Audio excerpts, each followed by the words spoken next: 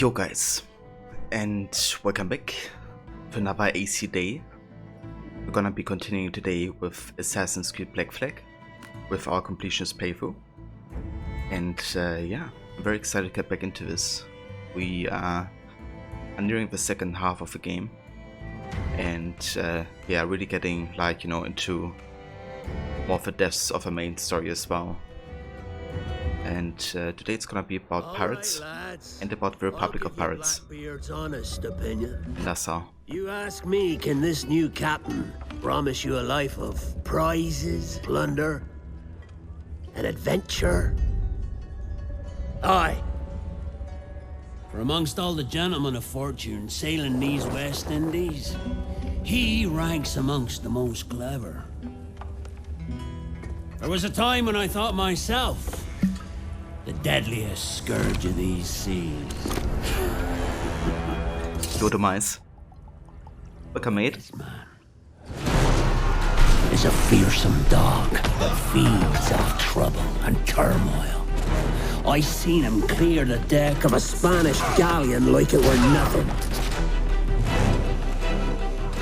Fighting like a devil, dressed as a man.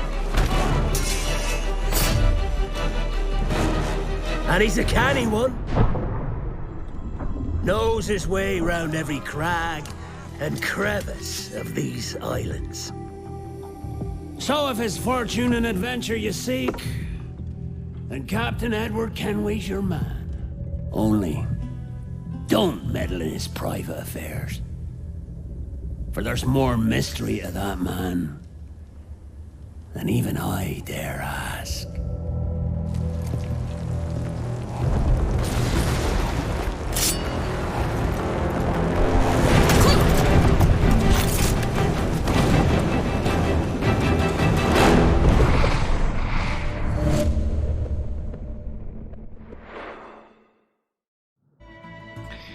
What a trailer though.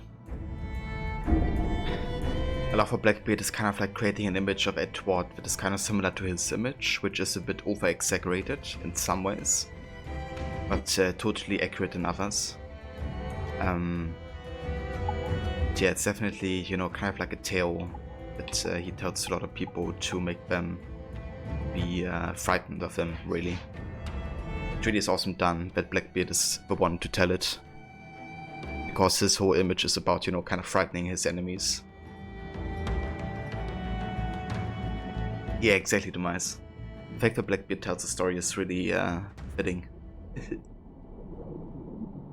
But yeah, we're currently 48% through the game. Most of which is side stuff at this point, because last stream we definitely focused a bit more on that aspect.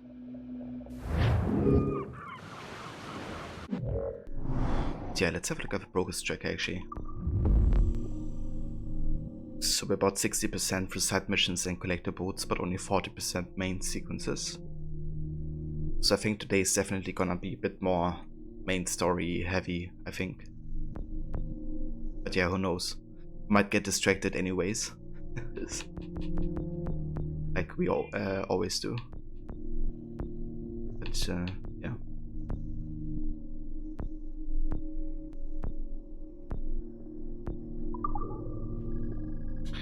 Okay, so currently we are in Nassau, and in Nassau we could do the Templar hunt.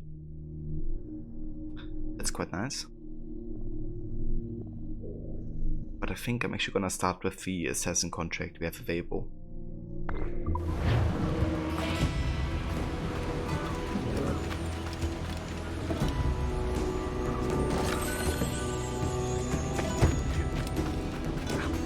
Also gonna head to the ship real quick, because I wanna have a look at the fleet.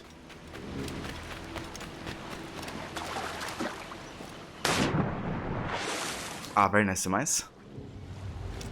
Definitely gonna change to the privateer outfit here. Captain's in the water!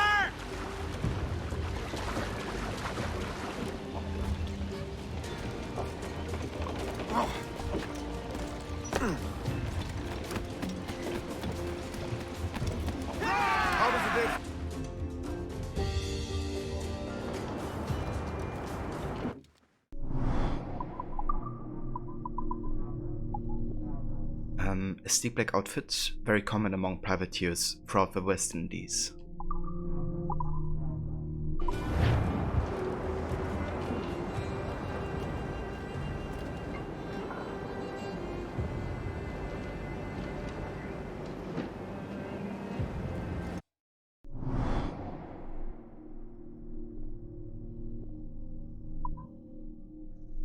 Okay, I think we're just gonna salvage this ship. Yeah, doing pretty good, Demise. Thank you. How about you? How's your day going?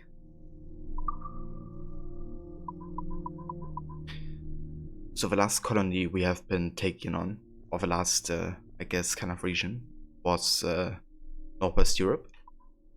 So next we have the Bay of Biscay.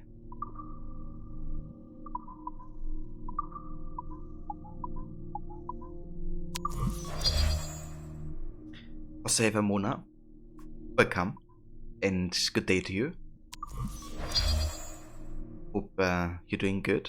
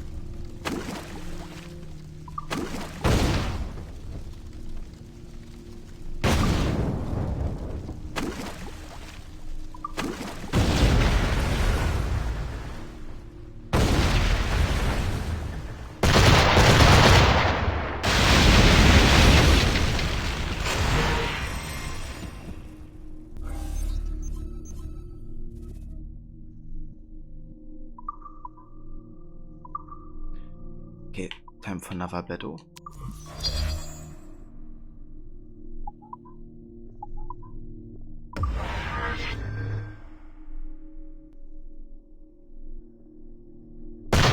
Good, took your nephew to school again today and had a show in your grandparents' garden. Very nice. Sounds like a good time.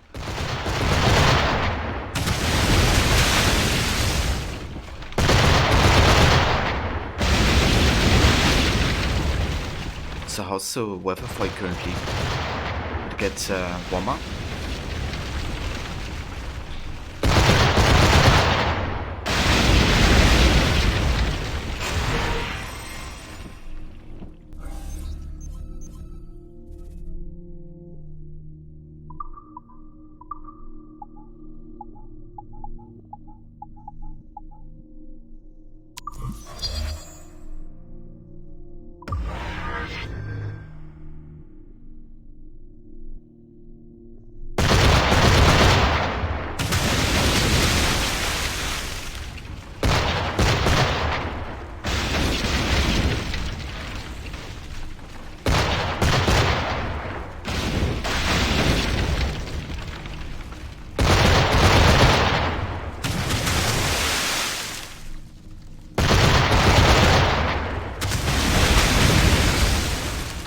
Gotcha. Yeah, we kind of have the same weather actually. Definitely, like, you know, the spring is coming. But, yeah, it's still kind of chilly if the sun isn't shining. Alright, so now that we have Bay of Biscay made safe, we can do the missions. We have Alliance 1. A wealthy French privateer promises a high price for first sailors to bring him quality tobacco. Trade 50 crates of tobacco to St. Malo's Old Tavern.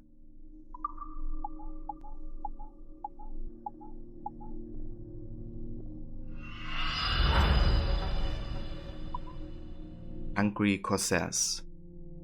St. Malo, home to notorious corsairs, French privateers and other pirates. The public squares here are full of hungry men discussing seas, storms and other lucrative opportunities. Trade 30 sacks of rice and 40 bottles of wine to St. Malo.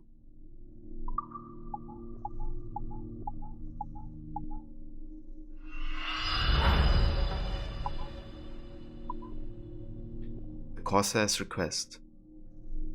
The settlement at St. Malo has grown fast and the people there are looking for new exotic ingredients for their food. Let's earn a small fortune by trading 40 cocoa pods to St. Malo.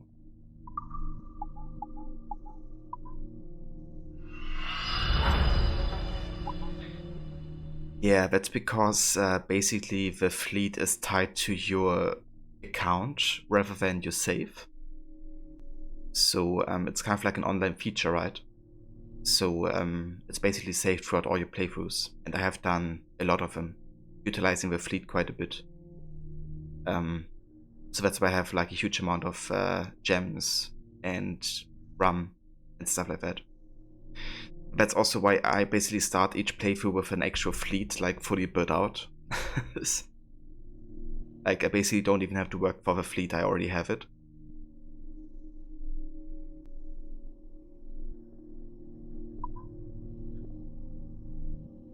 Yeah, and then there's also a feature where we can like help each other, I think.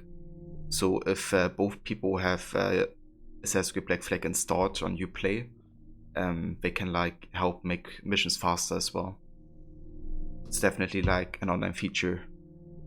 But that also means that eventually in like 10 years or so, Ubisoft is probably gonna turn off the servers and then it's not gonna be a thing anymore. Because that's what's currently happening with Assassin's Creed 2, actually. They turn off the server so you can't access bonus content anymore. Like the Auditor de Tomb, for example. Also, hey Barot, welcome mate, and thank you for the host. How's it going, dude? I hope you had a great stream today with Red Dead 2.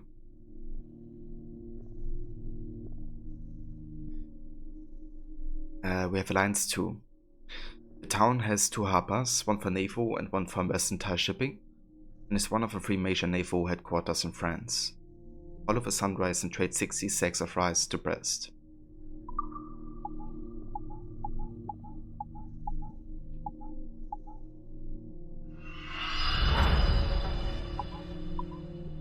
Sweet broth. A town known for its delicious soups and stew, sailors come from all over France to sample its delights. Bring 10 olive oil carafes to attract and feed the merchants and sailors of the area.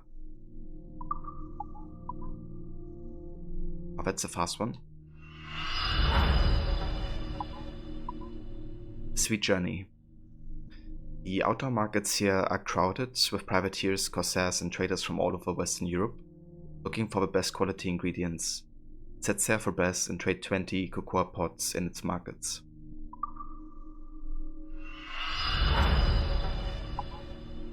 Rod, cheers. Oh yeah, just a short 3-hour stream earlier, but managed to get past the mission you were having trouble getting gold with on Monday. And did a few more after, so now just have 6 missions left in chapter 4 to get gold on. Oh, very nice. That's really good progress actually. And glad to hear that you got through the mission you were struggling with. It's always a relief when, you know, that happens.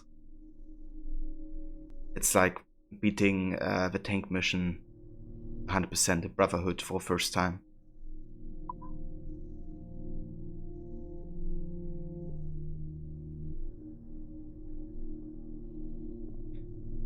The merchants here are eager to import exotic flavors from the West Indies, add character to their local cuisine. Set sail and trade 45 cocoa pods in La Rochelle.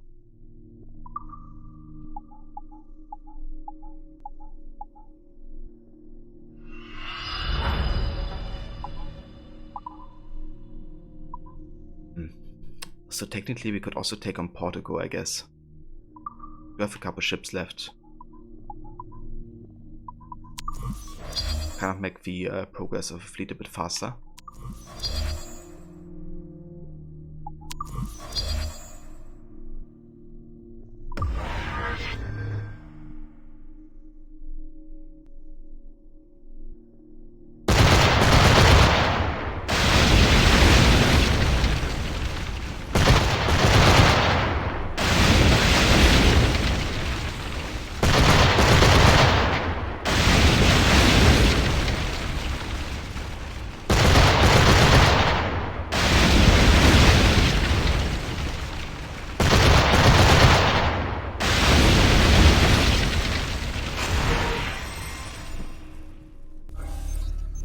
out it's very satisfying when you finally get past something that's been annoying.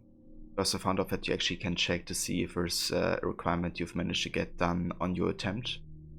You can open the mission log and see which boxes are ticked off or not yet, plus you can actually abandon the mission in that menu.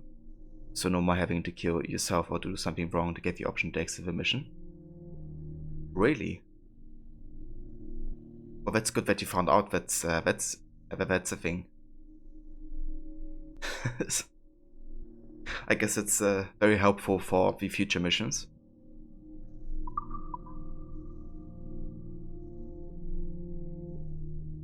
Yeah, that would make things so much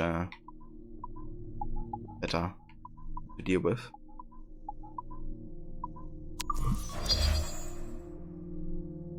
It's kind of funny, right, when you like play a game for so long and then you actually find out something like that. That's like super helpful.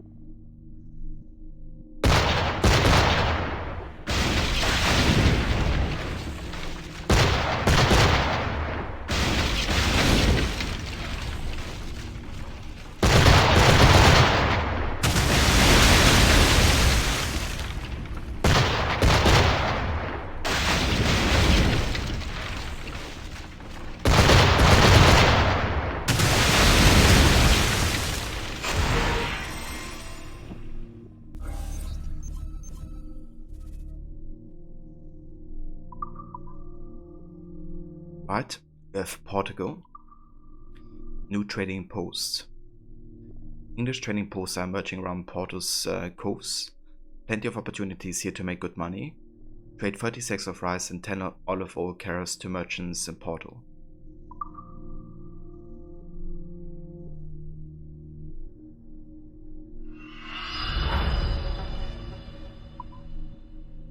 The Old Man's Order. The Republicans here have promised a great price for Cuban tobacco. Don't miss this rare opportunity. Trade 35 crates of tobacco to Porto's Old Tavern.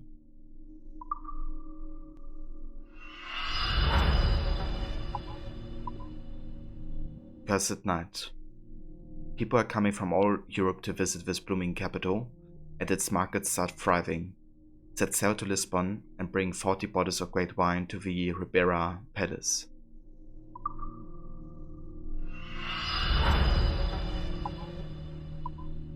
And we have Do No Harm.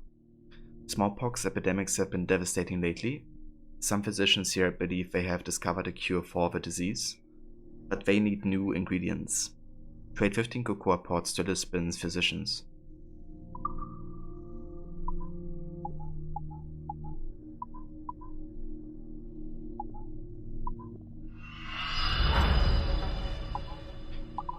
Alright, that's all the fleet stuff we're gonna do for today.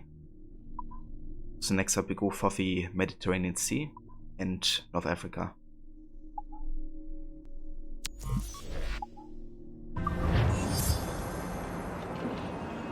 Take my sugar! Take anything you like! Take my sugar. Speaking of sugar, let's sell some. Where's the lamb sauce? Come on, man. I just need him. This is the lamb Where's the lamb That's the lamb sauce? Right here, chef. I Lamb have sauce is coming up. Ah, Jesus Christ. I just love the reaction of the people, like the sous chefs to Gordon Ramsay. You can like hear how stressed out they are. Lamb sauce is coming up.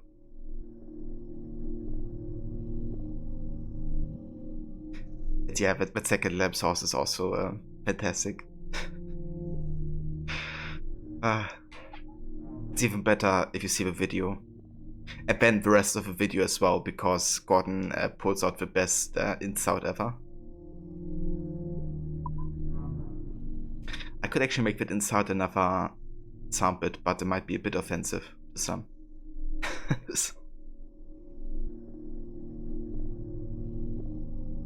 Rod, where's the lamb sauce? Why is the lamb sauce always gone? Yeah. Lamb sauce is like the Chartsley of the kitchen.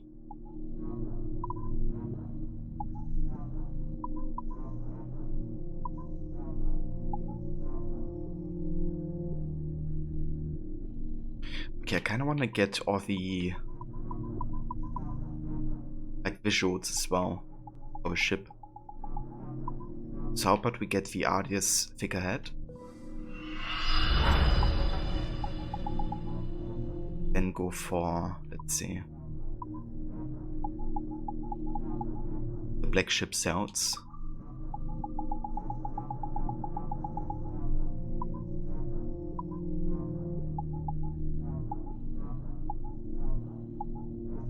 And that's it for now.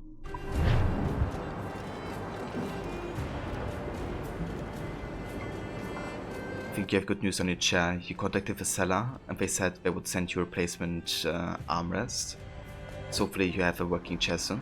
Oh, very nice.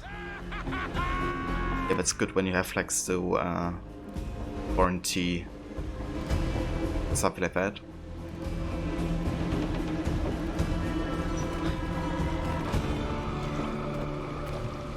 I think my share had like 10 years. Over 10 years almost over, I think, at this point. I've had it for quite a while, actually.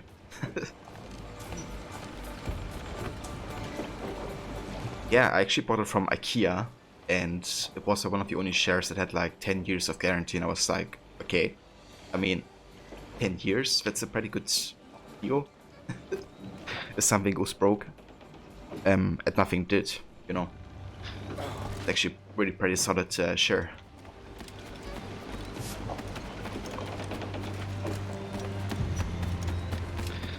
I'm not sure actually, because back then my parents bought it to me for my birthday. So I think if anybody has a receipt, it would be my parents. So not sure.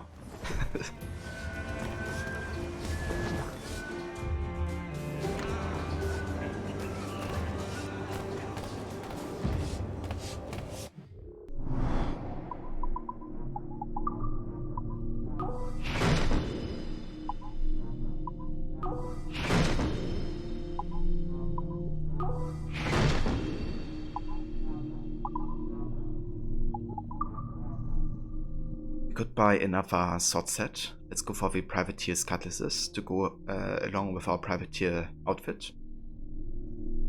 A pair of cutlasses appreciated for their versatility by privateers throughout the West Indies.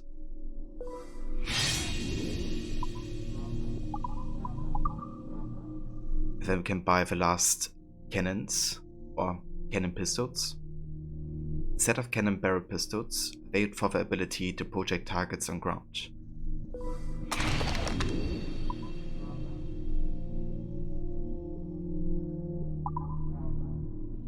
Indeed. I think we could also go ahead and start buying pieces of art, because now we have the money. The bad nose figurine, woodwork from the Isthmian region, represents a crowned half-human, half-bat figure flanked by 4 crocodile heads.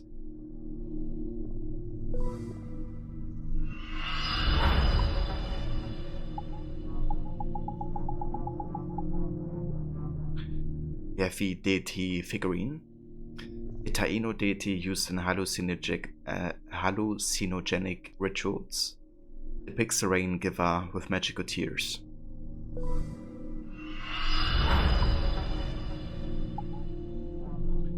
We have the eagle figurine. Twin birds figure crafted for protection, first named Aguilas eagles by Christopher Columbus when he sailed along the West Indies coast of Central America. And yes, indeed, it's gonna be like pieces of art you can find in your house.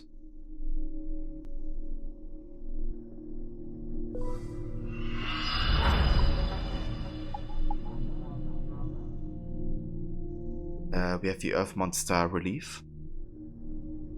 Aztec sculpture of the Earth Monster, a creature representing the Earth swallowing the sun at dusk, also said to have fertility connotations.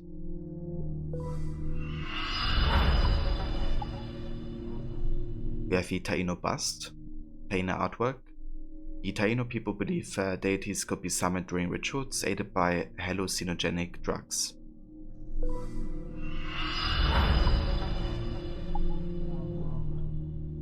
Right, and this is gonna be the last one for now. The bust of a water deity, Aztec fertility goddess. The headdress is a defining feature of a water deity.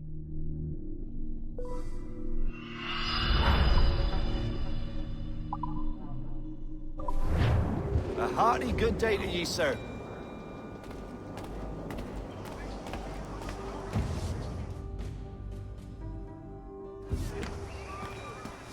Okay, can we actually craft anything? Yeah, we don't.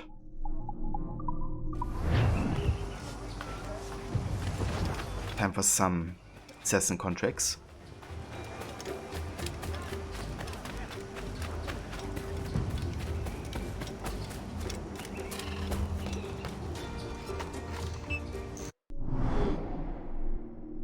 A group of Templar privateers recently ransacked merchant ships off a coast, hiding with their stolen goods somewhere in town.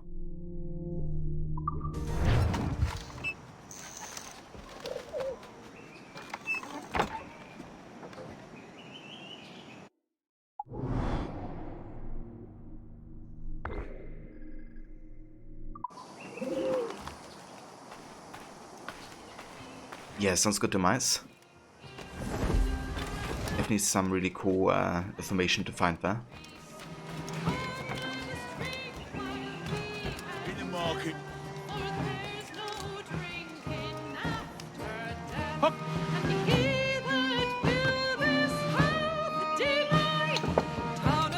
Always made sense of a certain golden watch.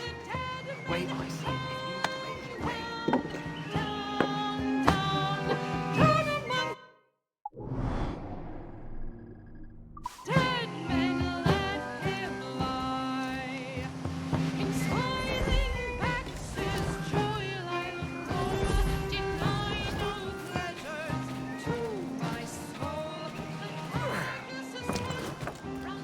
Down among the dead men, let him lie. Indeed. That song always gives me chills when it's sung by Wayne in this game.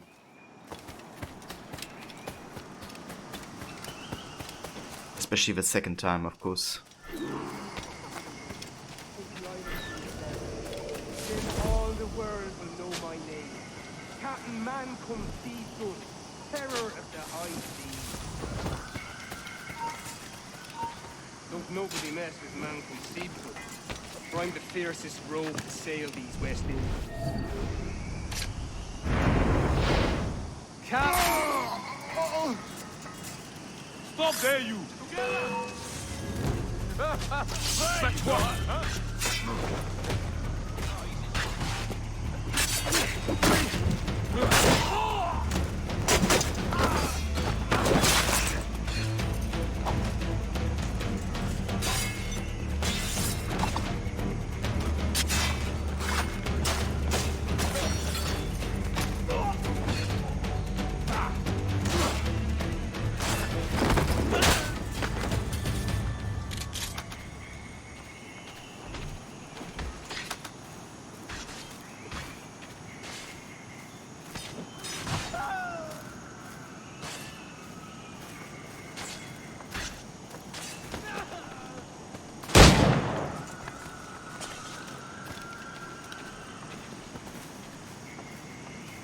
Mancom Seepgood. That's the name of a pirate in Secret of Money Island. Monkey Island you can speak to. Oh really? It's kinda funny. I think you mentioned that there's quite a few references to that game, right? In Black Flag. I was like, on the island? Hold on. Is that a thing?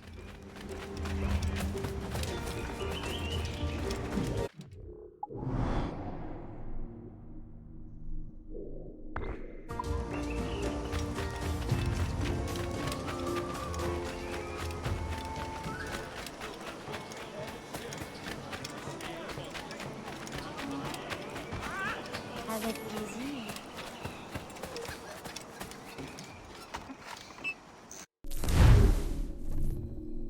A group of outlaws is responsible for a rash of violence and mayhem in the city. They often congregate in the swamp just outside the city, kill their leader, and end their attacks.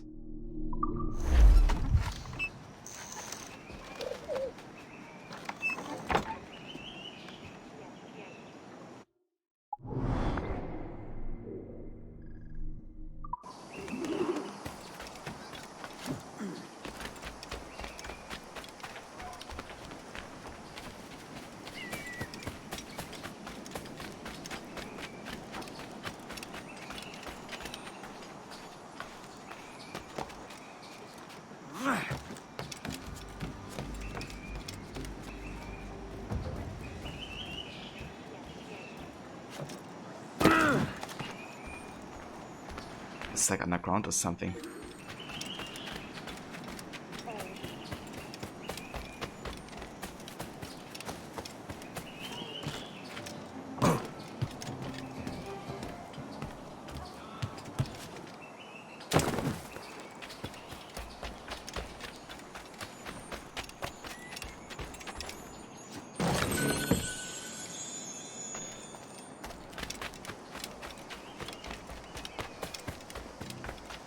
Yeah, it's definitely nice to kind of like I always love when references are made in general, because it just sheds light on, like, you know, something that people wouldn't maybe know about otherwise, or like check out otherwise.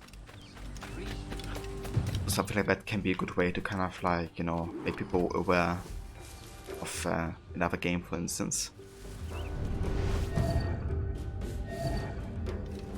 And eventually like check it out.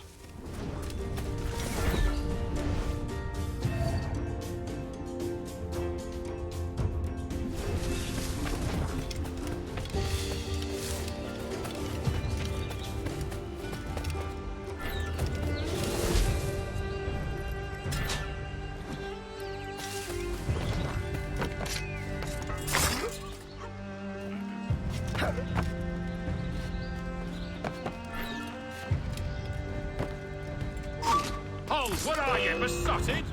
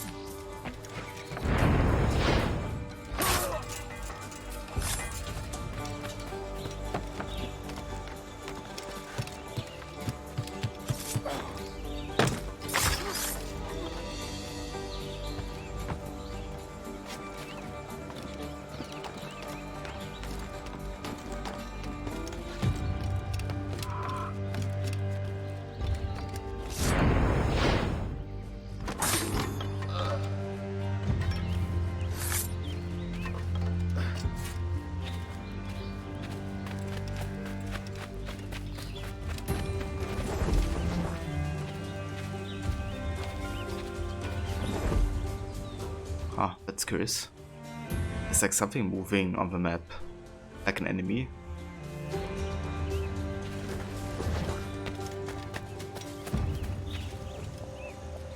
But there's nothing down here, is there?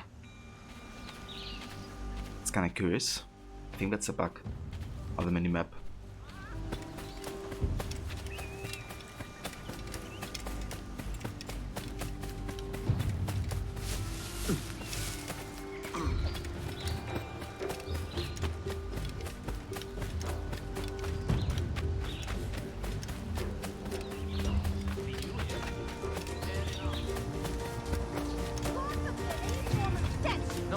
Either of your heads. Sense of open. Be new here. Fair enough. Blue. Someone eat his arm.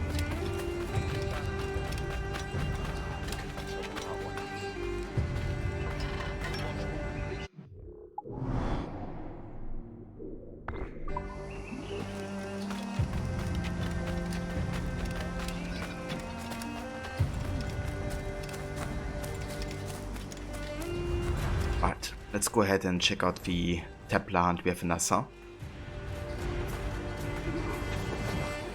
Oh brother. Travers? What tide brings you? You dress the part of an assassin, yet I don't know your face. Name's Kenway. I'm here to warn you of a threat to your bureau. Yes, I have noticed some suspicious men lurking about. I believe they work for a noted Templar called Upton. Could you eliminate him for me? Oh, I may be persuaded. For a price. You wouldn't happen to know anything about a Templar key, would you? I'm sure you may find it among Upton's men. If I'll tell you where they are. You've got yourself a deal.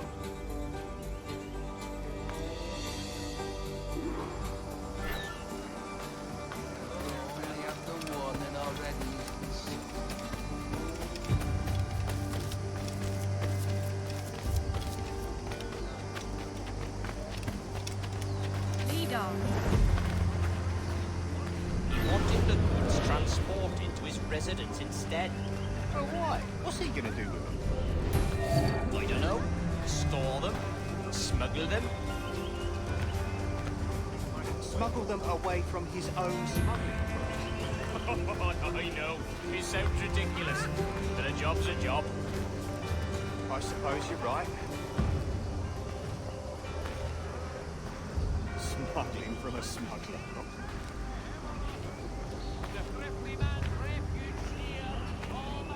Hey, did you ever think about that word, smuggler? Rather funny, ain't it? Whoever thinks about words? Well, not me, certainly. But say it. Smuggler. Smuggler. Smuggler. You're right. It does have a kind of a funny ring to it. Smuggler! Wait, maybe we shouldn't be saying it quite so loud. On account of it being smuggling? Right. Right.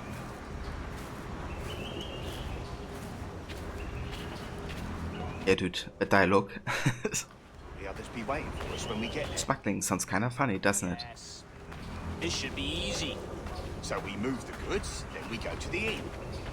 Oh, we should be so lucky.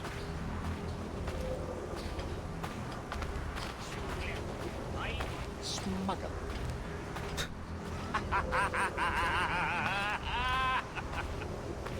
Smuggler. Oh, look, there they are. Hello.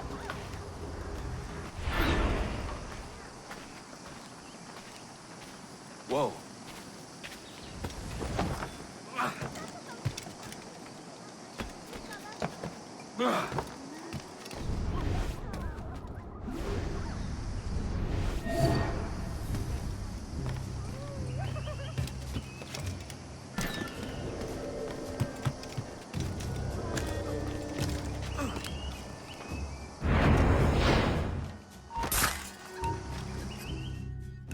Stop! I am Upton Travers, bureau leader. What? Is Vance your... My blood brother. We work together. And those were not Templars that you killed. They were my workers. Don't blame me. Your brother ordered it. Does he mean to usurp me? I don't know, mate. I'm only after a Templar key. A what? Please. I need for you to tell me everything. And why should I trust you? Meet me at the Bureau. I'll show you. Oh, bother.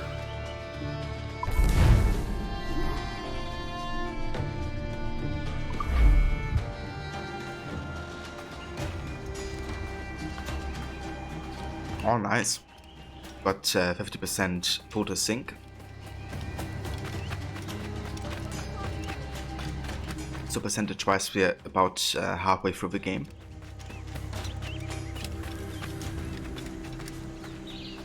Ah, right, that's Robespierre's voice actor. Interesting. I didn't notice that before.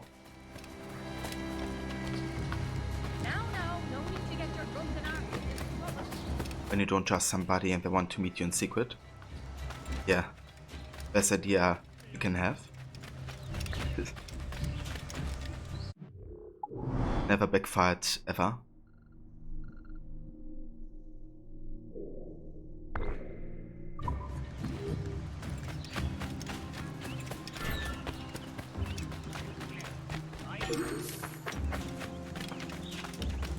Stay put.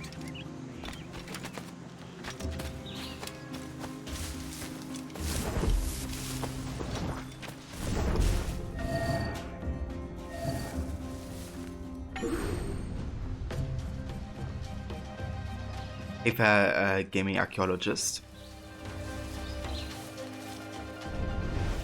No worries, I hope you enjoy your luck.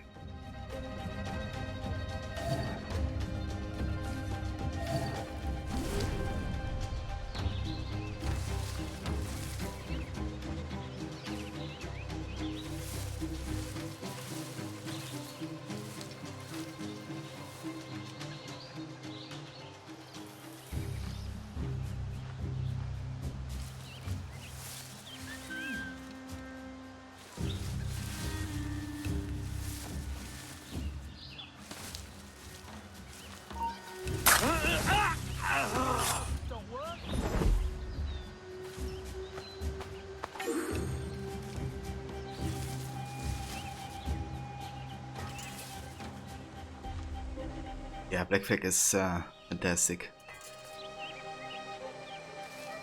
Absolutely beautiful game.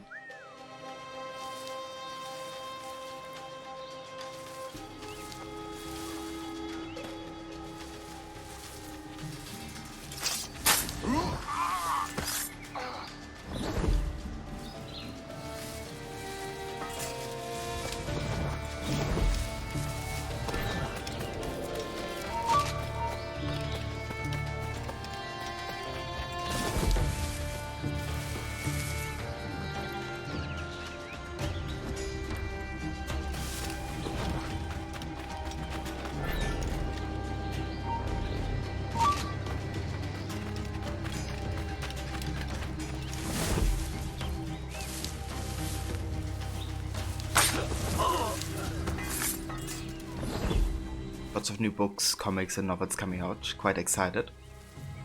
Yeah, like if you're into comics, then Sesk would definitely bring out quite a bit.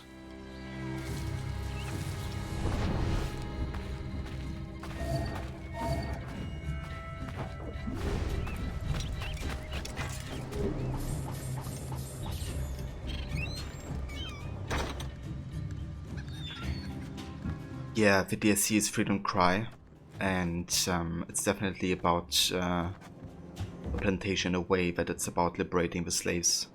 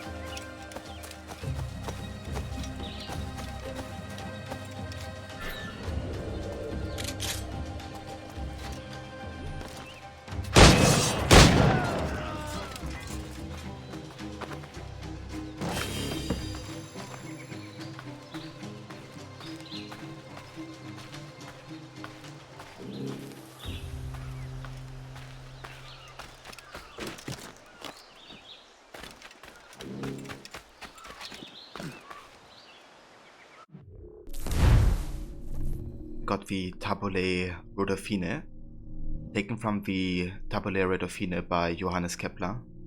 Possible connection to Emperor Rudolf II from the Beckford Estate collection.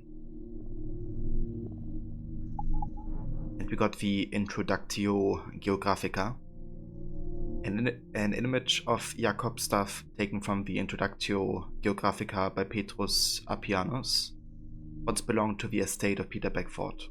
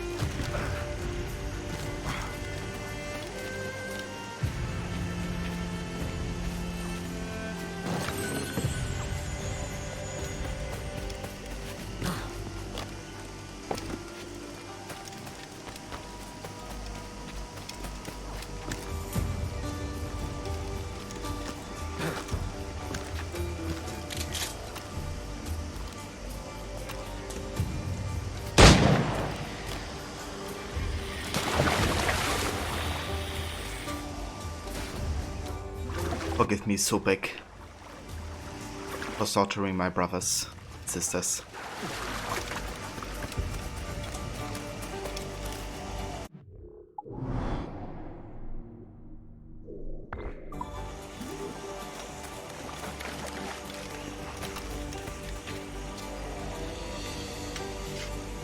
May you walk the land of the Duat. Exactly.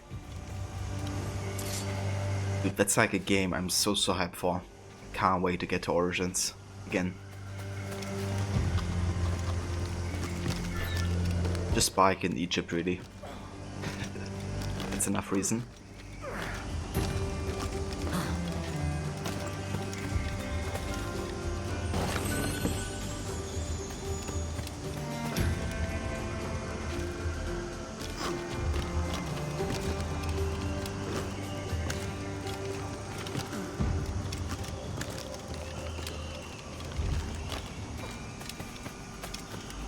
Okay, so how get up here?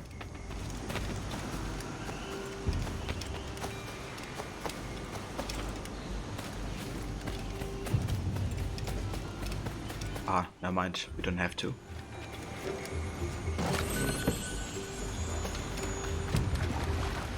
Yeah, Origins is a beautiful game. In writing, in like the characters it has, the environments, history.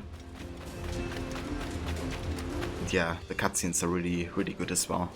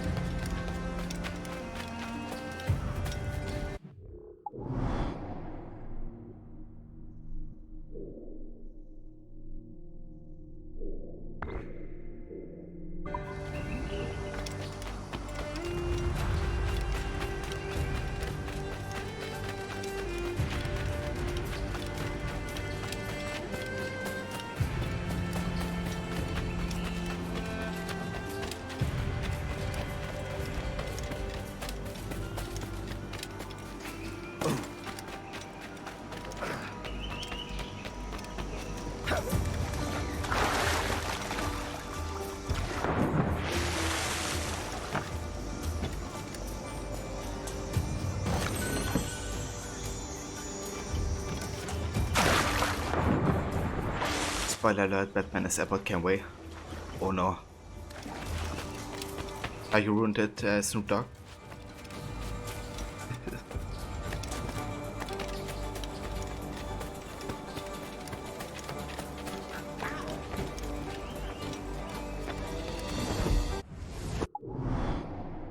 Right, let's get down to the next Templar Hunt mission.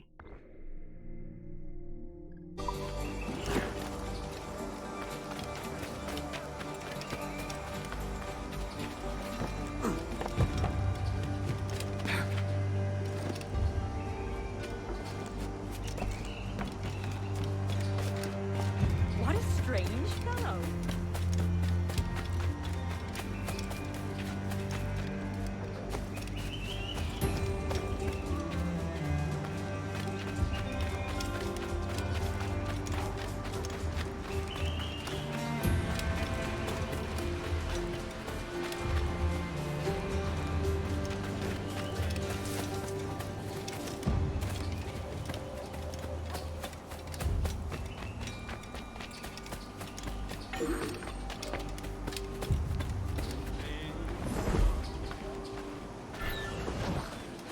Pirates! Run for your lives!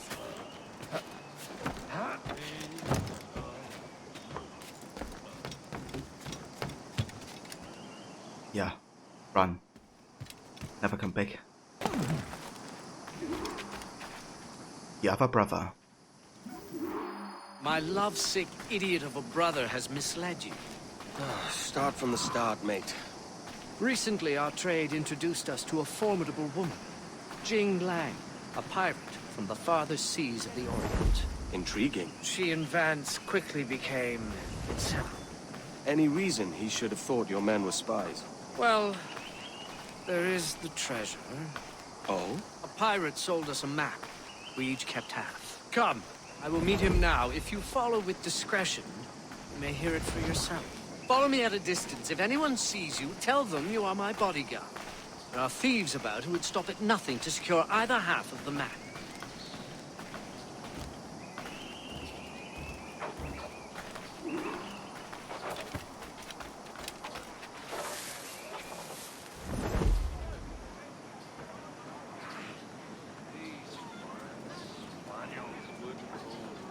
Good day, my brother. Good day, brother.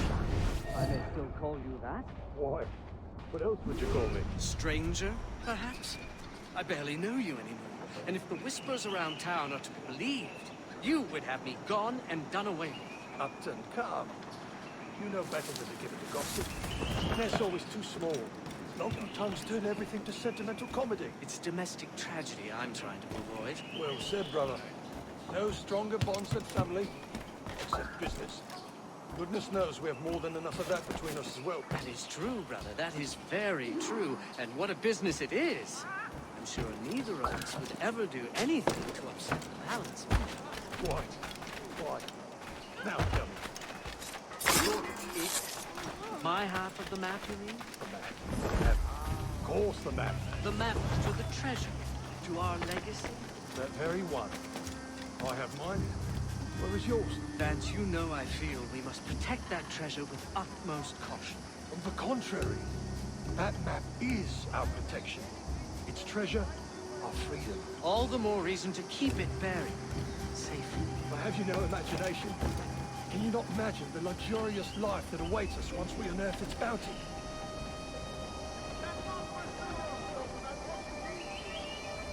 I really don't think that... The Travers estate and plantations. No more smuggling. No more organizing men. No shipments. No risk. Why not begin now? But Vance, are you sure your future will unfold so easily? What do you mean? What do you imply? I am not implying, I am merely asking. Do you really imagine Jing as the favorite?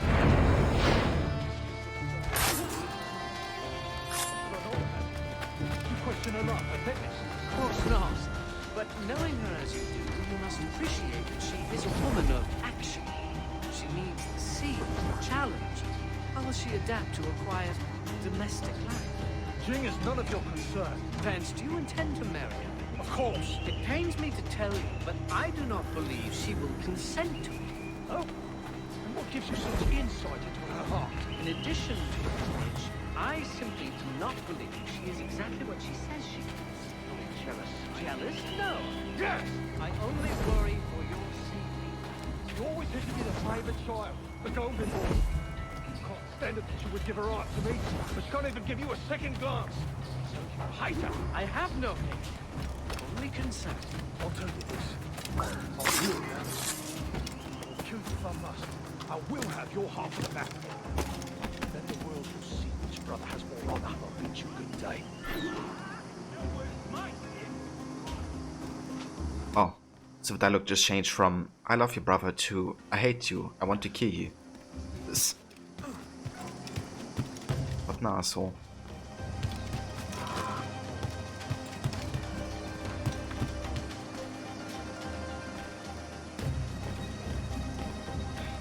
Yeah, it definitely escalated quickly.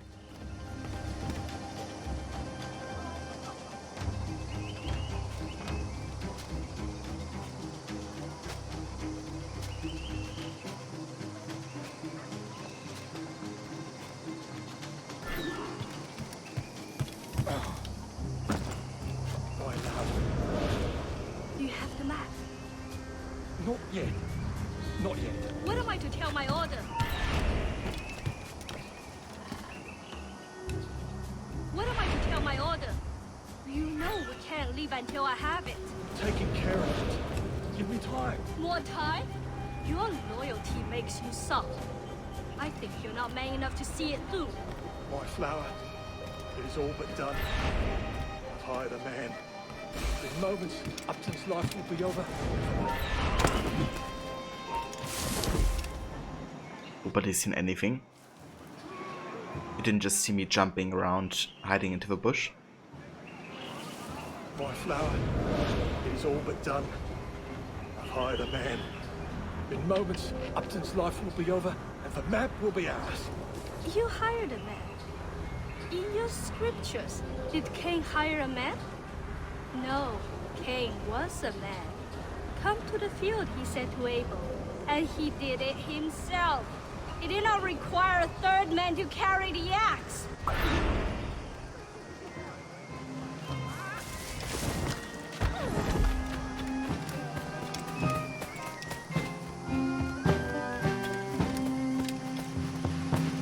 It's kind of interesting because the Cain story is kind of like the inspiration for the Templars.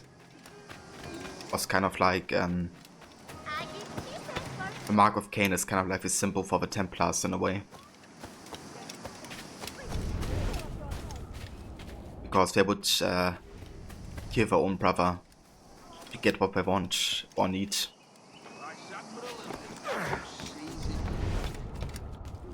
Okay, where? Has he gone mad? It's the assailant.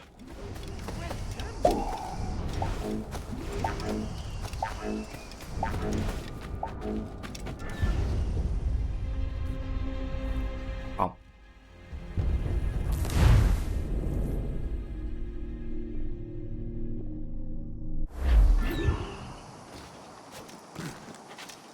Maybe I've had enough for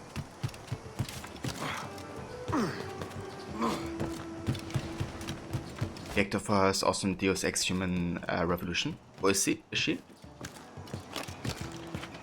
Another actor that we share. Like Ubisoft Montreal and the developers for Deus Ex.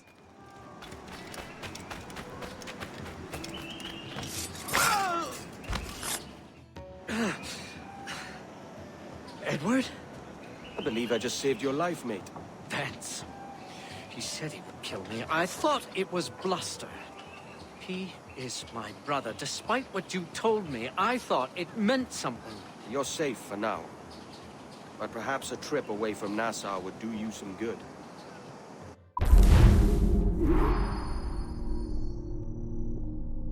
It's the heat making them see things. Yeah.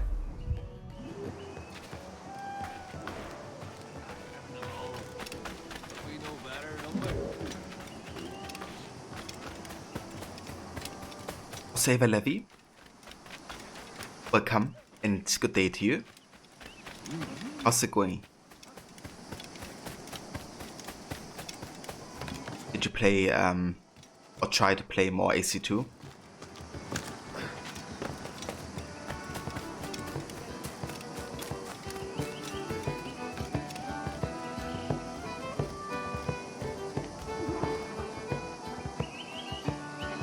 Going okay?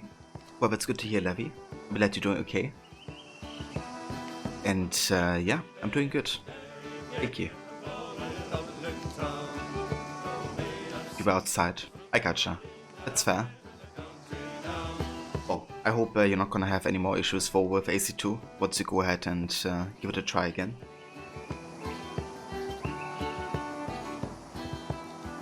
Okay, so we have memory-free Office Templar Hunt.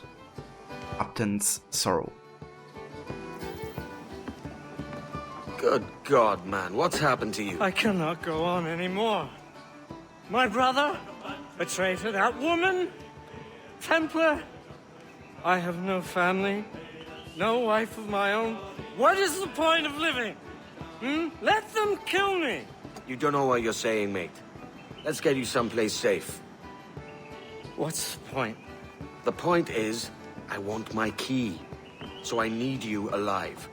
I need your information, so I need you sober. You are my best friend. Come here, I'll kill you!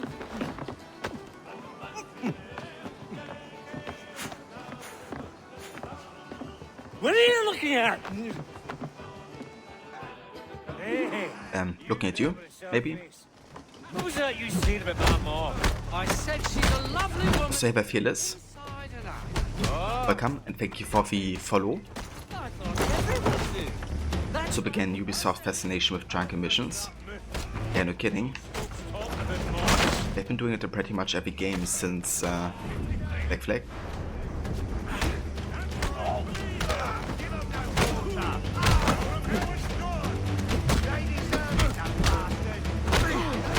Yeah, Valhalla brings it on another level.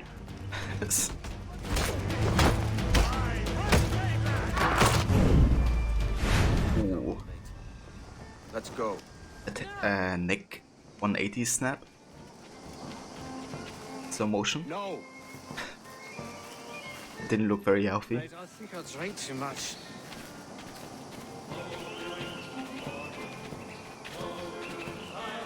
Church! Yeah, that neck snap, like holy shit. And the holy... Slow motion was perfect. What's the third one again? Let's just keep it moving, yeah? The Father, the Son, and the Let's Keep It Moving. No, that's not it. What does it matter? It doesn't. It doesn't matter. Nothing in this sour life does. Let's keep it moving. Keep it moving. These clothes are Branched out to drinking gamble all you want. Who are these creatures? That's no way to flatter a lady. They all look like that woman to me. Are they muses or furies? I can't tell. My lady? What happened? Yes, towards me.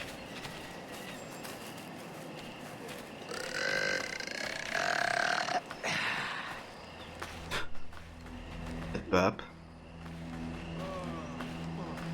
Yeah, he drank too much. Upton Travers. So you count the characters on a puzzle. It is 60. 60 characters. That's insane, Levy.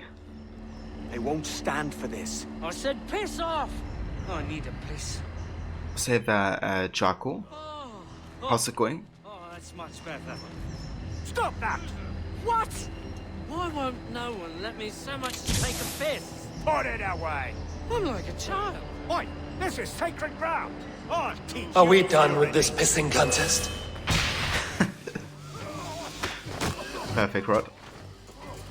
Are we done with this pissing contest?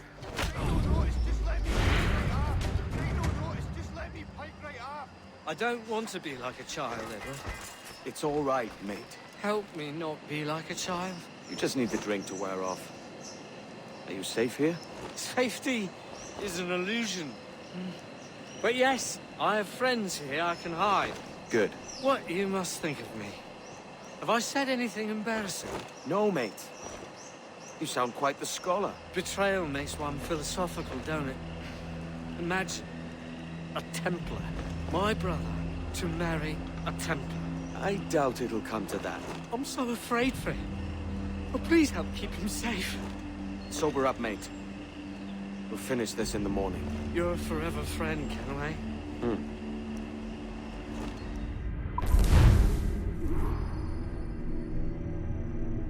Remember these words, your forever friend, can't we? The next morning he's like not gonna remember anything he said. It only has just begun, especially after all the deco. Yeah, no kidding. This is just the beginning. Rod, no mate, you sound quite the scholar, letting him down gently. Yeah, but it's like, okay, better just confirm what he says. Play long.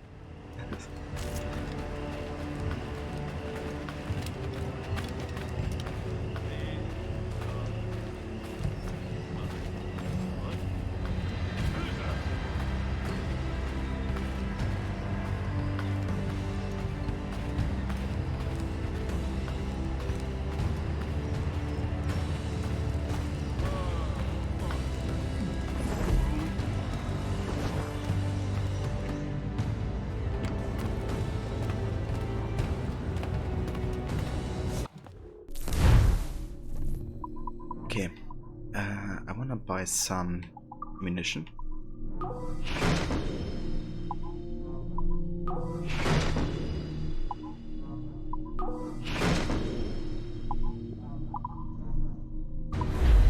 I give you good day, sir.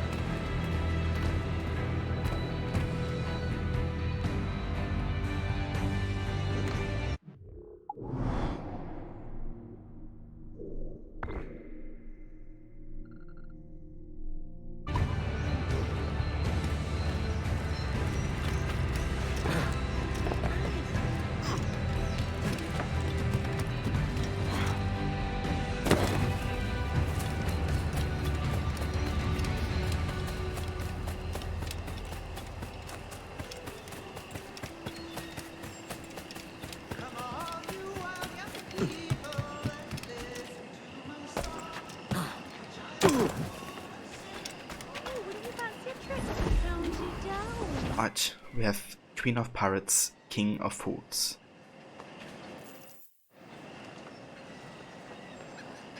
You're looking better than last we met. As I sobered up, I began to see it more clearly. Jing has led my brother astray, and must be killed. Vance has also betrayed me. As an assassin, his treachery must be punished by death. So either way, one of them has the Templar key. You're obviously distraught. Let me take care of it. I will tell you where to find them.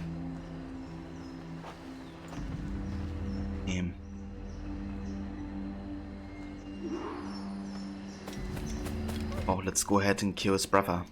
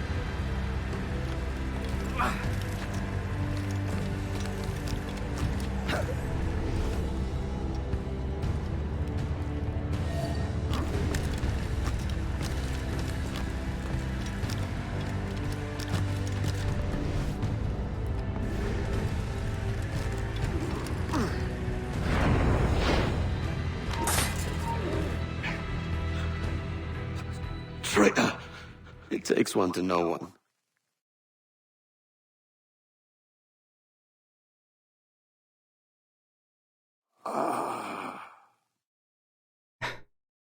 I like how he just is speechless after what Edward says here.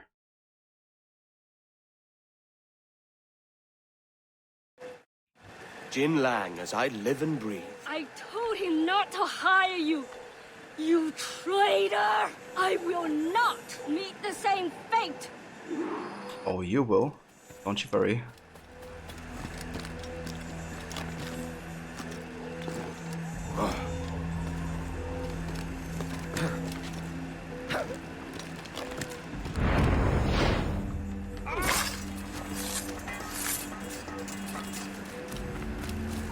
Hold there!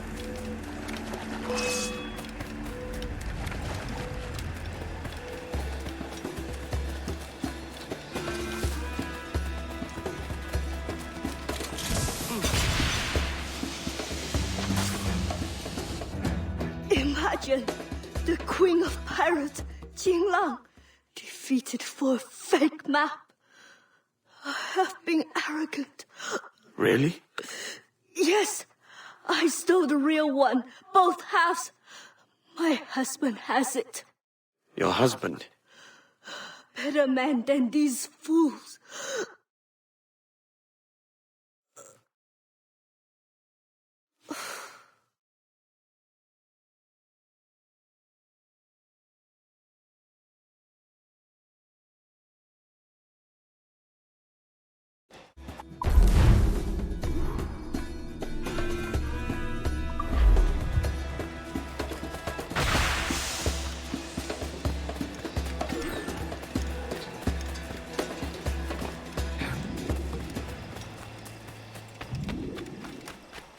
Alright, very nice. We got 4 out of 5 Templar keys already. So one more and we can add another outfit to the command. Excellent stuff. So what do we have left in Nassau? Let's go down here, grab the chest. But yeah, mission wise I think we have done everything available in Nassau currently. Got the assassin contracts and the Templar hunt done.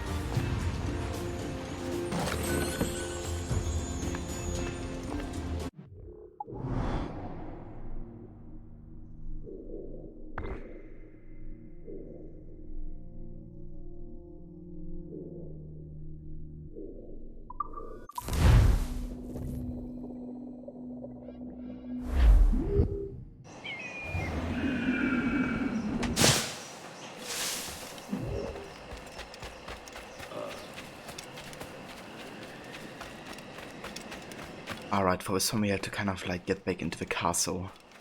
Let's see how to get inside.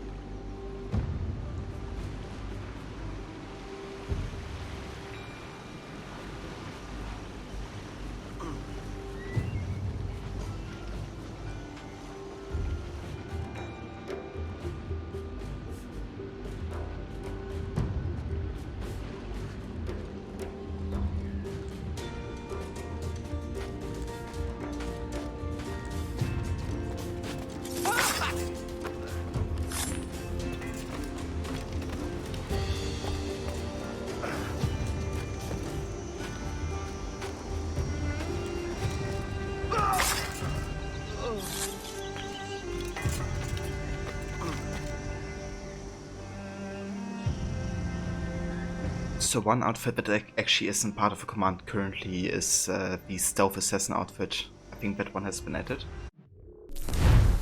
In case that's one of the options that you also want to take. Let me actually go ahead and update that real quick.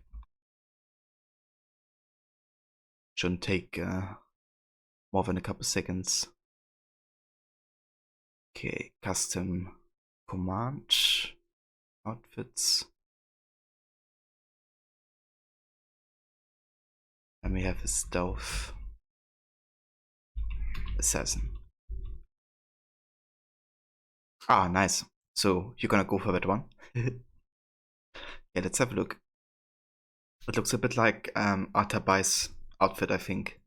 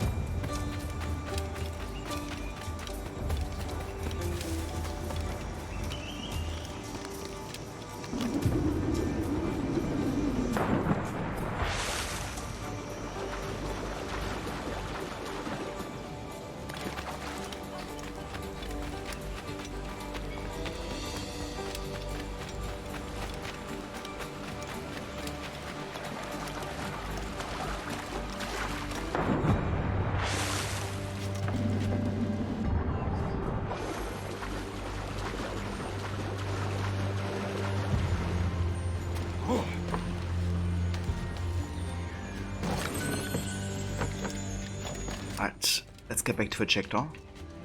Then we can go ahead and change the outfit.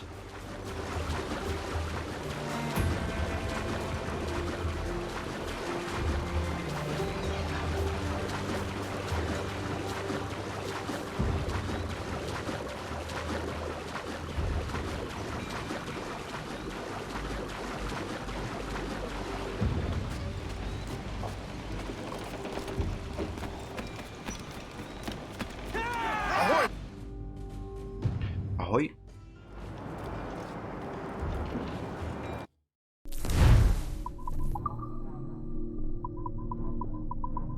Alright, we have the Stealth outfit, specifically designed to improve the chances that its wearer will remain undetected. Gained by completing half of the assassin's contracts.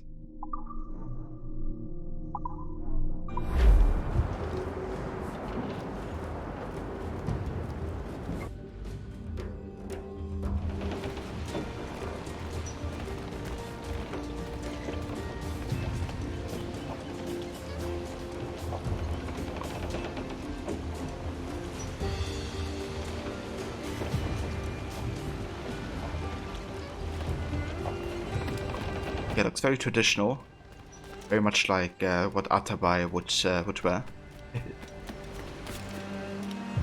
I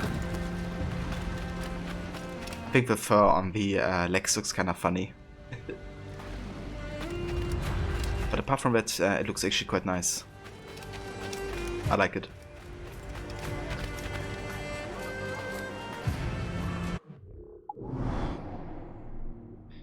Okay, so the last thing we have left should be the chest and a fragment up there, I think. Yeah. Then we're done in Nassau.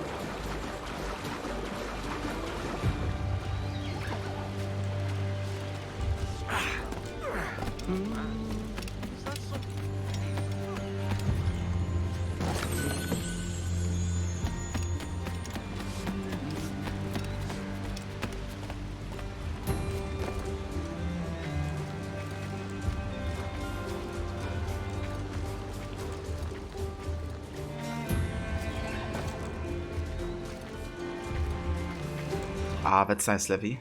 I guess it can really help with the passing process if you can recognize each character like that.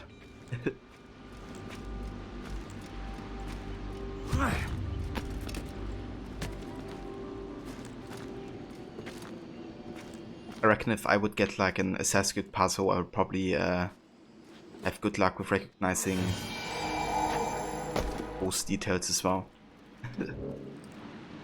Maybe that's actually what I do at some point. Like if ever, you know, get like a huge puzzle, go for like an AC one.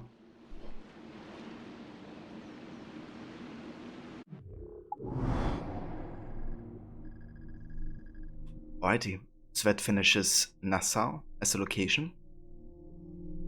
So what I want to do next is do the main story, which is diving underwater down here.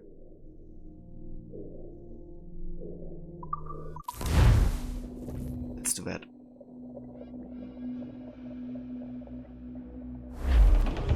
Let out the sail! Sponsors, let's ride this boat! Oh, Billy Riley was a dancing master. Oh, Billy Riley, oh, Billy Riley, oh, Billy Riley, oh, Billy Riley, oh, Billy Riley, master of the drover. Oh, Billy Riley, oh, Billy Riley, oh, I know she's a good sailor. oh, Now Billy prove it, my Riley, chum. master of the drover, bound for a To larboard, sir! Billy Round your hair, Riley, sir! oh, Billy Think he's Riley, survived? master of the drover. Oh, Billy Riley, oh, Billy Riley has a brace of car. Oh, Billy Riley, oh, Billy Riley, oh, Billy Riley, oh, Billy Riley, oh, Missy Riley, little Missy Riley, oh, Billy Riley, oh, Billy Riley, oh, Missy Riley, oh, Billy Riley, had a pretty daughter, but we can't get at her. Oh, Billy Riley, oh, Billy Riley, had a pretty daughter. Oh, Billy Riley, screw her up and away we go. Oh, Billy Riley, oh, Billy Riley, screw her up and oh, Billy Riley, one more pull and then we'll leave.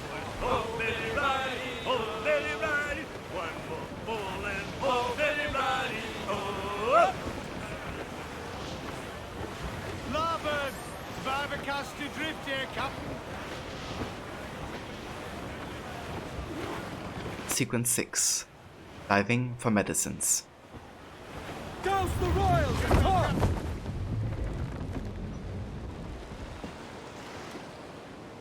Devil in his hole, Thatch. This is a darling galley. 32 guns, is it? I lost count at 40. You've stepped up a rung. So, any luck finding medicines here? Nothing round this spot, sadly. But there's a few wrecks yonder that ain't been scoured by nothing but crabs and coral. I'll have a look. Edward? Edward, is that you? My goodness, the West Indies is a compact place. Hello, Bonnet. A surprise seeing you out here. I met Mr. Thatcher a month or so ago, and he offered to take me under his yardarms, so to speak. Says I must wash the hayseed from my hair before I'm a true pirate. Well, good luck to you then. Worst men have become better under Blackbeard's watch.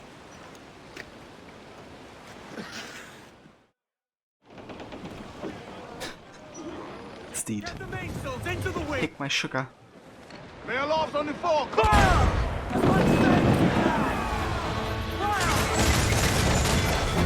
Awaken your mark, Captain! Taking a hit, Cap!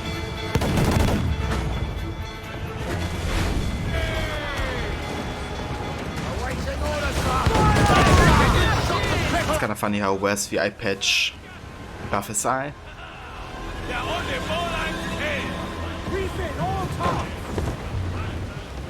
Look here, sir! There's something in the water! Something better than season! More sail! All sail! Cruise down! Man your sheets! Cannot be far now. Cruiser! Eat her sticks!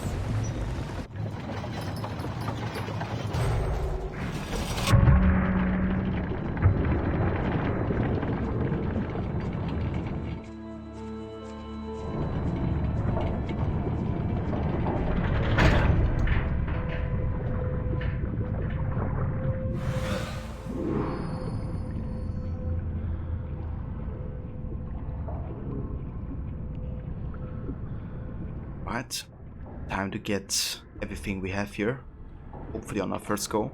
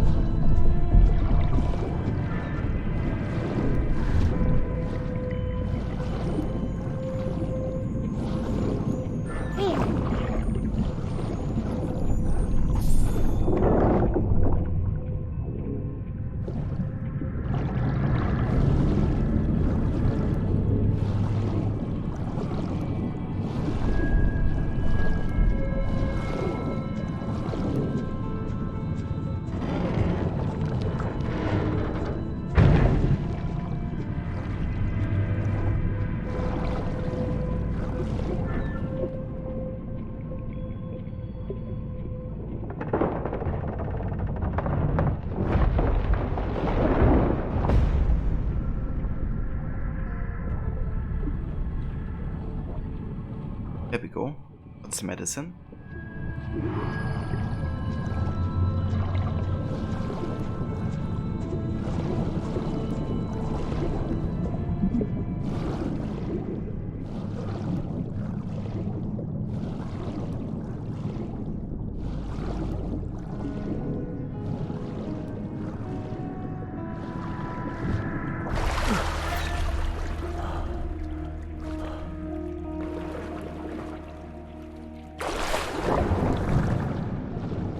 I really love how they created the atmosphere for the underwater diving.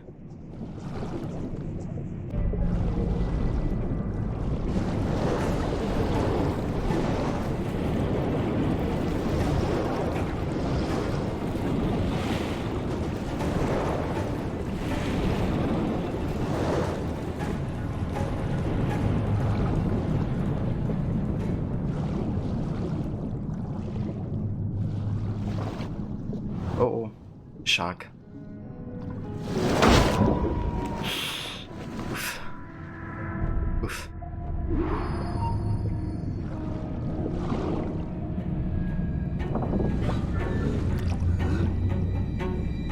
We can't be attacked by sharks.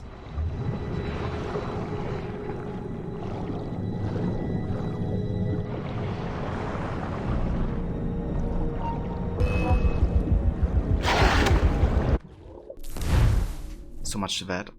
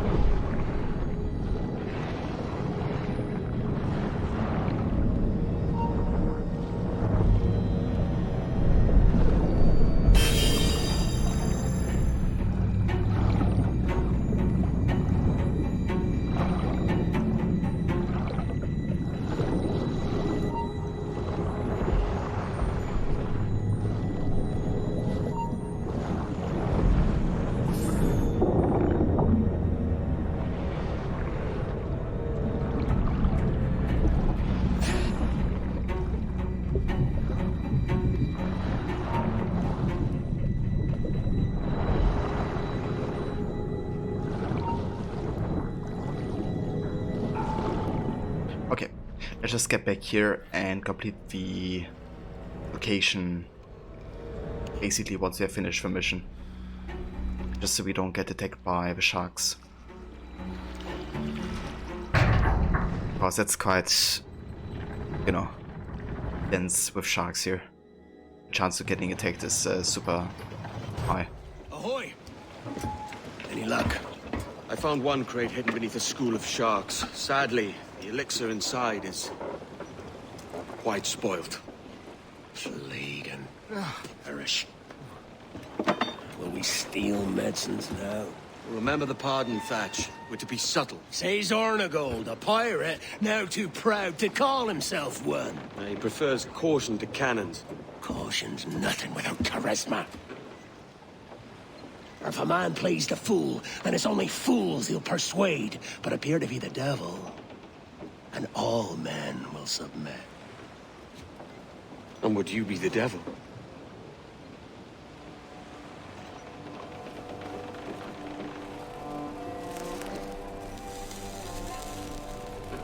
For an audience. Aye. It's all a big show. Give your quarry something to fear. Some hellish thing from a fever dream. And men will drop to their knees, pleading for their lord before all else. Oh, God. Looks fine. Of course it does. You can find a quiet way to acquire medicines. Tell me soon. Otherwise, I'll handle it myself.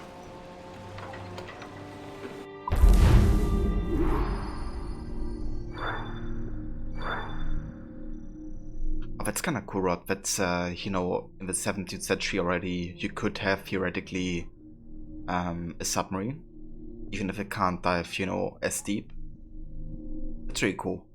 I would love for them to utilize that somehow. Like, imagine having like something like this in, you know, Victorian London.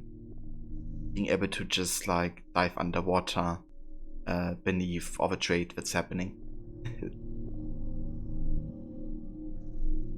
Would be so funny. You should stop smoking. Yeah. Yeah, the scene is very much a statement about the character of Blackbeard, right? It's a lot about charisma and kind of frightening the enemies. But in the end, he also does it so he doesn't have to kill as many people as well, because if he gets to frighten people by non-lethal means, then, you know, that's a win-win situation.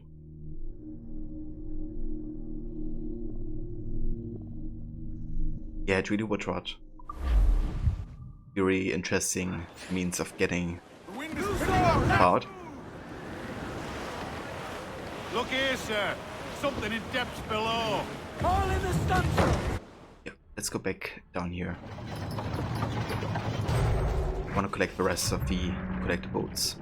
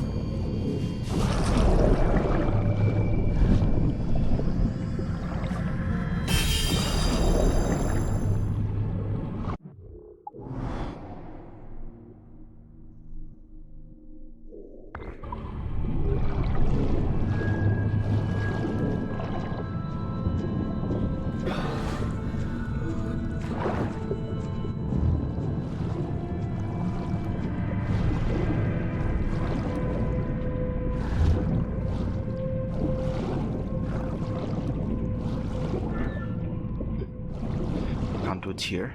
If you like speed bonus.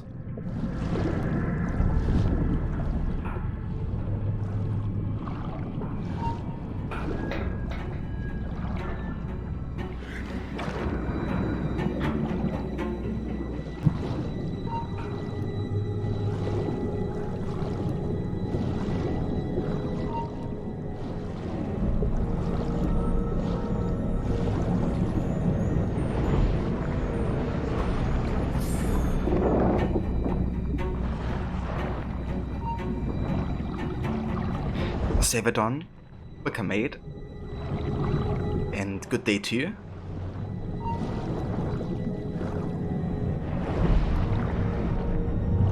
Welcome to underwater diving of Edward Kenway.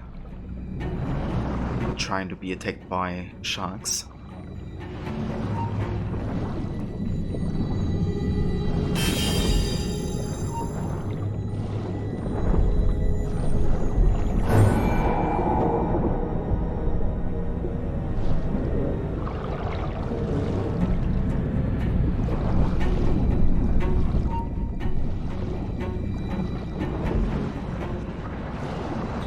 Nice, you got Velita how. It's a design plan. It's excellent.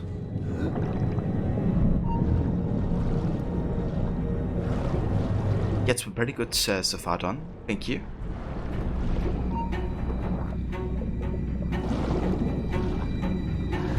How about you? How are you doing?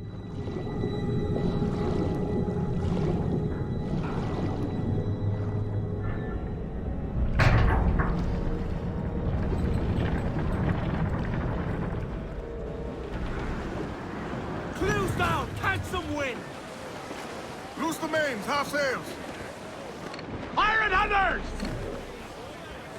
Whiskey is the life of man.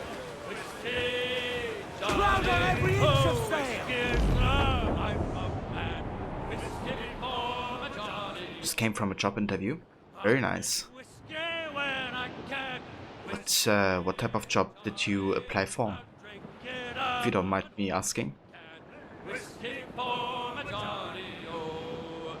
Whiskey give me a broken nose.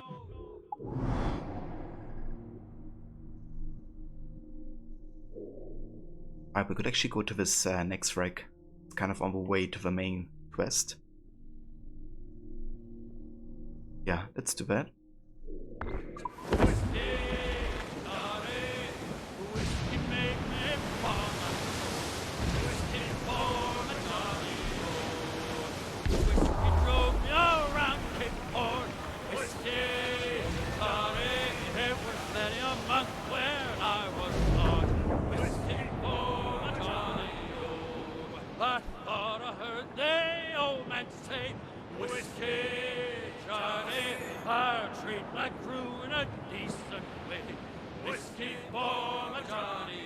You just realized that the picture on the box isn't the same. Very small of a puzzle.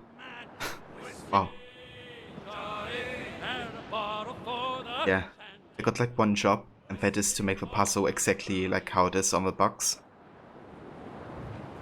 Didn't you have the same issue with the other puzzle?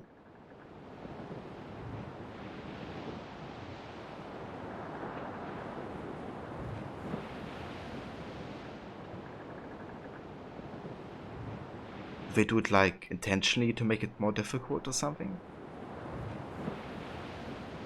It's a logistics company, and if you get the job, you'll make the routes and core customers. Basic office job. I gotcha. But definitely hope that it's gonna work out for you, Don.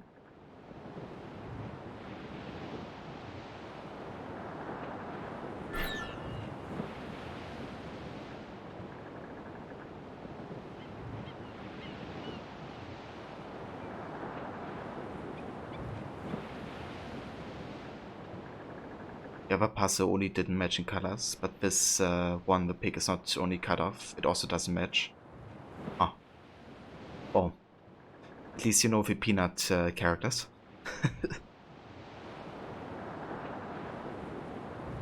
So maybe the difficulty balances itself out.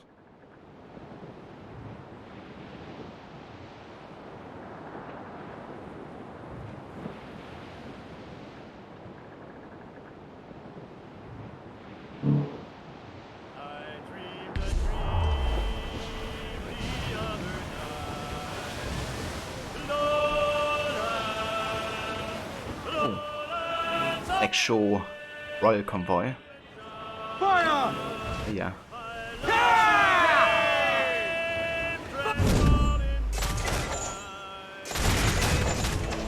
We're ready, sir! Ready to Finish rope for first time. right there, Commander! Right, Don, what's your thoughts on the game?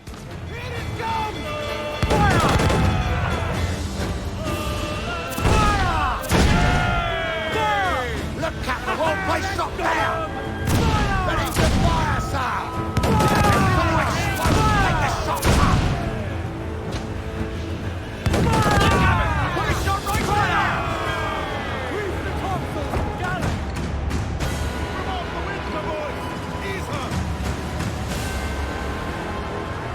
Every line, grab them duck on the wind! Bring them in for a steely kiss!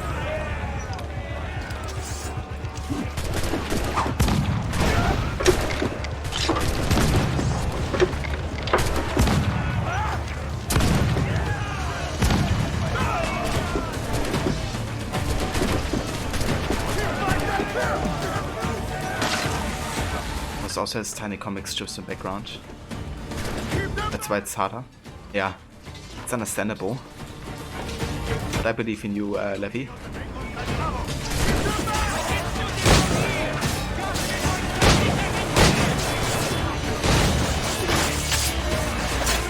Assassins are the Templars and the Templars are more like the Assassins. Yeah, exactly. We just did a full-on, you know, switch on the ideologies that have nothing to do with what we actually are about.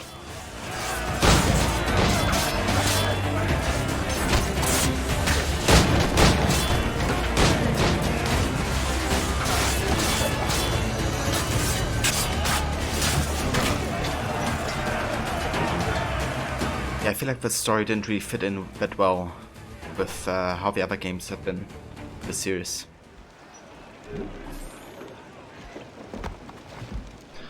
That's the whole reasons, you know, she has a conflict with the assassins is kind of like forced, because, you know, the fact is, the assassins don't want to destroy cities, right? We just literally don't know that interacting with that triggers these earthquakes. Because when it happened the first time, the guy who triggered it didn't survive. He couldn't tell what happened. So the only thing she had to do, right, is to go back to the assassins and to basically explain what happened. To say, hey, we have to be more careful, we can't just go attack with these. Instead he's like, you made me kill innocents, you made me slaughter so many innocent people. And, you know, Achilles is like, what are you talking about? Then Shay just, you know, betrays his brotherhood, and that's that. The thing is, you know, it also doesn't make sense that Shay actually survives escaping the assassins, right? Because he gets shot in the back and falls into ice water. So neither do the assassins fish him out of the water. He actually travels by water all the way to New York in icy water, survives with a gunshot wound, and recovers without the assassins doing anything about it. Not even recovering the manuscript or something. So there's like a lot of details I feel with that just really don't make a lot of sense. And the assassin and Templar ideology is also a big thing of that, I feel. And yeah, that as well, like Ade Vale, that's like the worst thing that happens in Rogue, really. Like a super unnecessary death. Completely. Yeah, that as well, Rod. You know, like, what the mentor says isn't even what the assassins are about, right? He says, it means obeying your master every time. No, he already taught us in the Codex that you should question, that you should be a free mind. And especially question things that have become static and like a rot.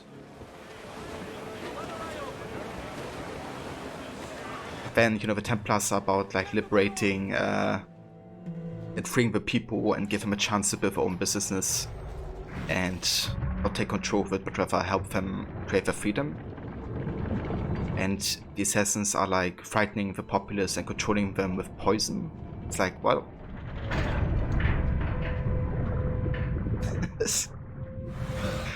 yeah, Rogue is just a complete switch on the ideologies.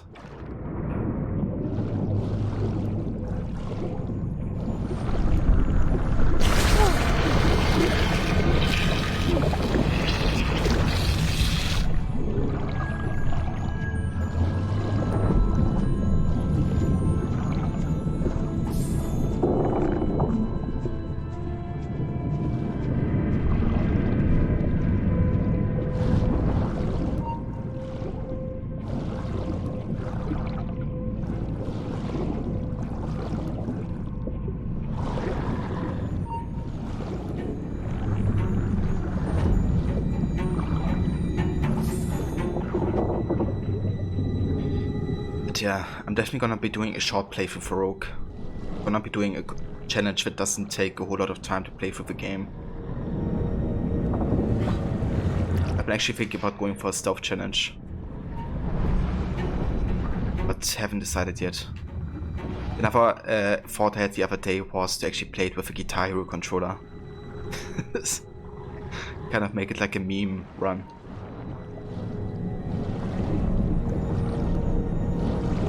Give the game the gameplay it deserves.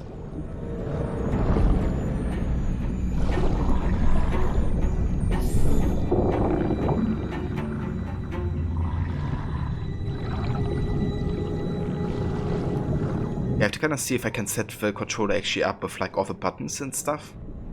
Because I think it has less buttons than the actual controller. But yeah, I'm gonna figure something out. Maybe.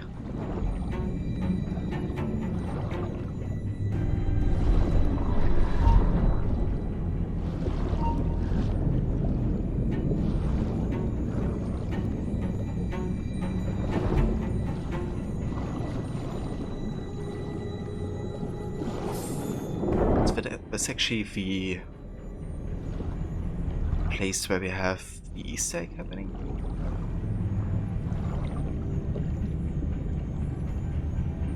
I don't think so. But we need the mortars.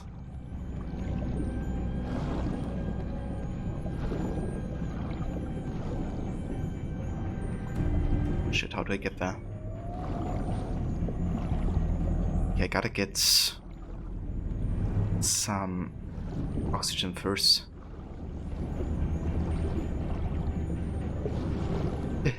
No worries, Mona. Thank you for being here and joining.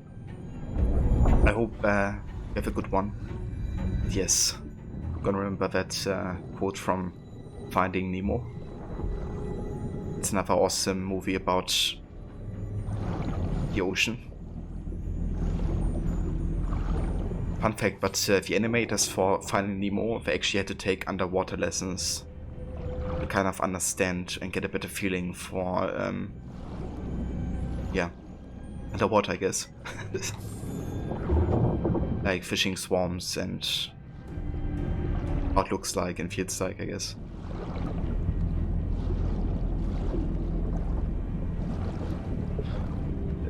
Yeah, how to get outside of here?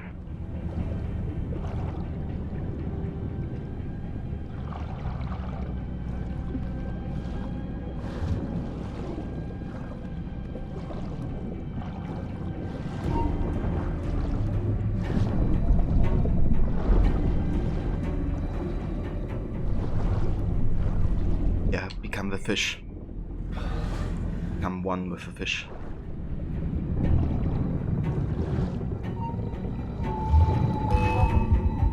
Shit.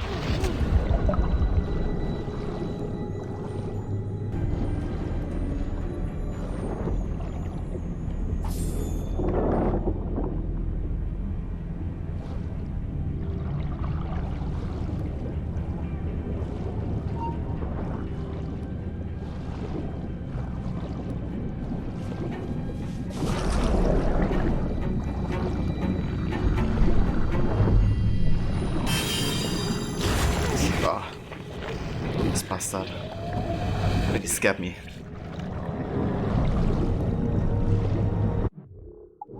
Didn't even see this one.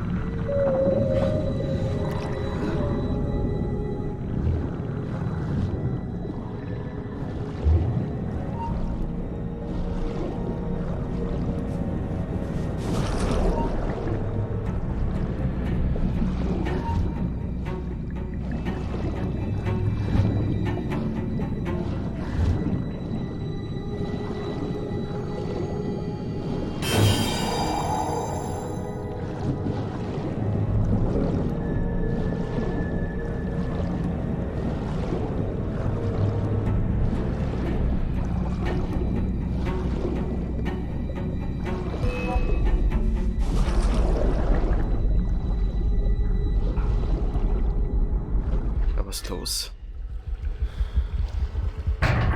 Shark almost had us.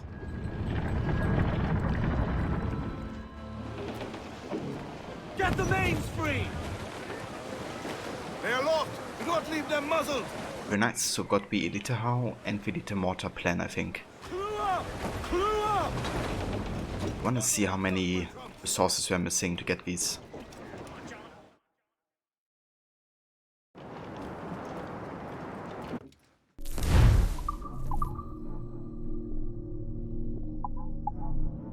Okay, another 500 wood and another 100 metal, roughly.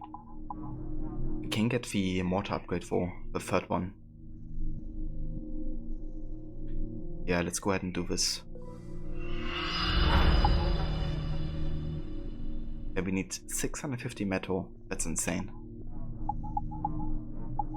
Yeah, we need like loads of metal.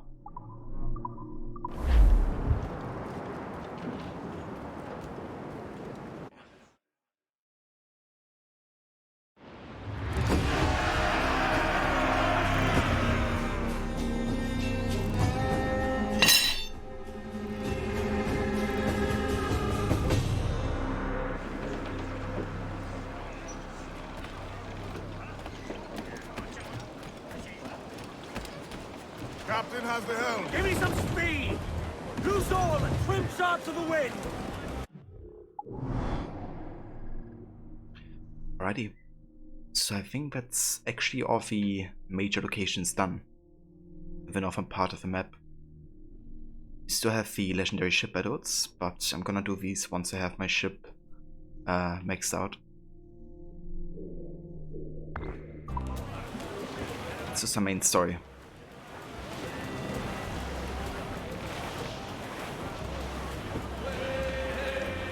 Alright, leave off, Jack. Raise your voices, me trumps. There was.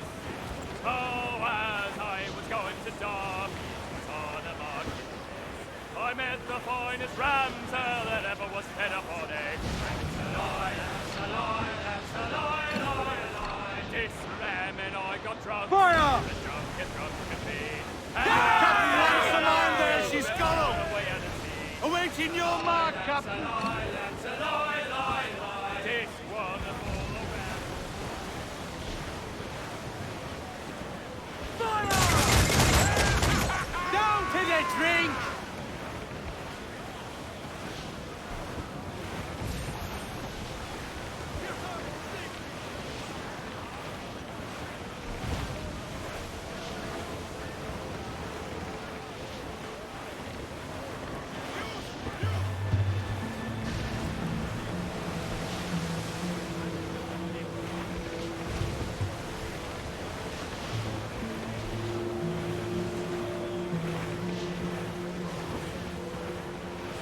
What is the longest AC game to 100%? I would say AC Valhalla. Dark skies and rough seas there! At least AC Valhalla is the game I spent the most hours on to 100% it. Followed by Odyssey. Followed by Origins. Followed by Syndicate and Unity. I think it's pretty much like that, to be honest. Like, the longer the series went on, the longer the games became. I'm not quite sure if Unity or Syndicate is longer. Kind of depends on your playstyle as well, I reckon. But I think Unity is usually shorter for me than Syndicate is.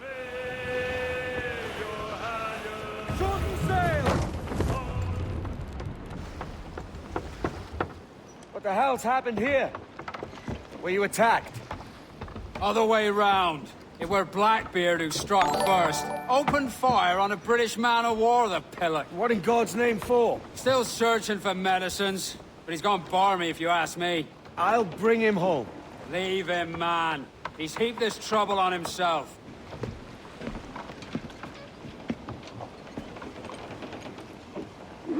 Take my sugar!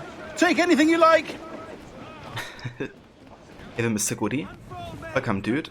Thank you for the post. Catch some wind, lads! Yeah, that's true. Getting the highest rank in Unity. A good way to make it faster is to play like loads of co-op. Like the co-op gives you a huge amount of points. Like if you sync up assassinations, you can get like a quadruple assassination or something. Then get like 400 points of it alone. But it still takes quite a bit. Captain, there's a wreck yonder. Looks recent. I see it. Let's hope Thatch hasn't come to the same end. Okay, we gotta rescue survivors, as many as we can. Another bit of wreckage, Captain. This is looking grim. Aye. Keep your eyes peeled. Let's see. This is getting well out of hand. A dozen crates of medicine should not be so hard to come by. That ain't my meaning. Where's another? Thatch and Hornigold in these pointless feud bets. Can't you feel it? I do, aye. But both men have their hearts in a good place. Both want the best for the people of Nassau. But is that the best course for us? Saving a city that ain't worth much. We're not men made to govern. We take and spend and live heartily wherever we go. What solution would you propose? The answer's in wealth, power, not politics. If we found the observatory, we'd see enough money to buy the whole of England. Or it might be we'd lord over these kings and emperors like they was peasants themselves. A lot of large talk, Captain. But is it your crew you sail for, or yourself? I mean the best for these men, Ade, I do. This don't sit right. I feel like I'm running errands, not living my life.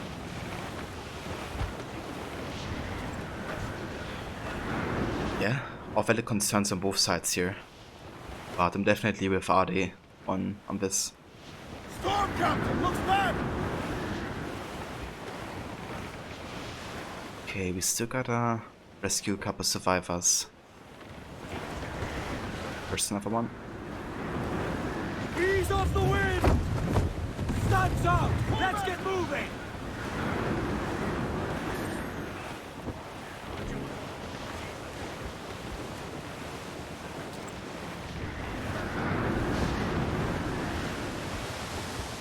Alright, let's just search for another one. Hopefully there's like randoms spawning.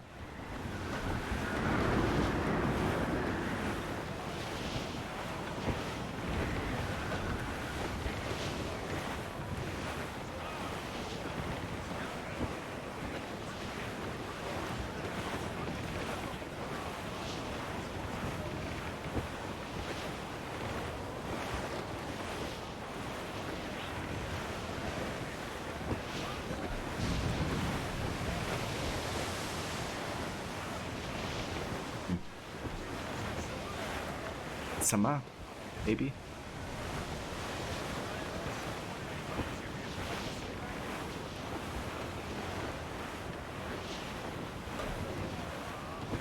Oh, there's one. Found the last one. Let's move!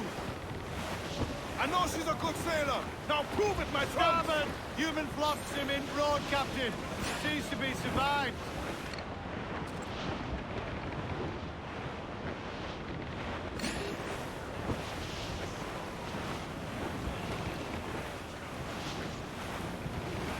We must be getting close, Captain. I kind of really like how they created the fog and smoke in this game. It makes it really hard to sometimes see stuff. Then all of a sudden you see, like, you know, all the sails, like a huge ship popping up. Oops. Oop. Popping up out of the fog. Check those royals! Or like an island.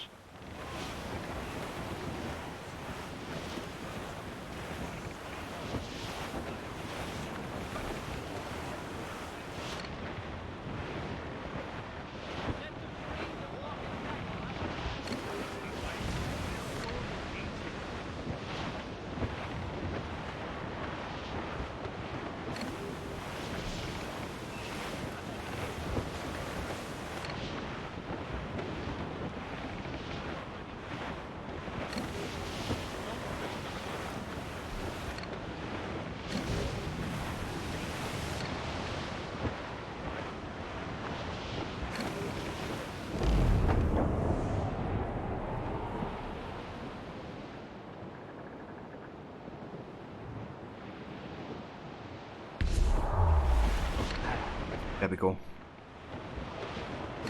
Ade, see there? It's her, Captain, the Queen Anne's Revenge.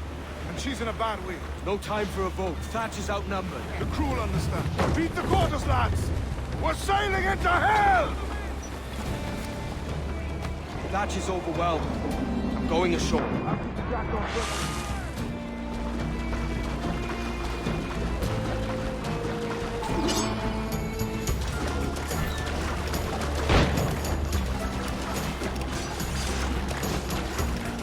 Stirred up a nest of trouble, Thatch.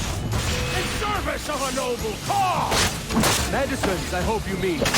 Aye, there's a galleon nearby. And if we crack these lobsters quick, we might catch up to her. So your book learning. Prepare you for a couple of escort, Mr. Bonnet. Not in the least, no. For certain, there's more to be learned by doing than reading. Remember that. Oh, God! Some aid here! Hang in there, Bonnet. Keep your arms up. You're back to the sea. You don't do nothing subtle. Do you, Thatch? Legends ain't born from royalties.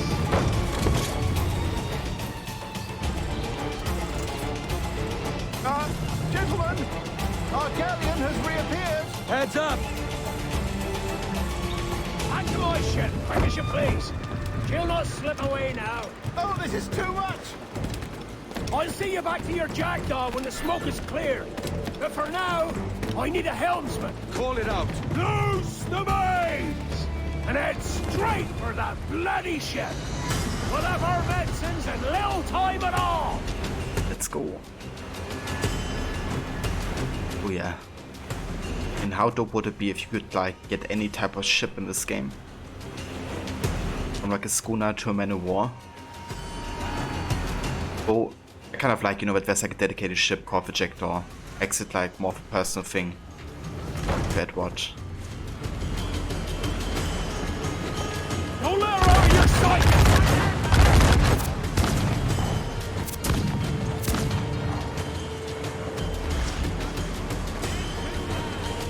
Look, Captain! Put a shot right through there!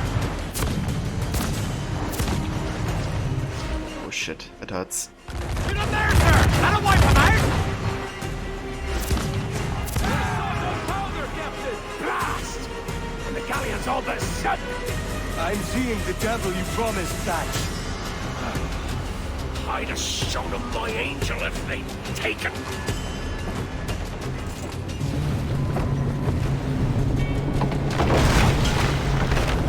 She's cracked! Blood! Send them to hell! Find the captain and end this.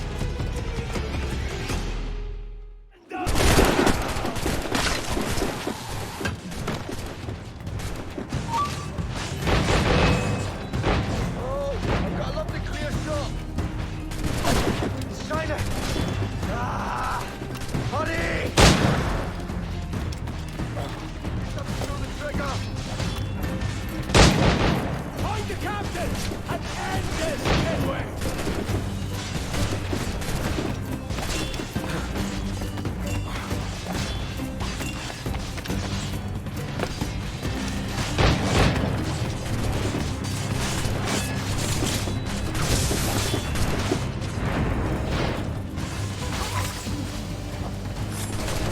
Damnation!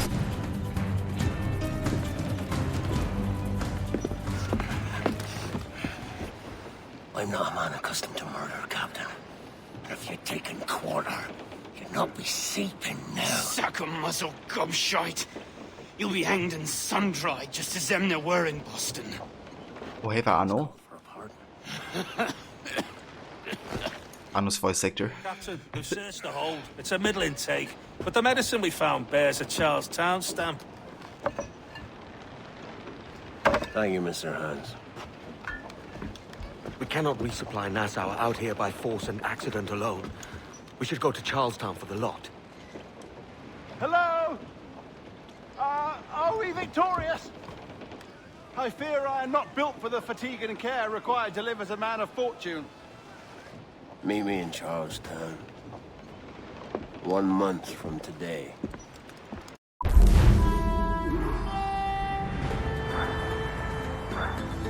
Take my sugar! Take anything you like! Yeah, I don't know what it is, but every time I hear Arno's voice actor, like it immediately, I immediately think, like, recognize Arno for some reason. I have a lot more issues trying to recognize Bartolomeo's voice actor sometimes, because he just does like so many different types of voices, whereas Arno's voice is often, I don't know, a bit more similar, I reckon. At least with voice acting he's done. But it's also funny when you hear his voice actor in AC3 playing Kata, the one who's torturing Benjamin Church. So he played quite a few like villain-like characters actually before doing the protagonist in Unity. Mains out, let's go! Crowd it all on! Loose tops and royals!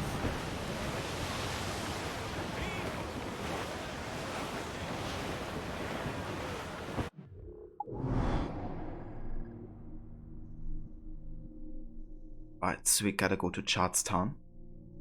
We don't really have anything to pick up on the way there, I don't think. Let's have a look what we need for crafting. Great white shark, rabbit, black jaguar, great white shark bone, humpback whale.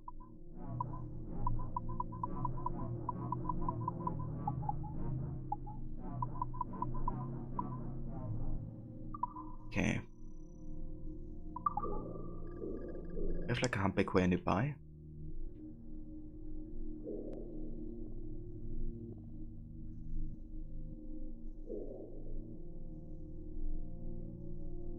There's one. And down there's another. Okay, so we're definitely gonna come across more of these, but for now we're just gonna go ahead and fast travel to the next main quest.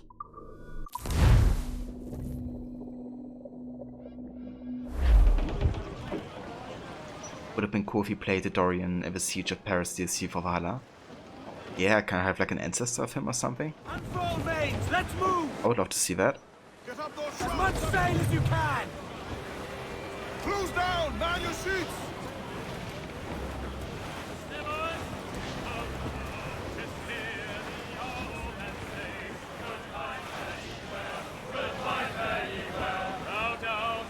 I'm really curious to see how Paris would turn out as a city during that time.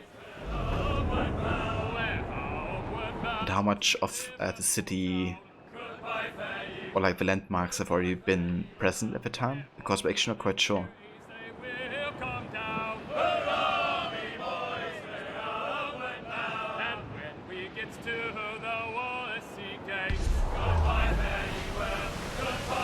But yeah, very excited for both DLCs though.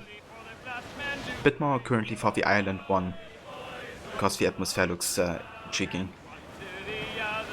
I feel like Paris could be really cool to make like loads of references. Alright, we're sequence 6, the Siege of Charlestown. Heyo, Bonnet! Flying your own flag at last! Yes, Blackbeard cut me loose, sadly. Time to have a go at this myself. Well, that's grand. Yes, it's for the best, I think. I should have some wild stories when next we meet. Edward, your constant friendship has been my most treasured find on these seas. Well above gold and silver and rum, I prize the courage you have inspired in me this year. Thank you, sir. A fair good morrow to you.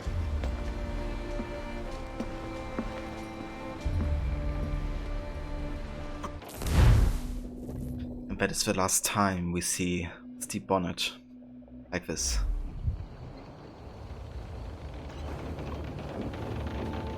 Are you not loved, no?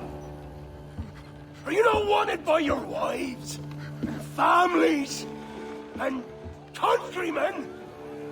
How else to explain your government's complete disinterest in your well-being?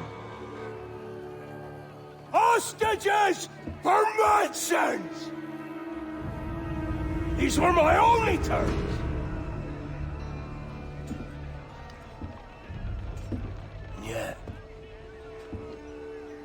6 days of pure fucking silence.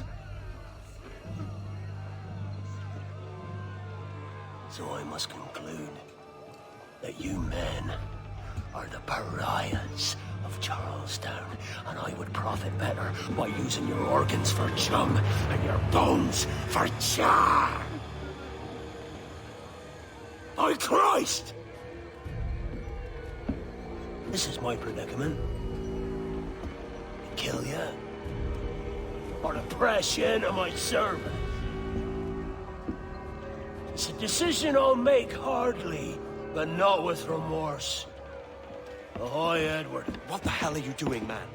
All of Charleston can see this mess. It's the idea. Out of range, but well in sight. So where's the medicine? We sent a party ashore to partner with the governor. That were a week ago. No noise since. I'll handle it. Give me a day.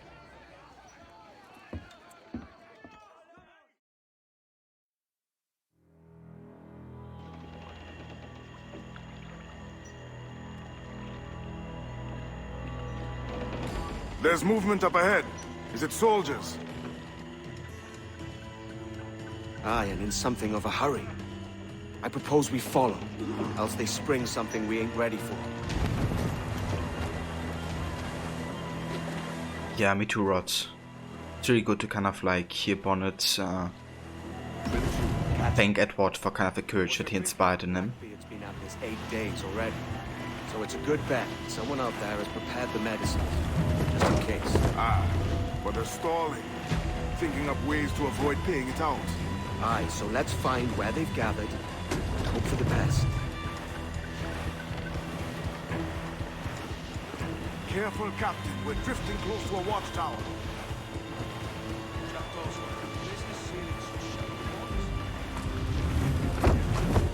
Oh shit.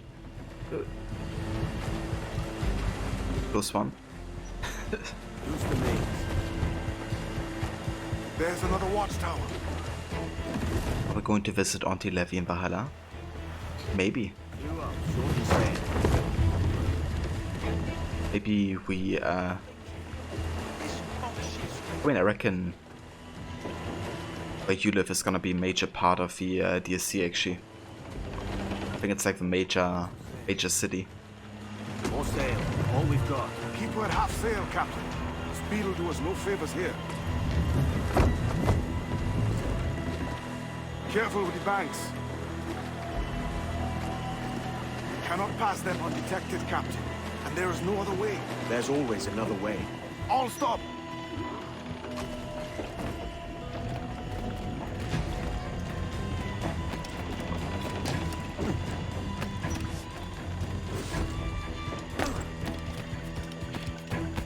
Exactly, like there's a lot of buildings that haven't been built yet at that point.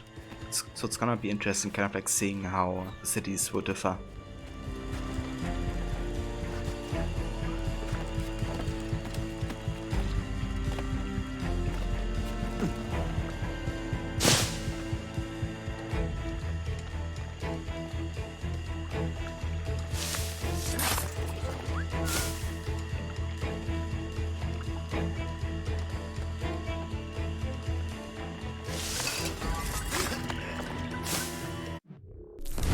Okay, do we have optional objectives? We don't.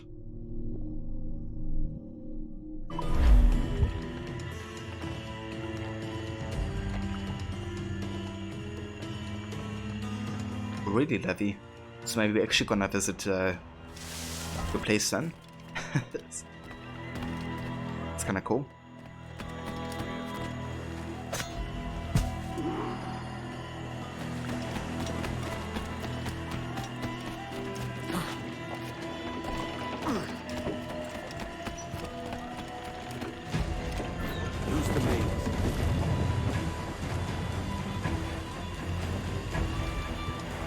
I see them.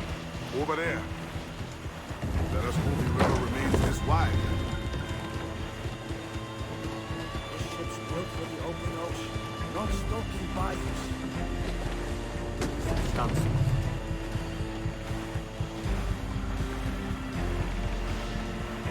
If we run aground here, we may never get out.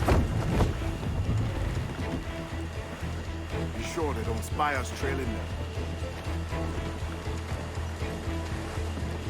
Trim to catch the wind. Steady as she goes, Captain. Ease the train. Left toss.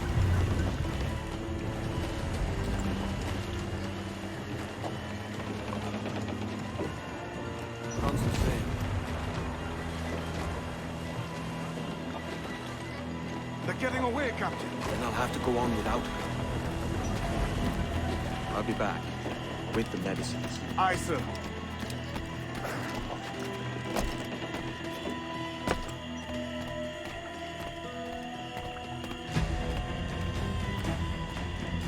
Yeah, that would be very interesting to visit Levy.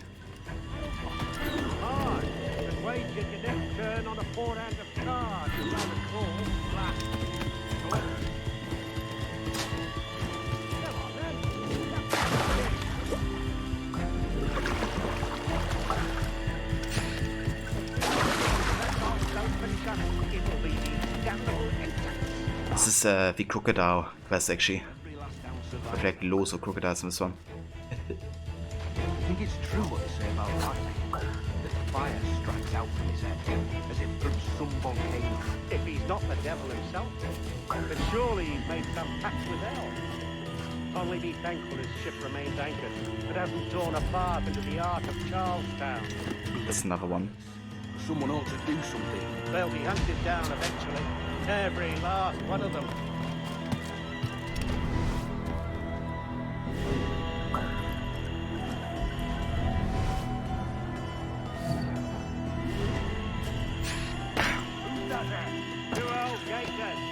Supper. The old mucker. Warm's nigh, isn't it? We talk about our weather another time, mate. Bit of a hurry.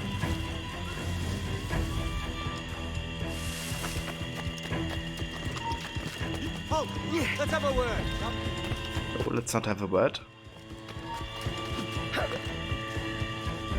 This blockade that end too. Going land crazy. This dirty puddle won't do. One would suppose all this was for gold. Or rum at least. Nothing but medicine to cure whatever ailments. Oh shit. Syphilis and scurvy, no doubt. Oh.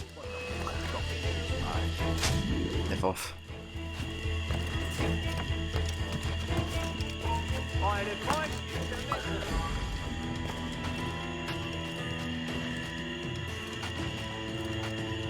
Yeah, they won't bite one of our own kind. Maybe. Gonna try for. See any crocodiles? I could have sworn I saw something past the boat. Nope. Quiet night. You sure? There's something in the water. Wait till you showed up. Go on then. Captain's waiting.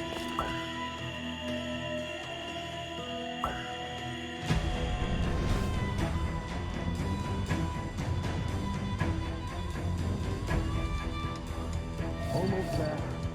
Sir, Captain Wyatt is not a patient man.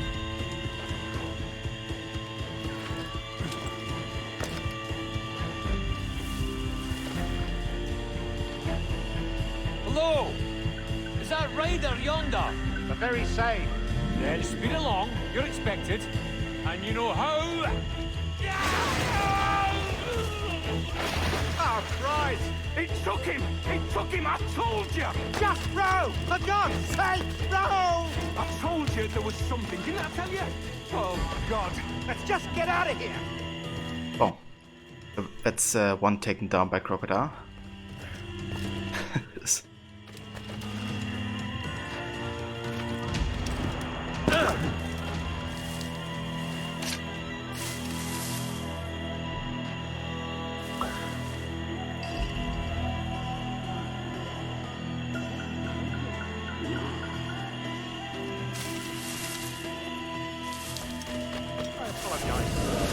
There was an accident. Private Simon! This crocodile. I don't care about your accidents. What's the word from the harbour, soldier? Speak. No change, sir. They're holding fast, but are yet to kill or maim any of the captives. Jesus Christ, that was close. Perhaps it's time to... To surrender? I've been entrusted with the affairs of the town. I'm surprised I didn't got detective there. Pirate, no matter how fierce his reputation. Yes, sir. As long as the supply key is with me, no man shall touch that medicine. May plague and calamity strike them all. Yeah, classic Strove. What? Pirates! The ship's here! Pirates! Fall back to the mansion! Get in! Oh, I love this mission, this part. Kill him! He's going for the captain! Intruder! Help! Classic chasing missions. Do something, you fool!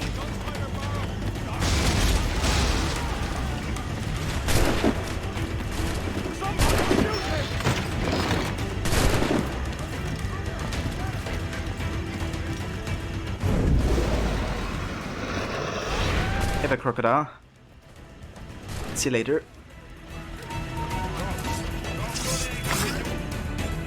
Oh God! Oh God, save me! And flay all you devils! Ah! Blackbeard made you as good an offer as ever a man got from any pirate.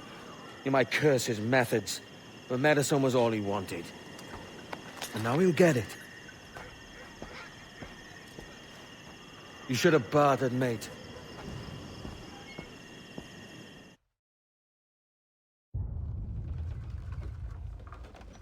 He has returned, Captain!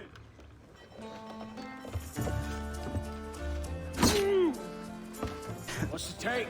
2 crates. And the means for mixing additional doses. That's right thinking. Precious little of that these days.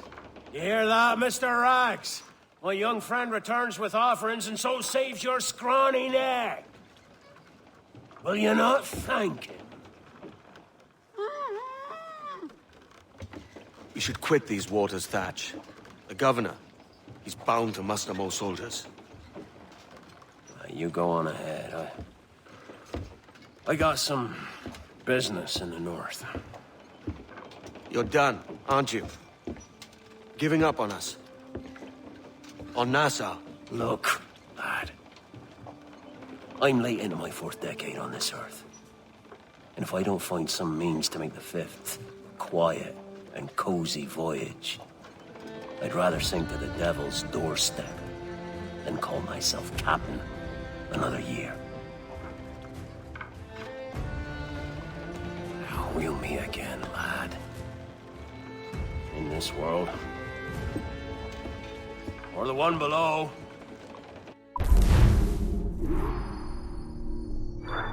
Yeah, Blackbeard and Edward really have some really good scenes together. Yeah, definitely understandable for Blackbeard to, you know, want to retire at some point. If he wants, you know, to live anything different than he has lived before. And I mean, you know, what's all the plundering for if it doesn't lead to, you know, like, rest at some point, I guess.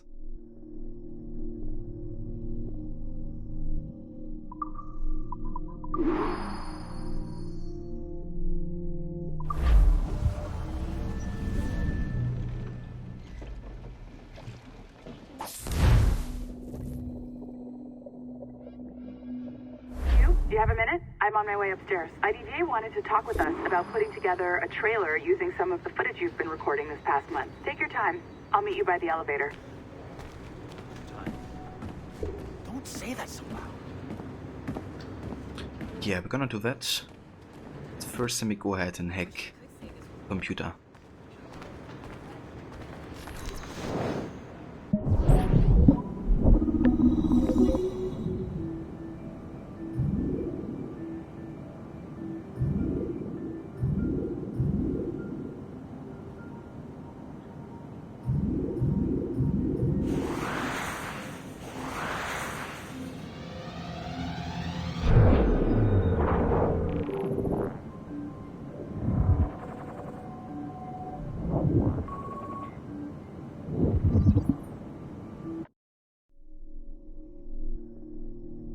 We got the Antikythera mechanism, Originally assumed to be an analog computing device built for the purposes of determining the future positions of astral bodies, Abstergo Industries scientists have recently discovered that the Antikythera mechanism is merely one small portion of a much larger tool, the so-called prognostication machine, thought to have been used by the first civilization to make probability-based predictions of future events. It has been confirmed, for instance, that our precursor race used such a device in conjunction with their inherent precognitive abilities to locate and contact Mr. Desmond Miles, the source of the sample 17 strand, for purposes that shall remain classified. It is also known that due to the nature of these quantum probability measurements, that such machines would have been exceedingly difficult to use, and that many hundreds of thousands of trials would have been needed to peek such great distances into the future. So they're very interesting. So this is part of a larger tool that we also use to basically communicate with people in the future and leave messages behind, and to also predict possible future outcomes. And funnily enough, this is something that's going to be directly referenced in Valhalla, though I'm not going to say in what way or how, for spoiler reasons, but it's something that definitely is going to have, or going to play a role in some ways. But yeah, the ISO and, you know, how they worked, it's in general a big part of Valhalla. Next we have the Baghdad battery. A mystery that has puzzled scientists for decades, the Baghdad battery's ultimate secret has finally been discovered. This year, researchers at Abstergo Industries determined that these batteries contained at one time a synthetic precursor element capable of producing power by harnessing energy generated by the passage of time, eerily similar to what theoretical physicists have called time crystals. This unknown crystalline material was able to generate tiny but unlimited levels of energy simply by siphoning energy from the passage of time itself. For a minute, the resulting power was likely enough to power a small LED, resulting in a humble but incredibly efficient means of producing light. To date, a functioning precursor time crystal has not been located. So something that gains energy from time itself, or passage of time. It like recharges automatically, so to say. Then we have blood vials. This is something we have already seen in Black Flag, because the Templars took a blood sample from the sage and stored it in one of these crystals or vials. Little is known about the function of these blood vials, though dozens have been found since Abstergo took an interest in their recovery at some point in the late 1980s. To date, only 3 have been found with original contents intact, and of these, only 1 contained a confirmed sample of precursor DNA. Abstergo Industries executors have expressed a particular interest in locating more precursor DNA, and if possible, samples of our so-called mitochondrial Eve. As far-fetched as this sounds, please take special care to identify any vials you might stumble upon in a memory replay. Unfortunately, as the average half-life DNA is mere 500 years, any sample old enough to belong to either source 80,000 years or more will have degraded well beyond usefulness. We suspect it would require a minimum of over 250 similarly preserved samples, and a hell of a lot of luck to sequence an entire precursor genome. Though the true figure is probably closer to 500. That's actually interesting, because it kind of gives insight into possible corruption of DNA, right? If a half-life is 500 years, then a sample that's 1,000 years, you know, will not really have the same strong signal, I guess, of DNA.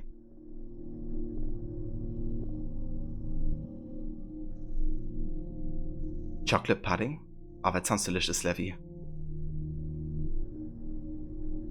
Oh, I'm more vanilla type, so I would go for vanilla pudding. But you could have the chocolate pudding.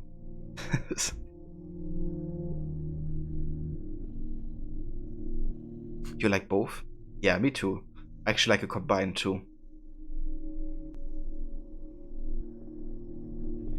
Okay, next up we have a crystal skull. These ancient tools have been found on a few separate occasions at alleged precursor sites throughout the world. All are communication devices to some degree, although 3 distinct varieties have been discovered so far. The first crystal skull worked much like the mobile telephony devices we use today. These allowed multi-node communication between all who possessed the working device.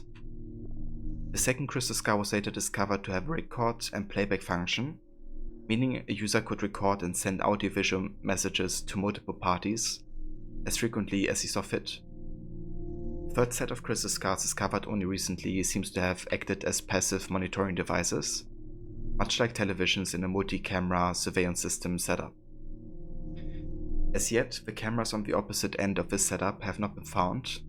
It is unclear why these communication devices were designed to resemble such a macabre piece of anatomy, but we have no reason to suspect that our precursor race, as intelligent as they were, didn't occasionally fall victim to gaudy fashion. We have reindeer soup right now. Damn. So, how's that done? I haven't had reindeer soup yet, I don't think. I had like reindeer, by itself, or?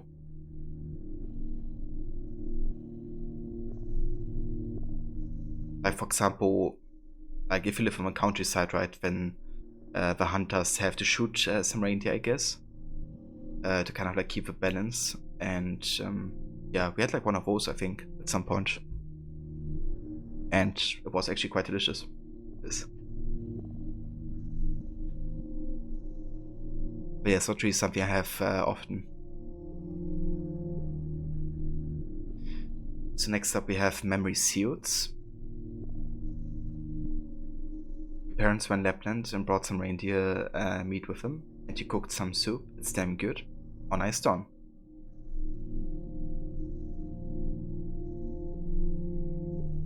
Hey dude, I hope you enjoy. So these devices, powerful in function but limited in scope, were used by the precursor First Civilization to record brief memory impressions, which could then be played back or re-experienced by another user at a later date.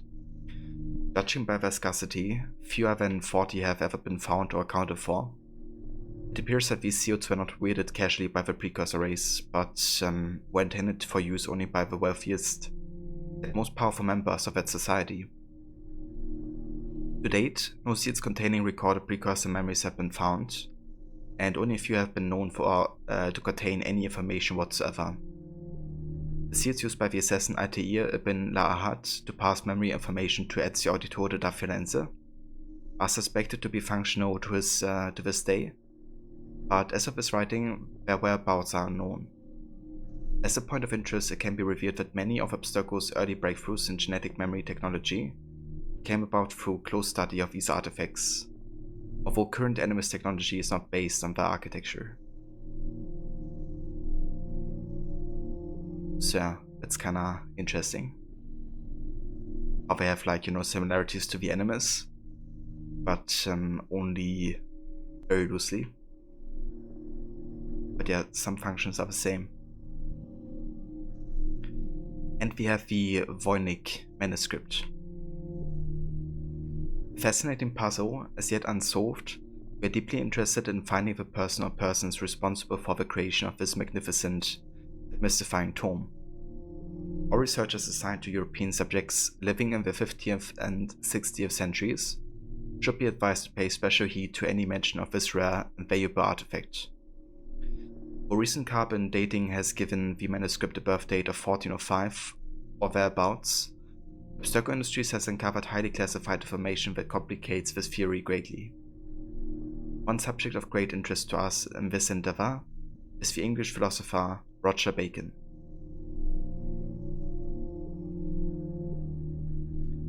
Be fascinated by this manuscript? Yeah, to be honest, if it wasn't for Black Flag, I didn't really know too much about it. But what is it that fascinates you about the manuscript, Levi? I'm interested.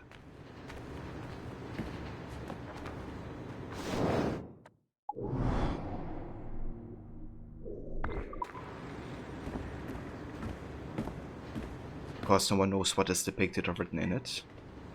I see. So basically confirming what we just said about it. It's definitely interesting having like mysteries and hopefully eventually, you know, getting an answer for that. Also, hey Veroni, welcome dude, and good day to you. I hope things are well for you. Some say it's actually strange nonsense, but then why go through all the length of writing and drawing all of that? Yeah. I mean, maybe somebody was obsessed with nonsense. It wouldn't be the first time. But yeah, given that it seems rather elaborate, I think there's probably something to it.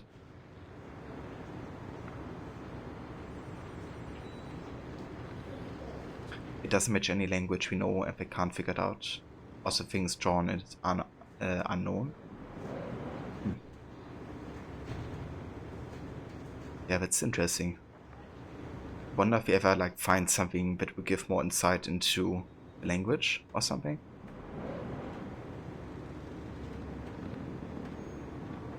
Everything is going well.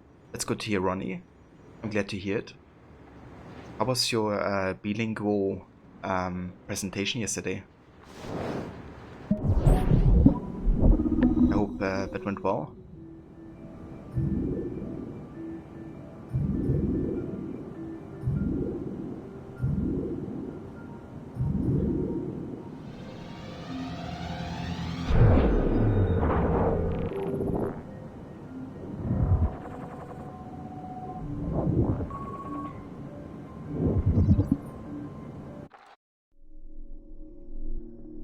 Olivier, here's finished your presentation I received.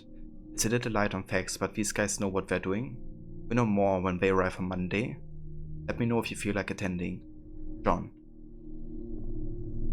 Bloom, presented to Abstergo.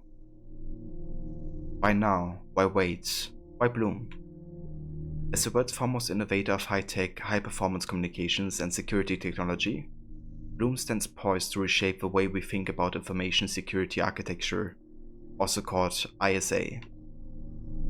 Specializing in everything from mobile telephony to home computing, to digital imaging processors, to networked security systems, we take great pride in the fact that we help create most of the markets we now dominate. At nowhere is our expertise more apparent than in our flagship products, CTOS, a groundbreaking proprietary security software operating system.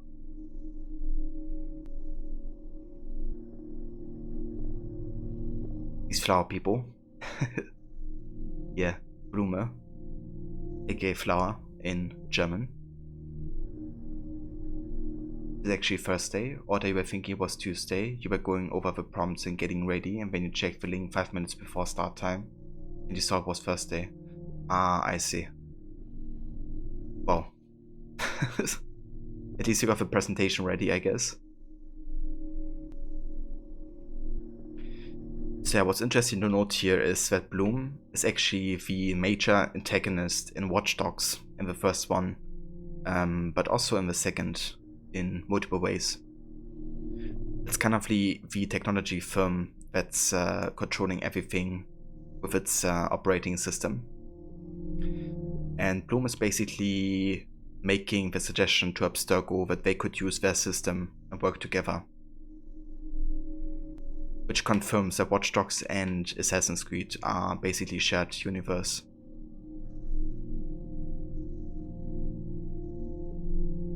So what is CTOS?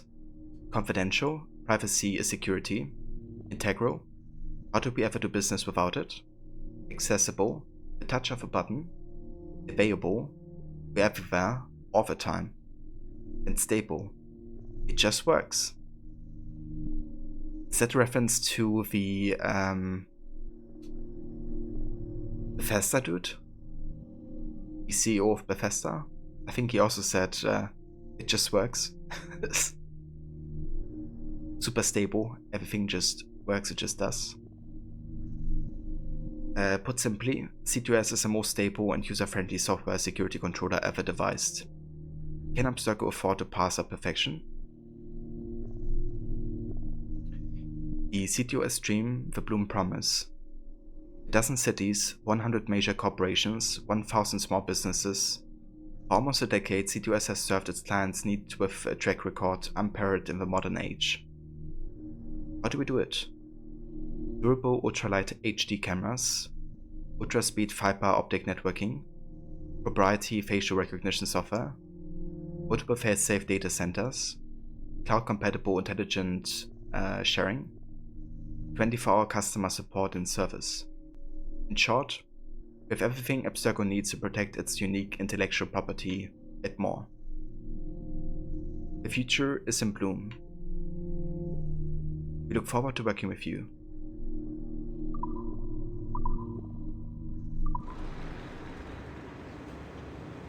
Oh, so much to that.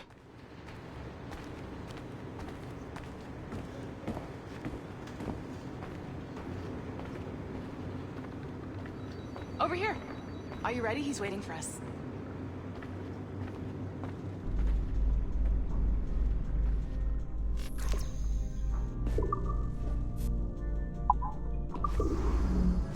I just watched some of your footage from this week. It's amazing. Blackbeard was mental. And we all got so excited that we started talking about this idea for a trailer about him. Maybe start with him drinking, talking to some pirates, telling a story. That's funny because the trailer for this game in the main menu, we cut to him leaping across the deck of his boat and it's exactly that. His ship, not boat, but jumping around the deck of his ship, swinging from ropes and fighting like a devil.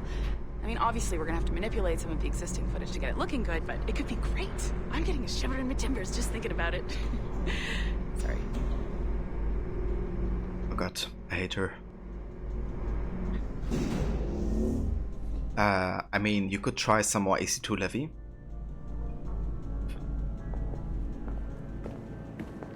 Bonjour, ça va? I hope we're not late. No, you can go right. Hi, Melanie. I saw you just walked in. I need a few minutes with you alone. Laetitia is on the phone and we're discussing the Kenway project. Oh, yes, of course. Sorry about this. I'll call you when we're ready. Shouldn't be long.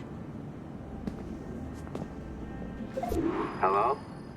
Hello? Do you have a second? Of course you do. Head to the waypoint on your map. I have another job for you. I'd like to link all the cameras in the building to a central monitoring system, but most aren't calibrated correctly.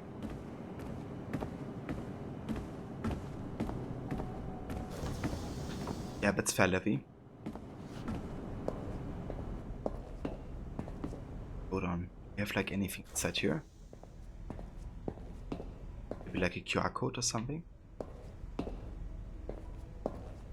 Oh.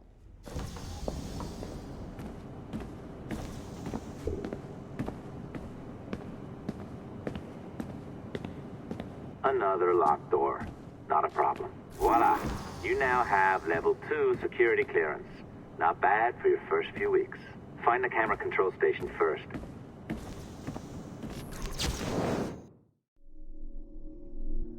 Sticky note 9. Admit them and submit to them. Yes, we submit that by being ourselves a product of an advanced yet earthbound race of intelligent humanoids, we must also therefore be tools ourselves and subjects to the intents and purposes of our creators, despite our limited agency.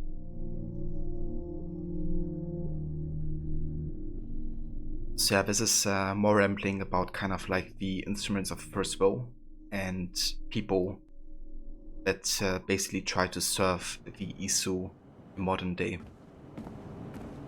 And there's like one specific person that kind of like writes about, I guess, a code or what they stand for, in a way. I wonder, do we have a code over here? Or something? We don't.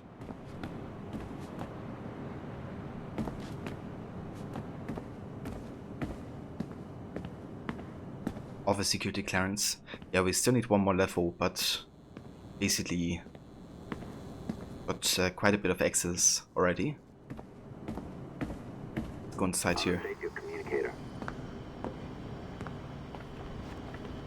Anything there? Oh look, there's Desmond. Photo of him.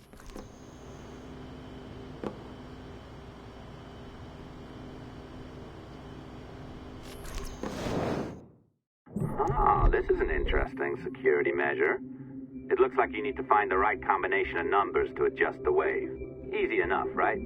Pick a number selector, then change its value. Once you find the right combination of numbers, you should get access.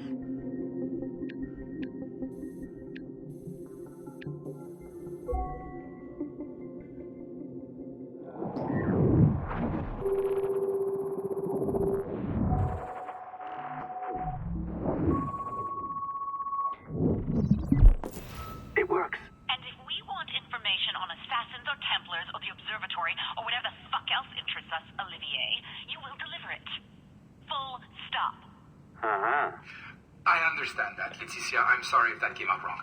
We are not trying to be a bottleneck here, but we just don't have the resources right now to do 2 times the research. Finding that balance is your priority. Your entertainment products are simply a means to pay the bills for larger and more important work. That's the way the world works. Dirty money buys clean hospitals. You get it? We're on board, Letitia, rest assured. We have our best employee working on this, but it will take time. That means you. Good. And thank you. The both of you. I look forward to seeing what you deliver. Until then, I'll see you at the shareholders meeting, Olivier. Looking forward to it. Bye-bye. Tabarnak! It's a little too early for that kind of abuse, huh? Come on. So, what's next? We do as the lady says. Focus on the observatory. Assassins, Templars, crazy talk. I'm curious about this shareholders meeting, though. How about you break into Olivier's office and see if you can find his schedule? Oh, what? You don't like that idea? Well, how about I blow the fucking whistle on you, hacker? I own you. What I mean is, I don't want to ruin your life. So, do as I say. Now, step over to the window. That voice actor is really damn good. I love his voice acting on... I think he actually voices different characters, like multiple characters. Not gonna say who, because spoilers, but yeah, he's fantastic. This is a Fourier transformation. Ah, is it? That's interesting. I had no idea that actually had like a specific name like that. You can't waltz into Olivier's office through the front door, so I've opened another route. Up we go. Did you know that Abstergo was run by Templars? Oh, yes. Sounds like crackpot stuff, I know. But then again, the moon landing was fake, right? So, anything's possible. That's a reference to Assassin's Creed 2 actually, because in AC2 you have a glyph puzzle, like one of these that you have done recently, Ronnie, where they kind of showcase that some part of the moon landing has been indeed faked with using Piece of Eden. Alright. Either you walk through that door or throw yourself off the terrace. Those are your options.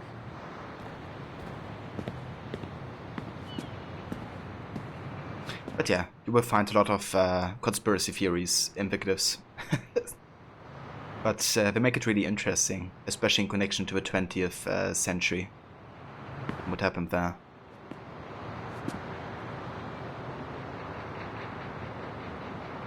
Yeah, great options. We can just jump down here.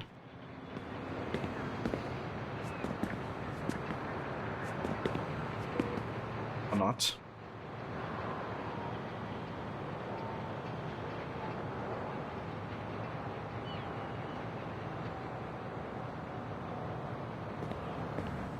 Oh, well done, kiddo. Find his computer. Make it snappy. We're looking for the shareholders meeting schedule. It's worth a lot of money to us. Okay, hold on. Let's have a quick look. If there's anything to find here.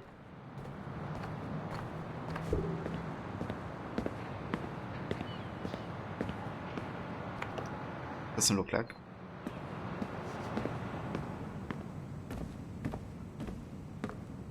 Let's have a look at the pictures. This is concept art for Black Flag. There's more of it. We have a couple books. I can't remake of the titles, unfortunately. It's kind of blurry.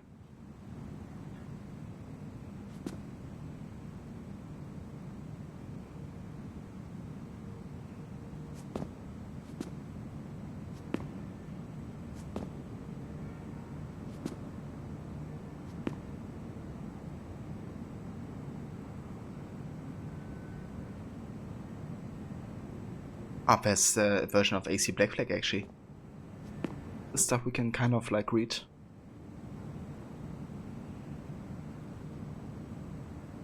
There's also something about Mondays.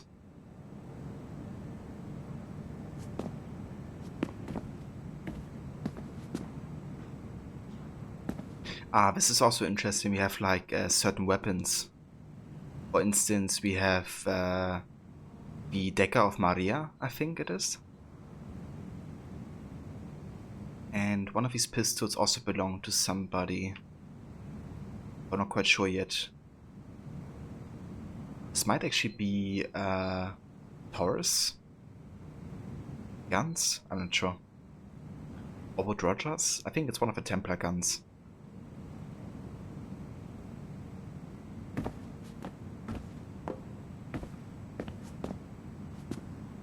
Great book, would recommend. Amanda's one. Oh, look at this. We have AC3 and AC Liberation. Because, yeah, that's another thing. They do actively in AC4 is that they basically confirm that Ubisoft is also part of this. And Ubisoft is working together with Abstergo Entertainment to bring out AC games, really. And Liberation was officially the first game we worked together on, which essentially was like a corrupted version of what really happened. Yeah, they do like a lot of fourth wall breaks in this game.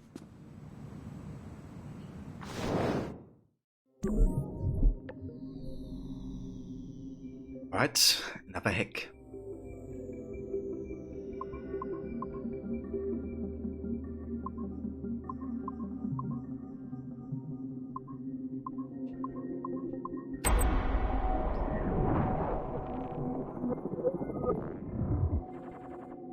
What if this is all real and we're just living a lie? Yeah, someday we're gonna get the Animus and then we're gonna experience the truth, Levy. 100%.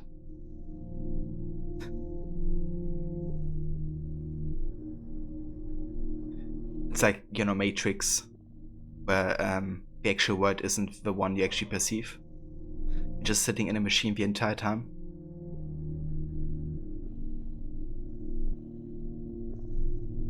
It's kind of funny, but they did something like that in Valhalla, in a way.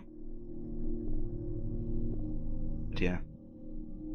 Alright, so we have to Melanie LeMay, Karma Neron, Chloe Lesney, Christopher Darby, and Evan Dean. From Olivier Ganot. Date 6th of November 2013, 9:46 AM. Salute. As most of you know, I will be attending the Chicago shareholders meeting from the 50th to the 17th, and they will want to see our progress with the Kenway line. The small amount of data we have already gathered is incredible, and we anticipate even more amazing finds in the near future. The events and people we have seen so far makes us confident that the complete experience will be one of the most eye-opening explorations of piracy ever seen.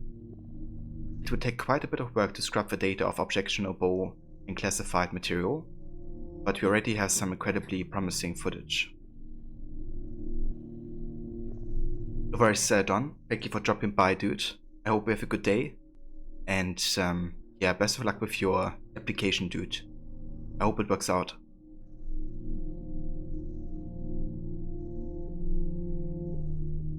At the same time, Abstergo Entertainment will soon be announcing a closed beta for our new consumer cloud interface app, sexy name forthcoming. Edward Kenway's virtual pirate experience will be the first complete product on offer, and the first of its kind anywhere, an immersive interactive pirate experience drawn from actual historical data. Internal tests of our consumer cloud app have been encouraging, and we anticipate it will be ready in time for the next holiday season, if everything goes according to plan. Cheers, Don. Thank you, dude. I'll catch you next time.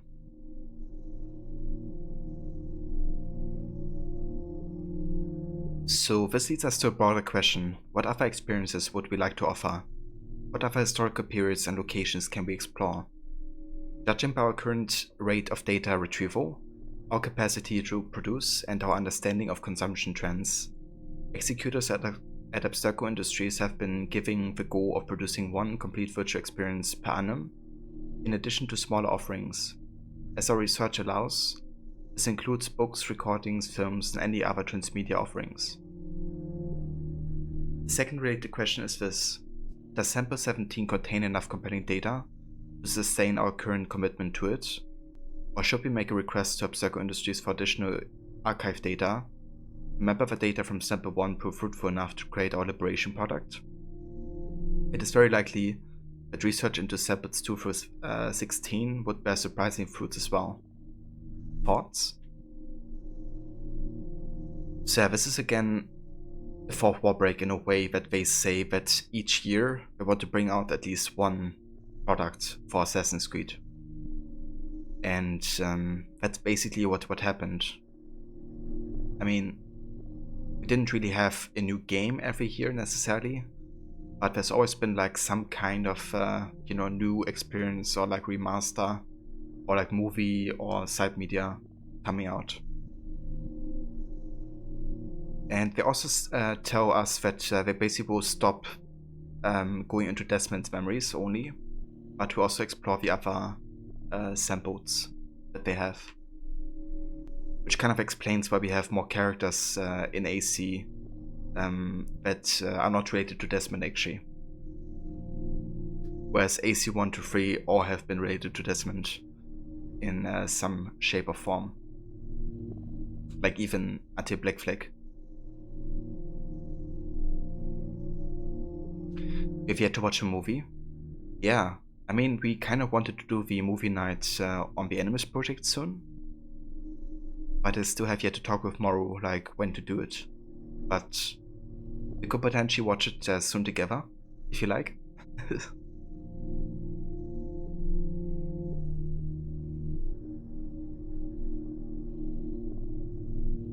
Yeah, I'd love to as well. It's been a while since we last watched it, as like a community. We did it last year when I just finished Syndicate. Because the plan was to kind of like watch the movie between Syndicate and Origins, because it got released between the two games. And yeah, that's how actually the movie nights kind of started. So it would be cool to kind of like get back to it. But yeah, I wonder how you would like the movie though, because it's quite polarizing.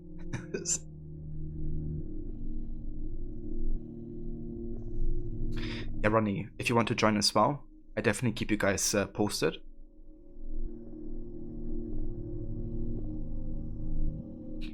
To Olivier Garneau, Karma Naren, Chloe Lesney, Christopher Darby, Evan Dean, from Melanie LeMay. Date 6th of November 2013, 10:01. Subject regarding possible locations.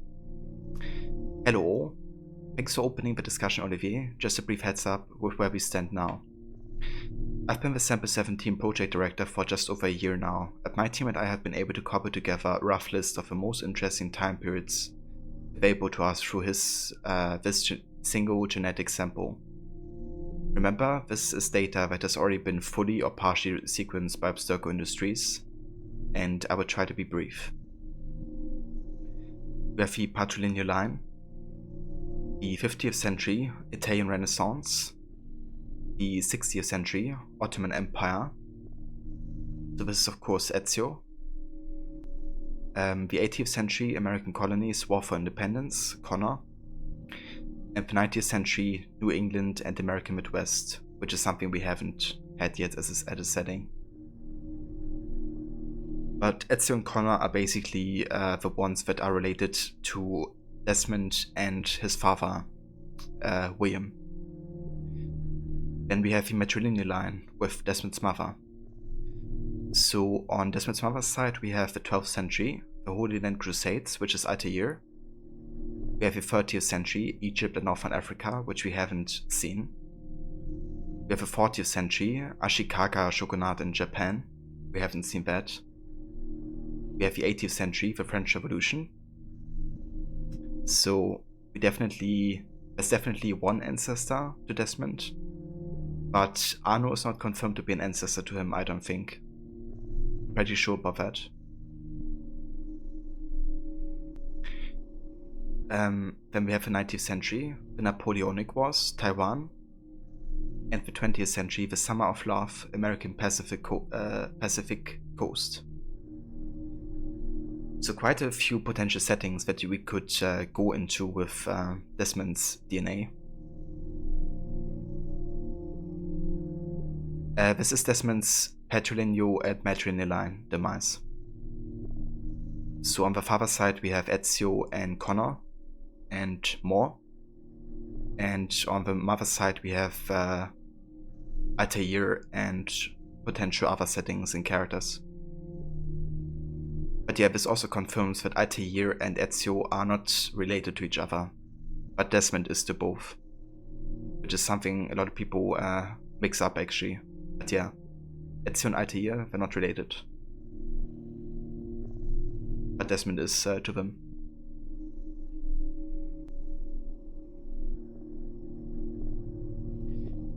Obviously, this is just a small sample of the potential options. The number of ancestors any one person has is well above 30,000 after just 15 generations. So there could be many more surprises waiting for us within sample 17. However, despite sample 17's rich heritage, we should not limit ourselves to this alone if we have concrete leads elsewhere. For instance, quite a few men from all sides of my family fought in both World Wars, and I even have a great-great-grandfather who fought in the American Civil War.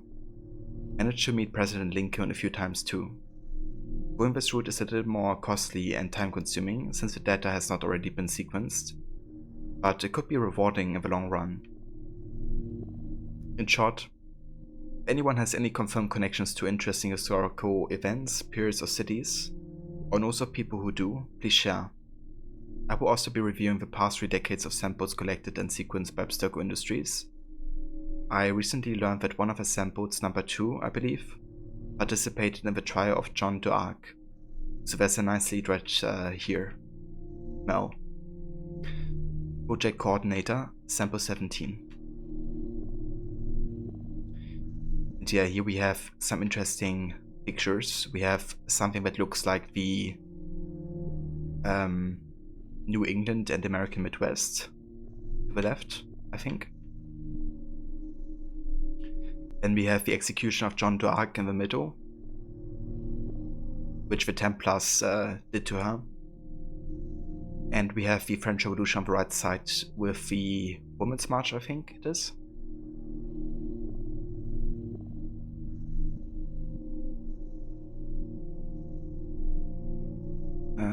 This one, I'm not quite sure which setting this is. Maybe doing like a World War.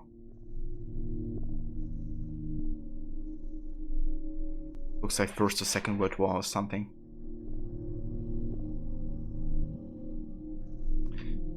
Then we have Venice.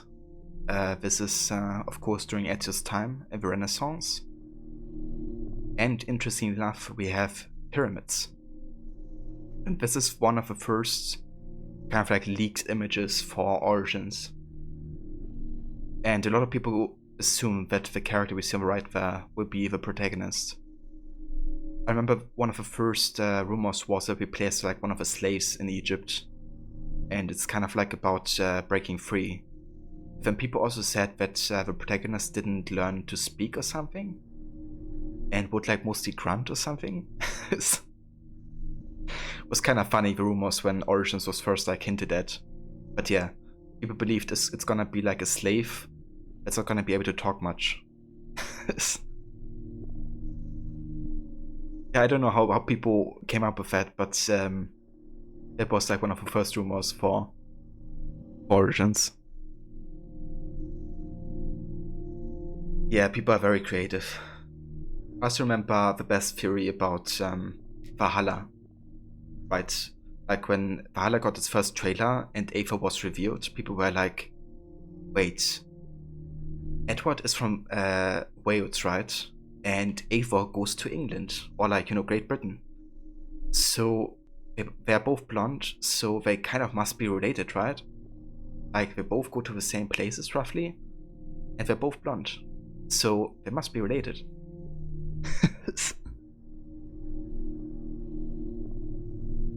Kind of funny when people jump to conclusions like that, based on like very random facts.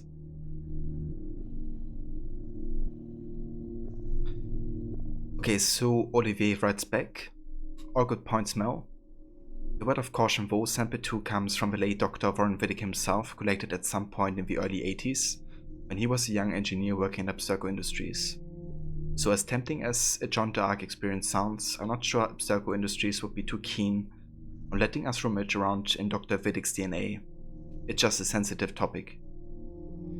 For my own part, I'm related to Francois Xavier Garneau, noted Quebec historian and poet. Exciting, right? Possible lead? No thanks.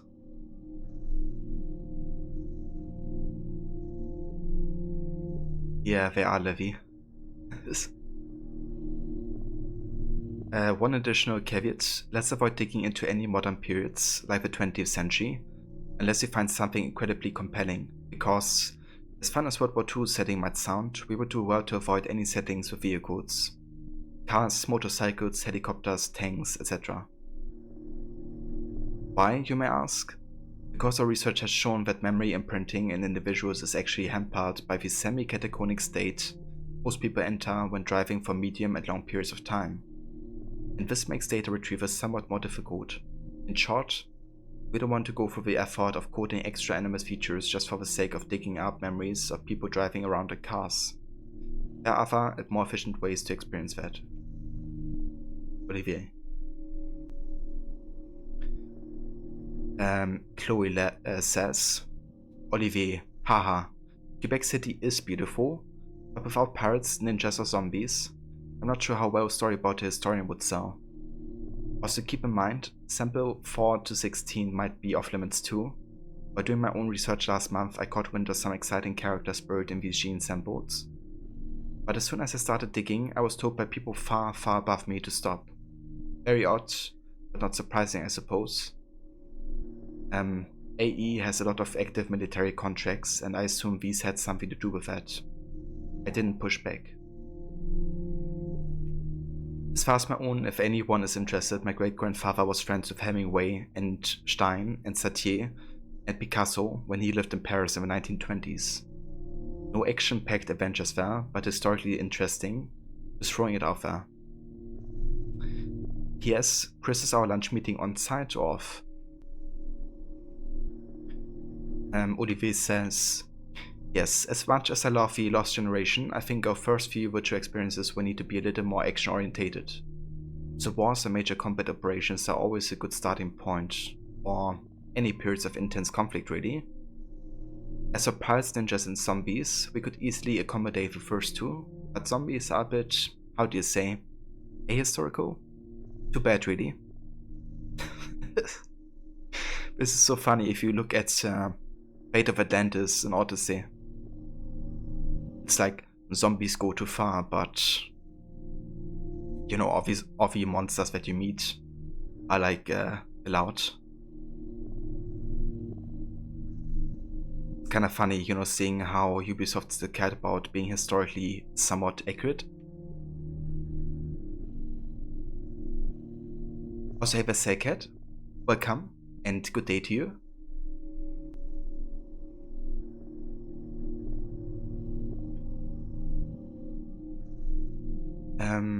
Then we have from Christopher Darby. My great-grandmother, for instance, worked alongside Eamon de Valera and Michael Collins for many years during the Irish War for Independence, so it wouldn't be too difficult to sequence that small segment of my own genetic memories for our purposes. Olivier, actually there is a factual basis for zombies, or zombification anyway. Read Hurston's book on Haiti, and the strange voodoo practice there. It may not be Hollywood-style zombie magic, but it's creepy nonetheless. In Liberation, Evelyn came into contact with voodoo Hungans. If we dug further into that, I wonder what we could find. Her mentor Agathe was into some weird stuff. KO off-site, there's a new vegetarian place I want to try. I bring the spec sheets, they're already printed.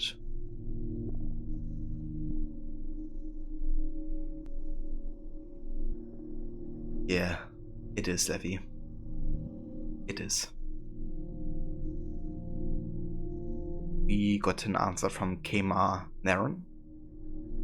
Sorry to be a dissenter, but couldn't we be using this technology to educate, not placate? I mean, theoretically we could all have human history to explore, all of our achievements and brightest moments. So it's a little disheartening to hear we need to focus on wars and conflicts and violence. It's not that I am against violence per se, it's just that violence isn't terribly interesting in bulk, that's all. There's so much more nuance to life, and I think we could explore that. So what if we found the memories of someone who worked with Albert Einstein in his patent office? Or Charles Darwin on the Beagle? Or Marie Curie in France? Moments where humans showed their very best potential. Evans says, okay, come on.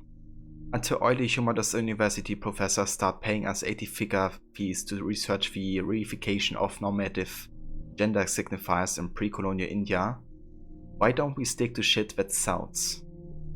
I'm talking Jack the Ripper in Victorian London. I'm talking about guillotines, Robespierre, Napoleon Bonaparte of the French Revolution. I'm talking about Billy the Kid and White Jeep in the white American West. I'm talking about Genghis Khan and the Mongols killing a city of millions in the span of a long summer weekend. Action, blood, adventure, conflict. Because we're not going to earn back 1/10 of the money we have poured into this reliving the memories of a guy who sat next to Einstein as he bit his nails while working out the finer details of general relativity in his head. For fuck's sake, man. This is a business, not a group therapy session. You know, it's kind of funny because what he says is basically what comes true. Yeah, Jack the Ripper is gonna happen. Robespierre, Napoleon Bonaparte, French Revolution is gonna happen. We didn't have Billy the Kid yet, but it could happen. Genghis Khan has been a topic during the Altair time. So yeah.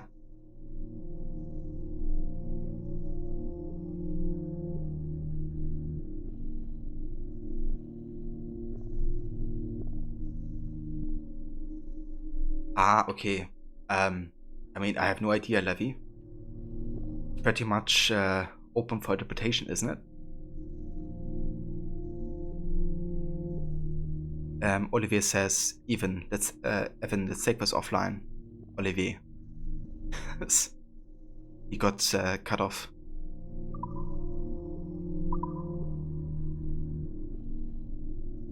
Yeah, to be honest, whenever something isn't really clear, I try not to a pirate through and through, ain't you? Now, be convinced of something. Down to the lobby. There's a courier waiting. Yeah, that's right. I've been planning this for a few hours. Now wait. I guess that's why I'm not really religious. Hold on. I'll try something. But yeah, you know, as soon as like there's basically completely open to interpretation, I don't know. I guess I'm just gonna treat it just like that, I guess.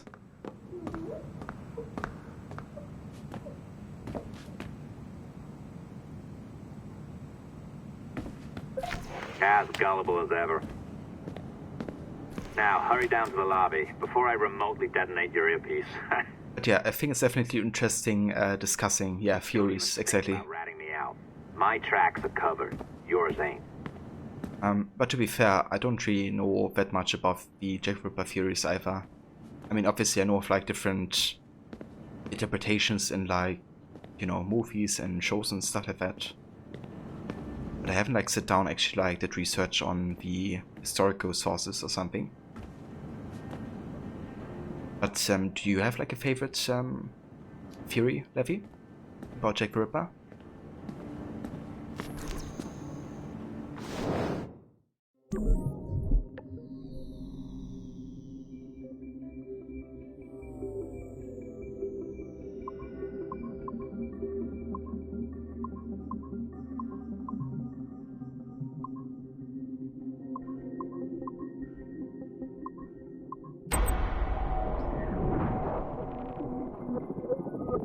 Favorite theory is just that it was multiple people, like almost copycat killings.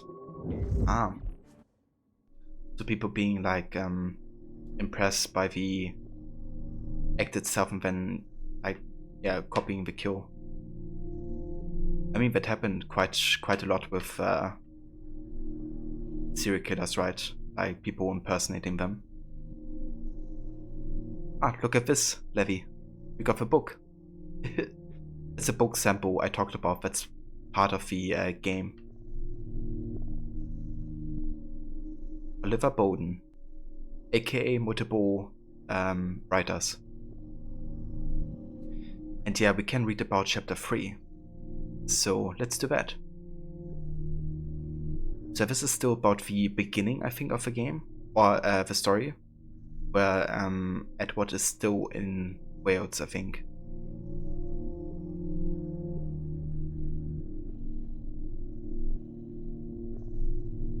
A good Oliver Bowden, not a bad one. Yeah. So, Levy actually found out that behind the name Oliver Bowden is not one writer, but many. And it's just like a synonym or like alias for whoever is writing the book for Assassin's Creed, really. So, yeah, there's like multiple people doing it.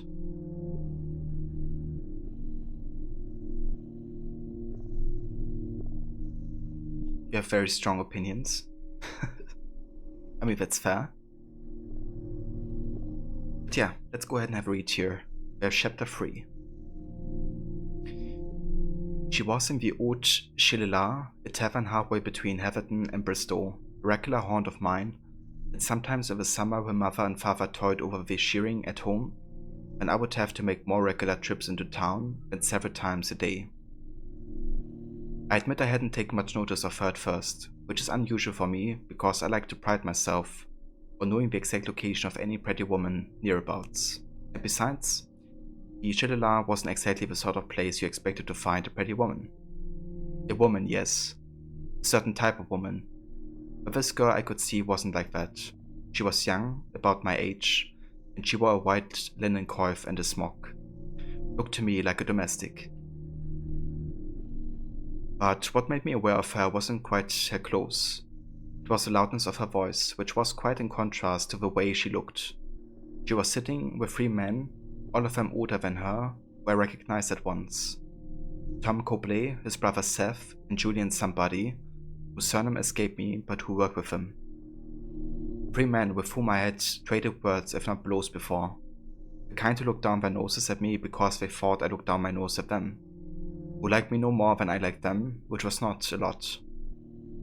They were sat forward on their stools and watching this young girl with leering, wolfish eyes, that betrayed a darker purpose, even though they all were smiles.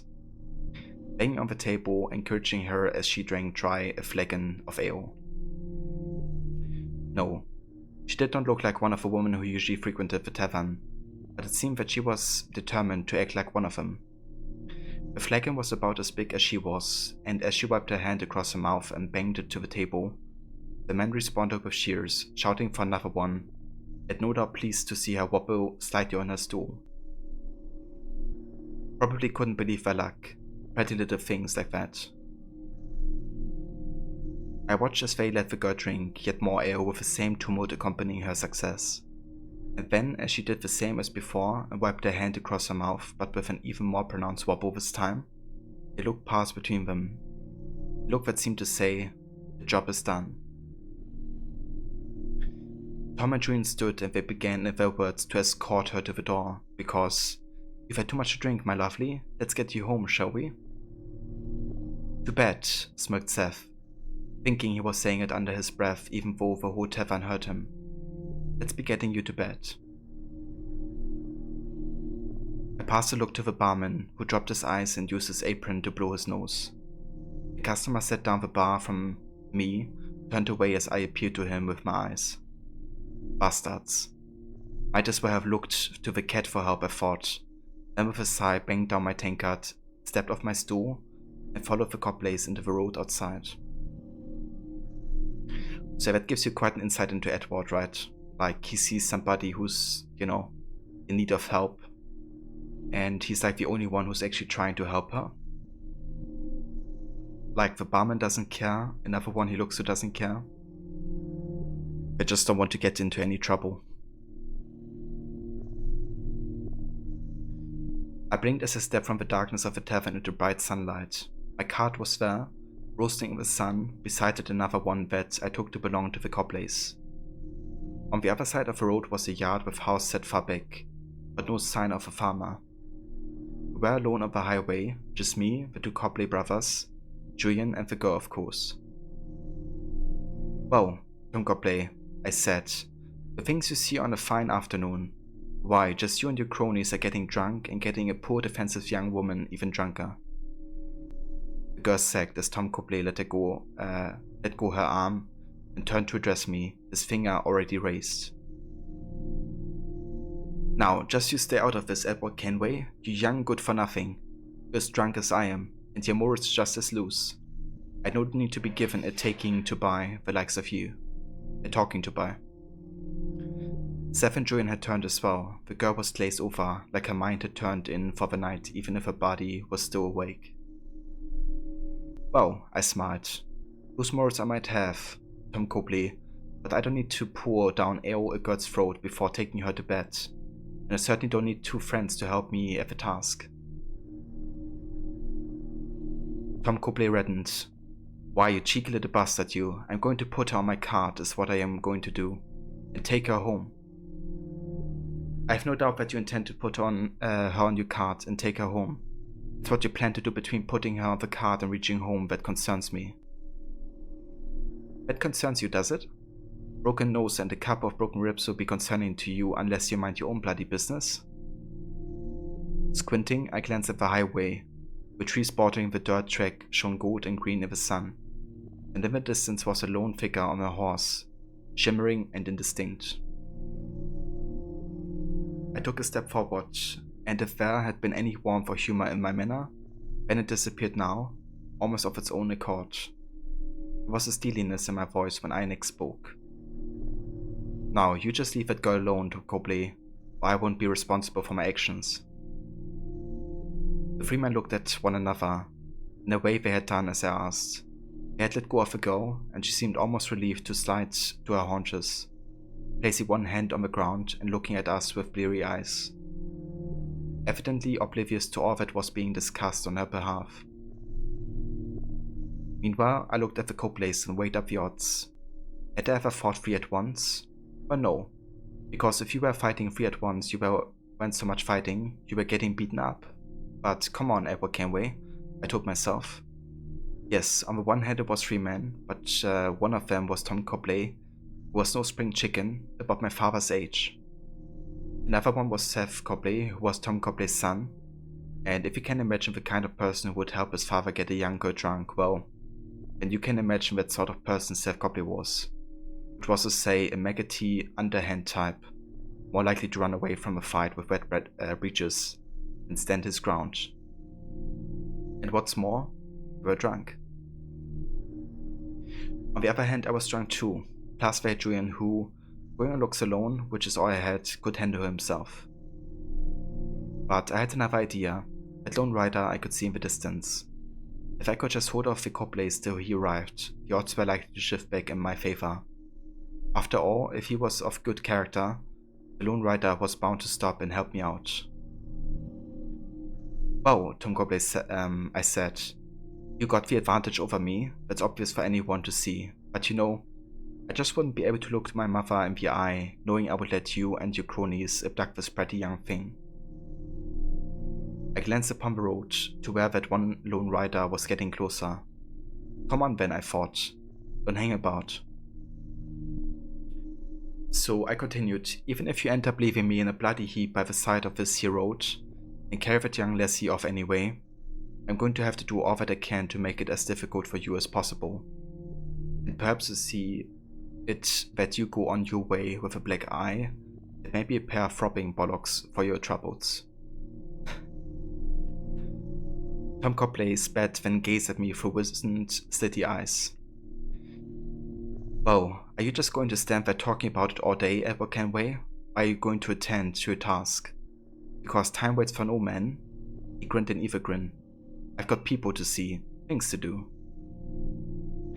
Aye, that's right. And the longer you leave it, the more chance that poor lassie has of sobering up, eh?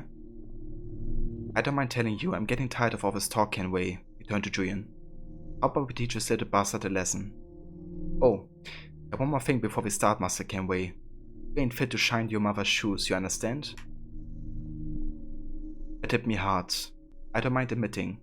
I think someone like Tom Copley, who had all the morals of a frothing dog and about half the intelligence, able to reach into my soul, and if my guilt was an open wound, and stick his thumb in that open wound and cause me even more pain, well, it certainly filled up my resolve, if nothing else. Julian pushed his chest forward with a small snore advanced. 2 steps away from me, he raised his fist, dipping his right shoulder and swung. And I don't know how Julian was used to fighting outside taverns, but somebody with less experience than me, that's for sure, because I'd already taken note of the fact that he was right-handed, and he couldn't have made his intentions more obvious if he tried. The dirt rose in clouds around my feet as I dodged easily and brought my own right up sharply. He shouted in pain as I caught him under the jaw, and if it had just been him, the battle would have been won. But Tom Copley was already upon me. I just saw him out of the corner of my eye, was too late to react, and I was dazed by a fist that slammed into my temple. Temple? I staggered slightly as I turned to meet the attack, and my fists were swinging much more widely than I had have liked. I was hoping to land a lucky blow, needing to put at least one of the men down to even up the numbers. But none of my punches made contact as Tom Copley retreated. Julian had recovered from my first punch with alarming speed that now came at me again. He swung and his right hand connected with my chin, spinning me about so that I almost lost my balance. My head fell off, my hair was in my eyes, and I was in disarray. And guess who came in with his boots kicking? That warm Seth Copley, shouting encouragement to his father and Julian at the same time. And the little bastard was lucky. His boot caught me in the midriff, and already off balance, I lost my footing and fell. The worst thing you can do in a fight against 3 men is fall. Once you fall, it's over. With my legs, I saw the lone rider up the highway, now my only chance at salvation, possibly my only hope of getting out of this alive. But what I saw made my heart sink. Not a man on a horse or tradesman who would dismount and come rushing to my aid. No. The lone rider was a woman. She was riding astride the horse, not side saddle, but even though was a lady. She wore a bonnet and a light-colored summery dress, and the last thing I thought before the Copley's boots obscured my view and the kicks came raining in was that she was beautiful. But beauty wasn't going to save me now. Hey, I heard. You 3 men, stop what you're doing right now. They turned to look up at her and moved their heads, shuffling in line to hide the sight of me, who lay coughing on the ground. What is going on here? She demanded to know. From the sound of her voice I could tell she was young, and while not highly born, definitely well bred. Too well bred, surely, to be riding unaccompanied. We're just teaching this young man here some manners, rasped Tom Copley, out of breath. Exhorting business it was, kicking me half to death. Well, it doesn't take 3 of you to do that, does it? She replied. I could see her now, twice as beautiful as I had first thought as she glowered at the Copleys, who for their part looked thoroughly mollified. She dismounted. More to the point, what you're doing with this young lady here, pointing at the girl who still sat dazed and drunk on the ground. Oh ma'am, this is a young friend of ours who has been too much to drink. The lady darkened. She's most certainly not your young friend. She's a maidservant. And if I don't get her back home before my mother discovers that she is abscondent, then she will be an unemployed maidservant. She looked pointedly from one man to the next. I know you men. And I think I know exactly what has been going on here. Now, will leave this young man alone and be on your way before I am of a mind to take this further. With much bowing and scraping, the cobblers clambered aboard the cart and were soon gone. Meanwhile, the woman dismounted and knelt down to speak to me. My name is Caroline Scott. My family lives on Hawkins Lane in Bristol. Let me take you back there and tend to your wounds. I cannot, my lady, I said, sitting up and trying to manage a grin. I have work to do. She stood. I see. And did I assess the situation correctly? I picked up my hat and began to brush the dirt from it. It was even more battered now. You did, my lady. And I owe you my thanks, and so will Rose when she sobers up. She's a willful girl, not always the easiest of staff, but nevertheless, I don't want to see her suffer for her impetuousness. She was an angel, I decided then, and as I helped then mount the horse, Caroline holding onto Rose, who loled drunkenly over the neck of the horse, I had a sudden thought. Can I see you again, my lady, to thank you properly when I look a little more presentable, perhaps? She gave me a regretful look. I fear my father would not approve, she said, and with that shook the reins and left. That night I sat beneath the thatch of our cottage, staring out over the pastures as the sun went down. Usually my thoughts would concern either the possibility of escape or wrestling with the inevitability of my future. That night I thought of Caroline Scott of Hawkins Lane. And yeah, that is the third chapter, I think, of the official novel that accompanies the game. I quite like how it's written actually, and it makes me intrigued to read more about the past of Edward. It really is insightful, how much he cares for other people, but it also showcases, how he falls in love with Caroline.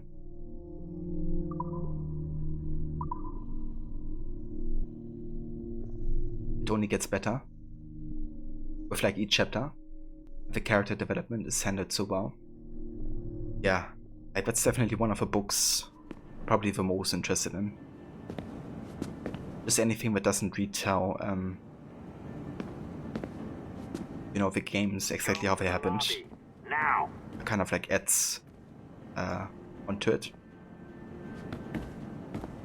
Okay, so do we have any other QR code here? I don't think we do.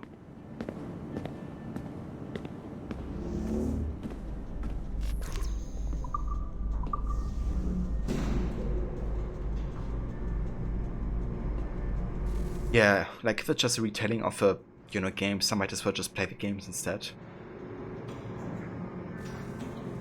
But if it doesn't does actually add onto the game story, like prequel or in between, then I'm definitely intrigued.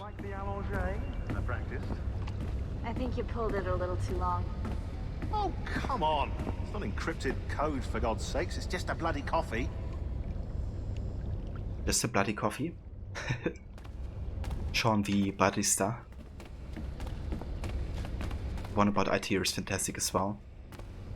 The, is it the Secret Crusade? Yeah, I think it is. Yeah, that one, quite enjoyed as well, from what I read so far. And yeah, AC3 also looks interesting, having like more focus on Haven and his journal, his perspective. Oh, hooray! It's our old friend. Hey there, I just got a call about picking up another transfer. Oh? You said you were here to see me. Yes, that is one of the perks. Let's see it. A conference in Chicago, very nice. Thanks for this. We'll be in touch. Ciao, Rebecca. Text me. Stuff it, Hastings.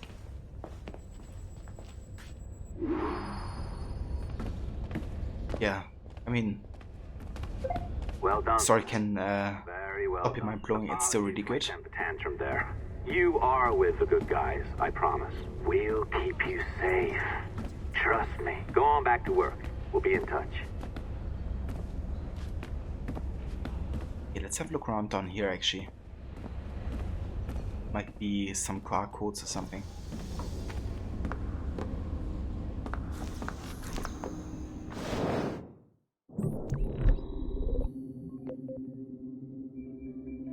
Yeah.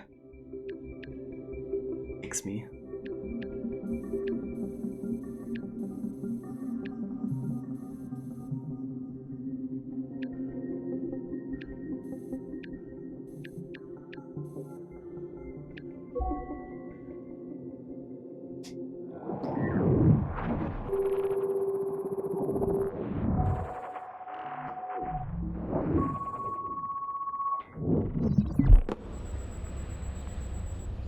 Okay, so that's another camera. Want to observe anybody?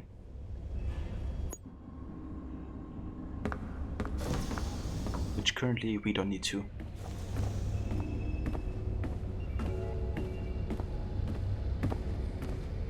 I saw them asking you questions. Yeah. They confiscated my Animus key, and now my position here is under review. Are you kidding? That's scary. All of these employees, you have no idea what Abstergo is about.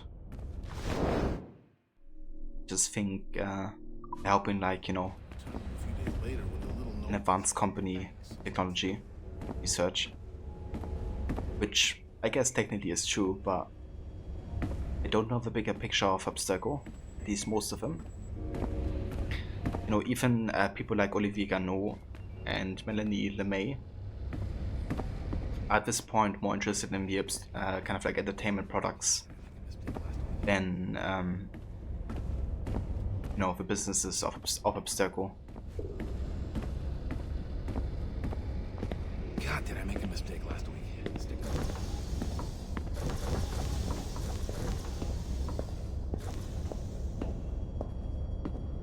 You can have a look at the Abstergo cells for taking a shit. Sounds good.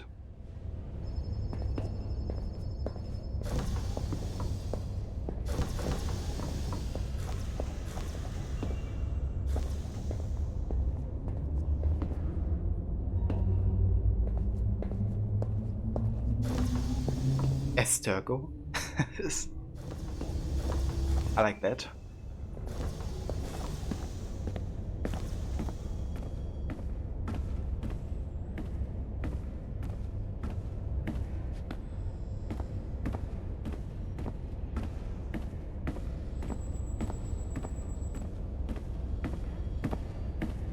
That's amazing.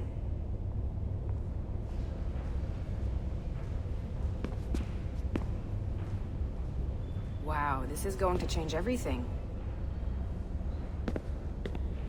Okay, can we go down here? Nope. This is level 3 security clearance.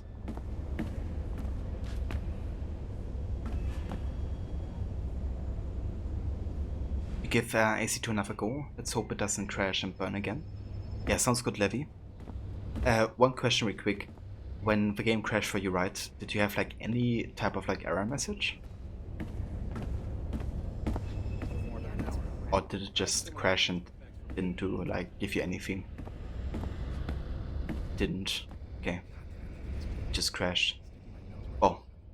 I hope it's not gonna do that again. And if it does, feel free to ask for advice if you want. It just crashed when you couldn't open it again. Okay. Yeah, maybe restarting your play entirely might enable you to open it again after it crashed, but I'm not quite sure. But yeah, I hope it works out, Levy. And I hope you have fun playing AC2, hopefully. It's crazy. Fingers crossed.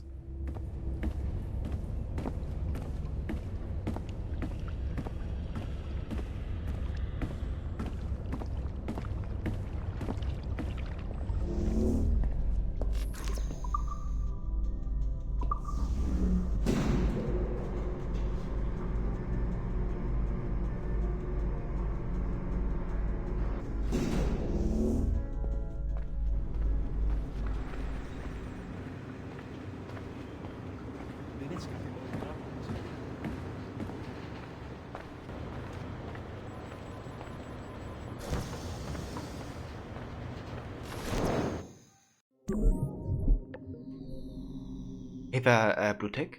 You're replaying the Series 2, you're at AC3, Bridge the Gap to Valhalla DLC. Oh, very nice. And yeah, AC3 also has some really cool references to Valhalla and vice versa, right? That's cool as well. But yeah, how did you enjoy your playthrough so far? And do you do like any amount of like content? Or do you focus on like main story or something?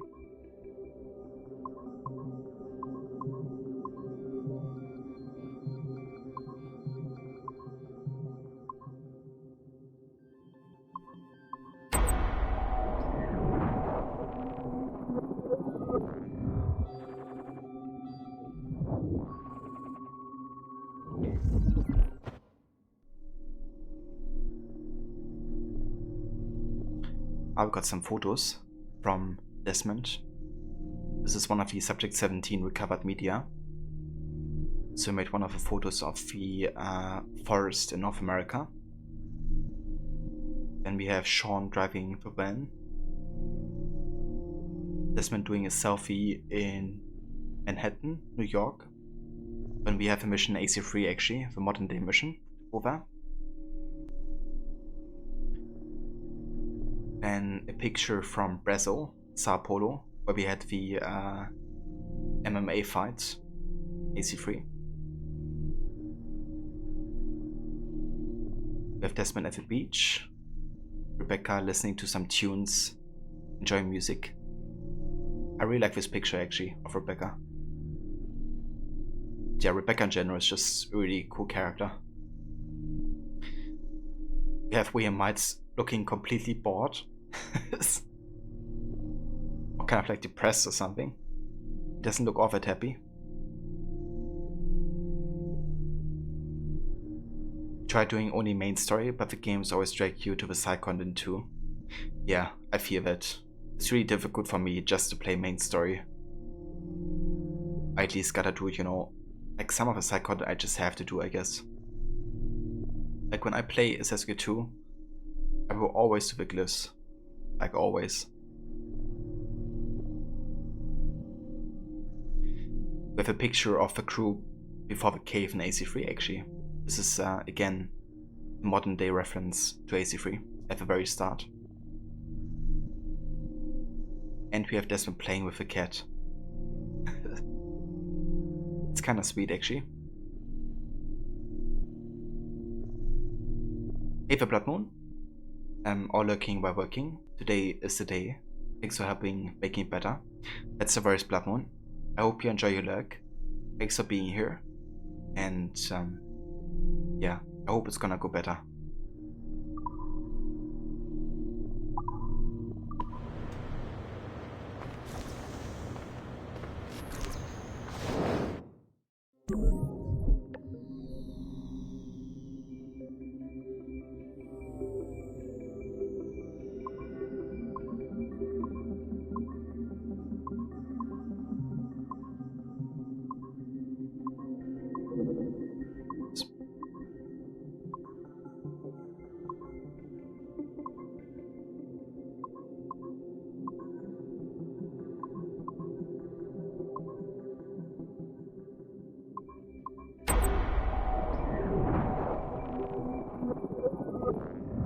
Like building your guild and brotherhood and certainly in Revelations. Yeah, the brotherhood building aspect is so good. Okay, hope this is on. In AC3 as well. I don't think I've ever used this phone more than a few times to record anything. Hey Dad. So, we're all here in New York at the motel. It's Queens, actually, in Astoria, near the NQ. Rebecca's off getting batteries for something. Sean's in his room doing whatever Sean does. And, you're out getting some food. Me? Well, I'm supposed to be getting ready to break into some offices in the financial district. Feels just like prepping for one of your old training drills, actually. 10 years go by, and then you show up, and it's like I was never gone, and we're right back to the ball busting and the conspiracies and the paranoia. Only this time, I believe you. I believe every word. You know, I don't even think you know the half of it. I don't think you know how much I've seen, how much I've learned in just a few weeks. Everything, really. I feel like I've lived 1,000 years, or 10,000 maybe. It's impossible to explain. But when you see that much of the world through the eyes of so many, you can't help but be sad. And to see all these incredible, intelligent people fight the same battles, make the same mistakes over and over again. Because culture and knowledge and history, these things, they aren't passed on through our genes. Every kid on Earth needs to relearn the basics. How to live, how to survive, how to stand up for what's right. So much is lost in the transfer. So much is added every generation. It's a shame. I mean, over and over, everything must be learned again.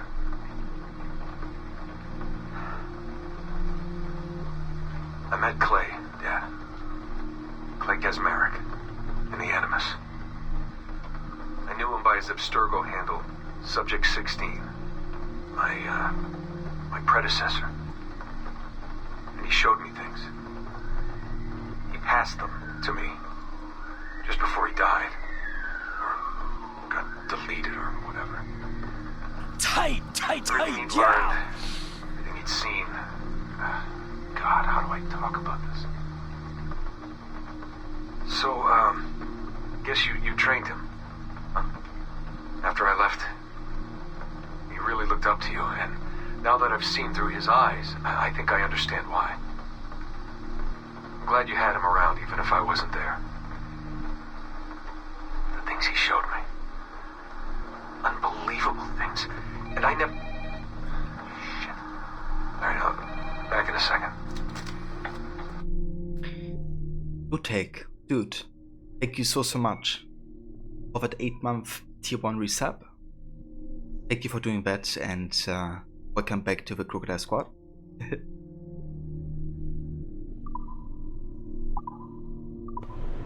Yeah, thank you, dude. I appreciate that.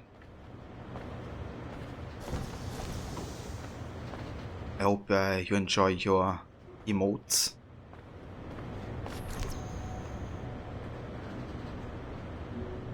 So yeah, quite interesting what Desmond says here though, in the memo. You know, basically by what happens in Revelations, at the very end when the sync nexus happens, which means that Desmond basically synchronized with all the memories that Ezio had to show him. He could actually leave the Animus, but it meant that Clay got deleted, or his consciousness. So what Clay did is he kind of shielded Desmond, and by shielding him, all of the memories kind of transferred over to him. When he got deleted, really.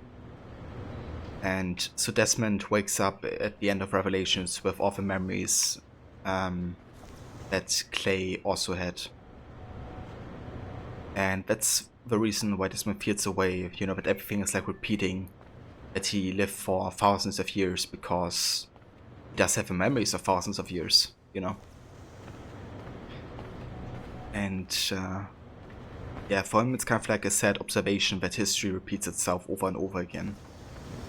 Which, you know, kind of is the case, I guess. So yeah.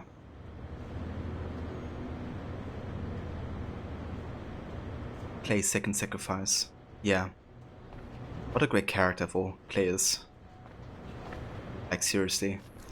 I can only recommend playing the Lost Archive DLC for Revelations as well, if you guys are more interested in Clay's story. Saw that yesterday, Bluetech? Oh, very nice. Yeah, dude, the ending of Revelations is such a emotional roller coaster.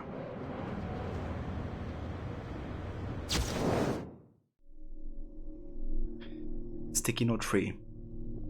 Being that also understood that tools, homes, cars, cutlery, pencils, tablets, books, chairs, domesticated animals, light bulbs, mobile phones, sex toys, vacation homes, sofas, lounge chairs, swimming pools, and CNC are indirect byproducts of our genotypic expressions, otherwise known as extended phenotypes, we submit. Some more rebelling of that one person.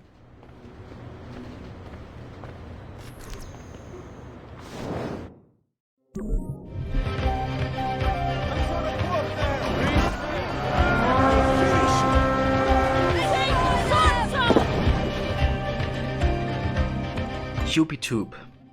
Welcome, dude. Thank you so much for the trade. Welcome everybody from Ubi stream. I hope you had a good one. Thank you so much for doing that. Can I get a shout out for Ubi actually?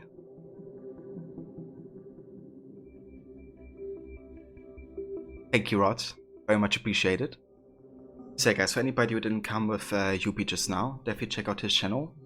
He's a great dude, a great streamer, a big fan of multiplayer games, plays Valorant and Rocket League and lots of other games. So yeah, definitely check it out if you haven't. And yeah, it's going pretty good. We're playing some Black Flag today. Doing some modern day currently, so like hacking computers and finding out secret information. Yeah! So yeah, doing quite well. Just doing some raw stuff currently. How was your stream with Valorant today? And Infinity Dude, thank you for the Prime Gaming 17-month resub. Thank you for doing that. And how's it going, dude? You're doing fantastic. Oh, that's good to hear, Yubi. I'm glad to hear it. So is Valorant the game that you're currently focusing on? Or what are you like streaming at the moment? Cheers, Milky. Thank you. I appreciate you coming in with the raid there. The stream was great, had a few wins, which was nice. Oh, very nice. Mainly Rocket League, but sometimes Valorant. I see. Yeah, Rocket League is still my major multiplayer game as well, when I play it on Mondays. Infinity just in an ESL match at the moment. Where's the lamb sauce? Come on, man. I just need it. This is the lamb Where's the lamb That's the lamb sauce? Right here, chef. I Lamb had it. sauce is coming up. Good old Gordon Ramsay.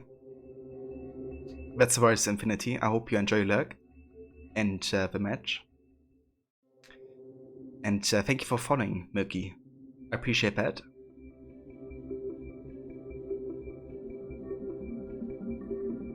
Just trying to game as much as possible now. The wife is due with your first baby in 3 weeks, so just waiting for that as well. Ah, I see. I mean, yeah, that's understandable. I wish you all the best, guys.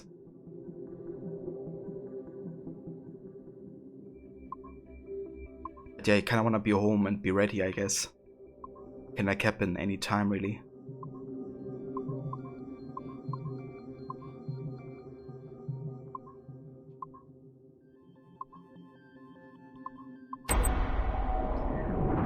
Citizen! Citizen?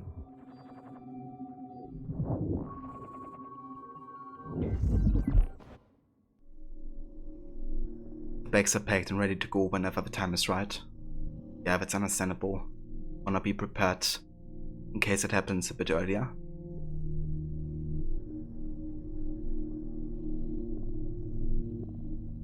Right, so we have found another document by Abstergo about the Alea ghost lights. It is the opinion of this researcher that inadequate attention has been paid to Southeast Asia, and in particular the Himalayas. Our research into first civilization peoples and the subtle fingerprints they have left throughout the world will benefit greatly from further investigation into this region. For example, You may find a prime example in the form of the Alea ghost lights. Often reported by fishermen, the lights appear over marshes and possess the power to distract, waylay, and even compel victims to drowning, but have also proven useful as navigational aids. Gas seems like too facile an explanation. Has genetic memory research yielded evidence of anything similar yet? Also gas or something else, in the Himalayas these are said to be the souls of the deceased fishermen. We really don't take fishermen seriously enough, do we? How many times has a simple fisherman village yielded significant information, if not treasure? It's actually true. It's like the fishermen villages that usually, have like more important stuff.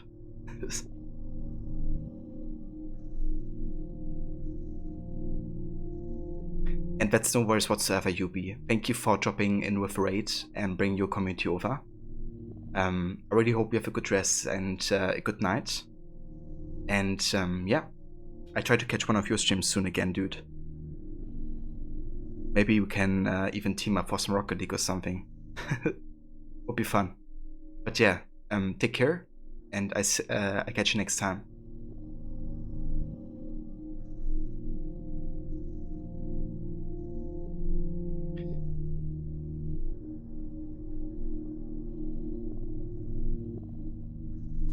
Yeah, let's try that. It'll be interesting to see how the ping differs with like, Europe to Australia, but we can definitely try.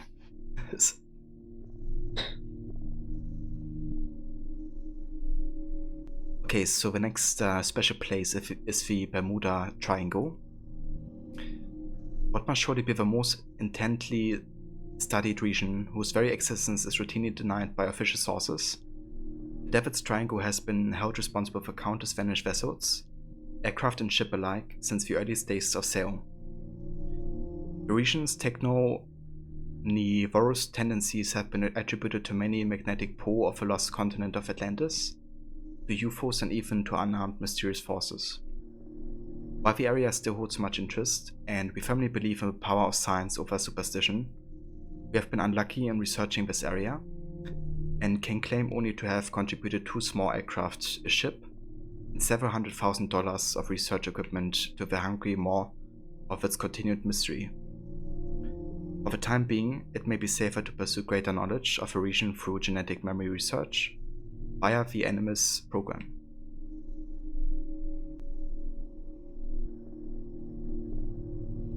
Then we have Chichen Itza, which is the Mayan pyramid in Mexico.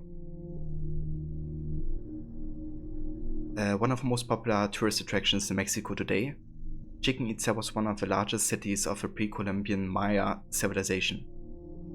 Boasting a mix of architectural styles from across the empire, it also is known to include contributions from members of the first civilization, believed to have fought on the front lines against the human rebellion. In particular, the technologically advanced system of caves, tunnels, and puzzles that runs underground between the Castello Temple and the Cenote Sagrado are rich with first civilization artifacts. Excavated in the 18th century in a controversial dig ordered by Madeleine de la, these range from prophecy discs to rings and shards. Voluminous in quantity, they are minor but culturally significant artifacts which, as a collection, provide us with the best picture we have of life on Earth in the months preceding the Toba catastrophe. The site is currently under federal protection, but we are close to reaching an agreement with the Mexican government. So in this case, the Toba catastrophe is kind of like what happened 75,000 years ago, at least in the universe of Assassin's Creed, which basically led to the demise of the first civilization and all of them dying. Another thing you see at the end of Revelations.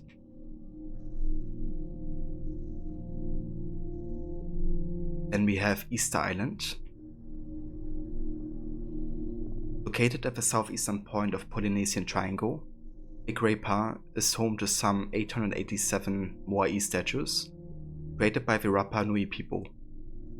One of the most isolated inhabited islands, a territory of Chile, Protected as UNESCO World Heritage Site, it has proven difficult to study closely in this century.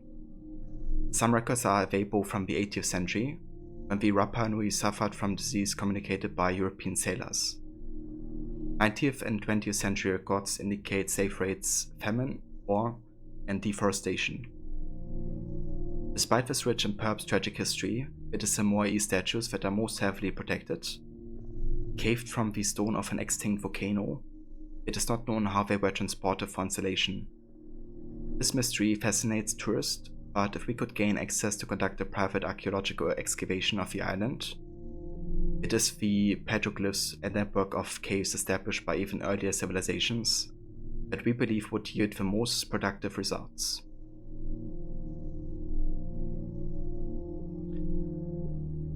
And we have the Lake Vostok. Working with our Russian partners, we have secured an agreement to commence research into the subterranean lake, addressed deep beneath Vostok Station, in the accurately, if poetically named Po of Cold, on the East Antarctic ice sheet. Sitting approximately 3,500 meters above sea level, this freshwater lake rests 4,000 meters beneath the surface. The core ice sample was extracted in 2012, and we will soon begin research that should provide a paleoclimatic record going back some 400,000 years. Isolated fossil water reserve samples may prove even older. Only time and science will tell what genetic marvels these magnificent samples will reveal, if not a new window into first civilization life itself.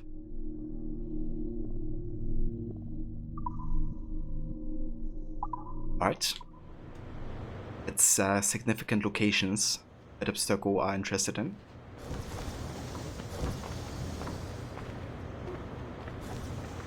But yeah, I think I'm gonna head back to the Animist novel. We have been doing Modern Day for quite a while, actually.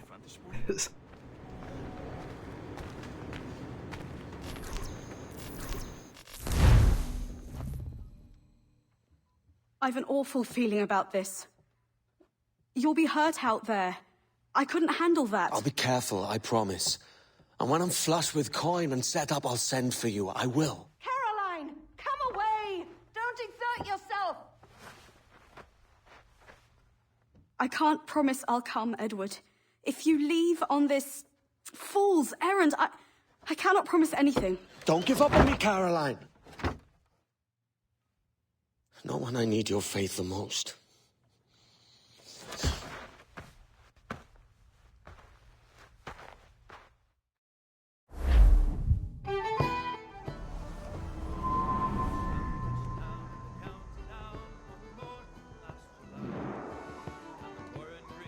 Putting some shape to your sentiments?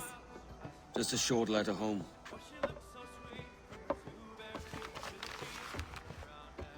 I reckon she's past caring anyway. Oh, you're a hard heart that should be softer. Or soft in parts that should be hard. And how is it you're so keen for his hard parts, Mr. Rackham? You'd like to know my secrets, would you? Oh, aye. Give me a small hint, like. Or a large one if you're an upright gentleman. Open your hand. Oh. Who's shooting? Might be them ships sliding into port. Jesus. I like how he says Jesus.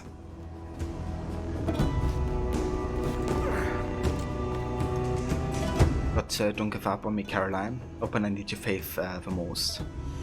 Yeah, that's a very powerful quote. It's one of the finer things that I guess also triggers Edward to finally set out into this life.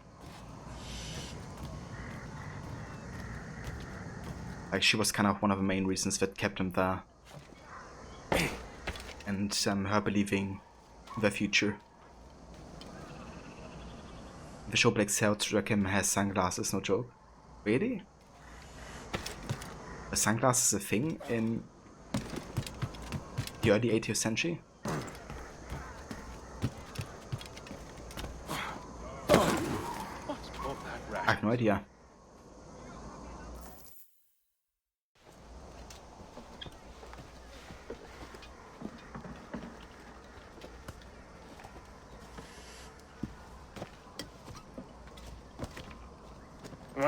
I'll be hanged.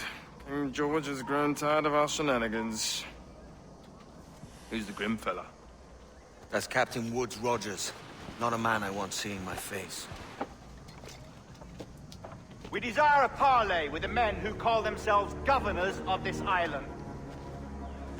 Charles Vane, Ben Hornigold, and Ed Thatch. Come forth, if you please. Hear about the king's pardon, I reckon. What the hell is Hornigold doing? Lily living punk! What are you men up to? I am grateful for your geniality, Captain Hornigold. I assumed our reception would be a troubled one. Don't mistake my decorum for deference, Governor. I'm eager to hear what you have to say, but of uncertain mind otherwise. Very well put. It's a fairer shake than I expected to see from any pirate. But I promise fair treatment to all who hear me out. Only wait a while longer, Governor Rogers. These rascals will show their true colors in time. Calm, Commodore Chamberlain. I have given Captain Hornigold my word that we will be equitable. Won't do you a lick of good. Men like him are a blight on His Majesty's reputation and a peculiar cancer afflicting the new world.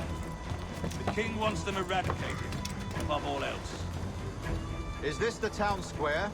As close to one as we've ever had. Incredible. It's no cleaner than a dog's kennel.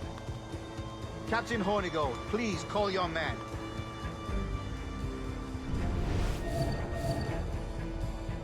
Rackham, Vane, the governor's come calling. Bring Burgess and Cochrane as well.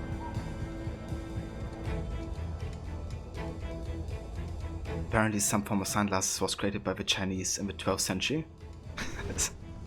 Well, I guess so it's technically historically accurate? I don't know. I guess they weren't as widespreadly useful. Take this shanty town as if it were your own. Maybe they bought it like a, I don't know, Chinese ship, which had sunglasses.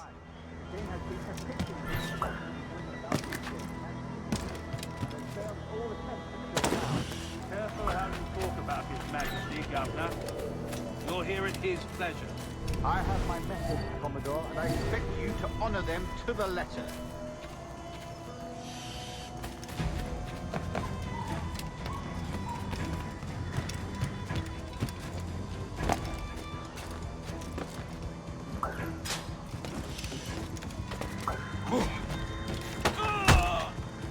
Disperse, a lot of you.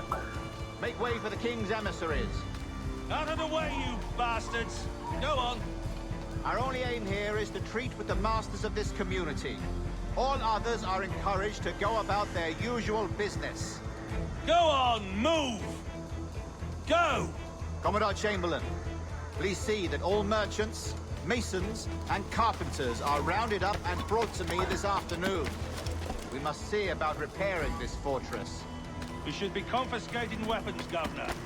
Send these pirates a clear, strong message that the king's emissaries are not to be trifled with.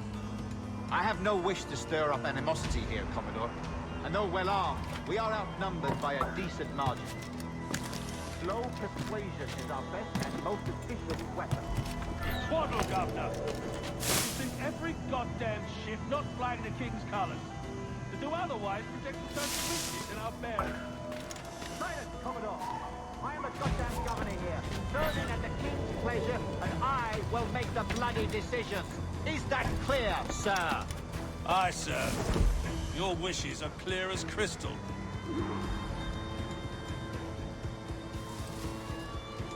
I got shot. Yeah, that seems likely. Kind of have like a modern interpretation of sunglasses that could have been used during the time. But yeah, it's kind of a funny image actually. It's a show I have yet to watch.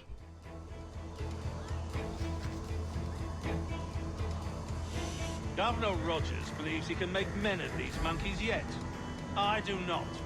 Return to your post and await my orders.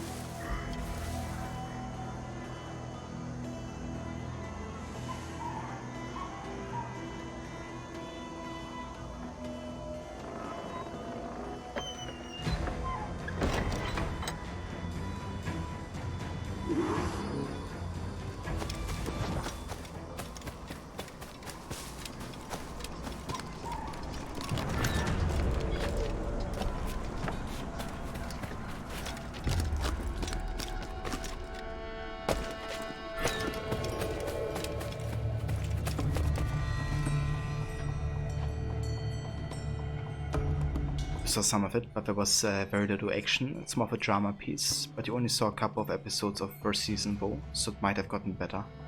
I see. I think I talked about it with Shadowhide to this, aka Stormmarked now, and he said that the show gets like more action later on in the seasons, I think. There's some really good battles. But yeah, I reckon it's also like kind of dependent on the budget that you have, right? Oh shit. Faster! That didn't quite work.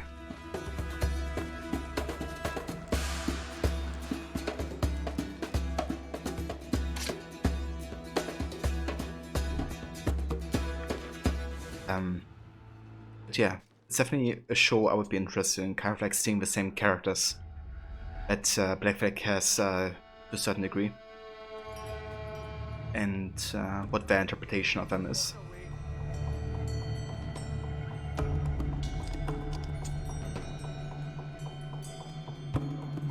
Okay, we just gotta wait for a sniper to come over here.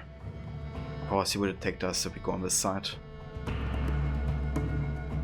Blast it all! He's lost us! Yeah, I mean, that's definitely fair, Rod.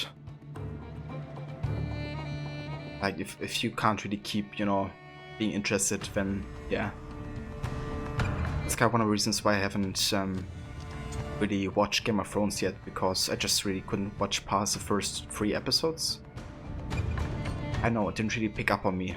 I didn't find it super interesting. But I reckon that also changes later on.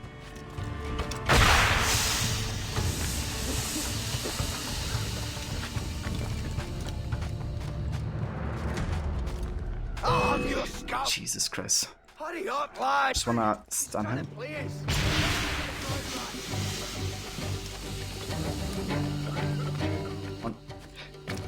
Nothing. There we go, finally. I wanna get these hanging from a ledge objectives.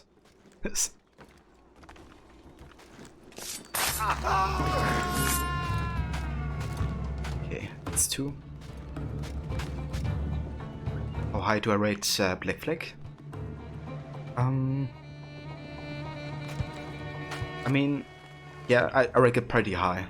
If there would be like different tiers, then it would be very close to being the best tier.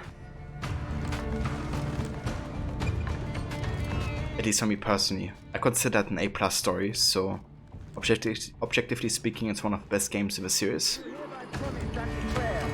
But I still prefer AC2 and Origins over this game.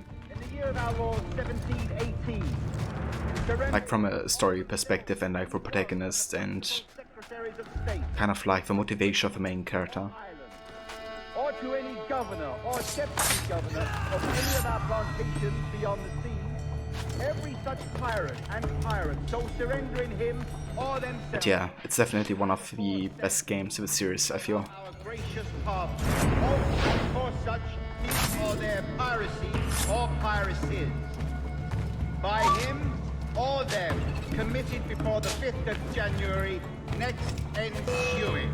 And we do hereby strictly charge and command all our admirals, captains, and other officers at sea, and all our governors and commanders of any forts, castles, or other places in our plantations, and all our officers, civil and military, to seize and take such of the pirates who shall refuse or neglect to surrender themselves accordingly.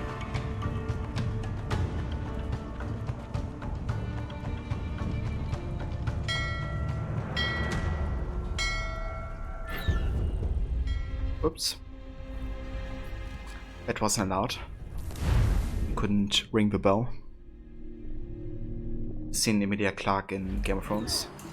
Yeah, that's true. She's in it.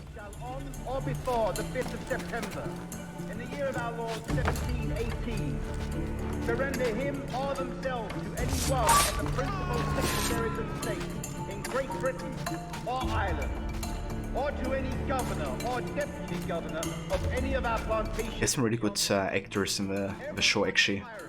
Pirates, so surrendering him or themselves, as aforesaid, shall have our gracious pardon. Of and for such his or their piracy or piracies, by him or them committed before the 5th of January, next ensuing, and we do hereby strictly charge and command all our admirals, captains, and other officers at sea, and all our governors and commanders of any forts, castles, or other places in our plantation, and all our officers, civil and military, to seize and take such of the pirates who shall refuse or neglect to surrender themselves according. I didn't see anything.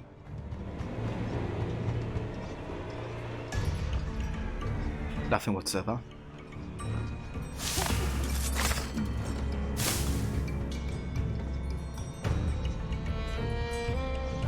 Cheers, Ronnie. You have a good one as well. Thank you for coming by. And yeah, have a good day.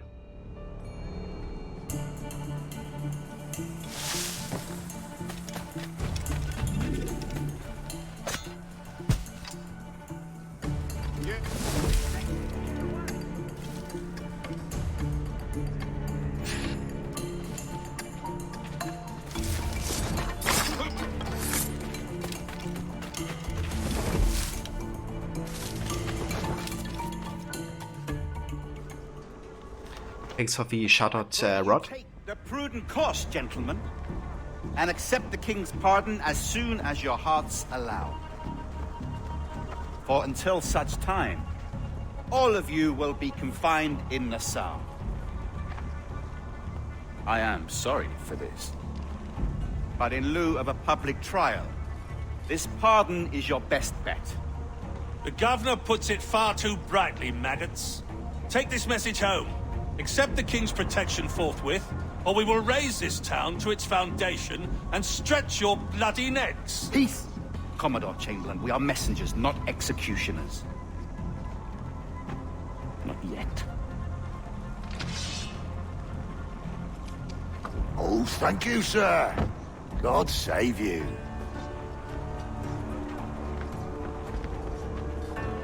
Look on this as a stroke of fortune, lads. We should take the king's pardon and salvage what dignity we own. Peace. I'll be hanged before I surrender to that bobbin. Check your head, Vane. We had here a rare opportunity, a chance to take something base and shape it into a government made and maintained by men of vision. But in 2 years, we pissed it away. I won't make that mistake again. It's truth he's telling, and you whelps can't handle it. Adieu, you forecastle-headed fuddlers.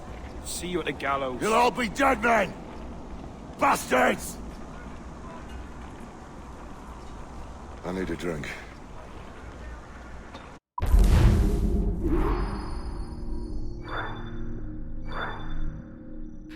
Yep, that will surely solve the issue that you're having. Yeah, that's sarcasm of Wayne. I really like his character actually, and the voice acting especially. But yeah, he's also deeply flawed, of course. And yeah, that makes a good character to me for, you know, if there's things to like and dislike.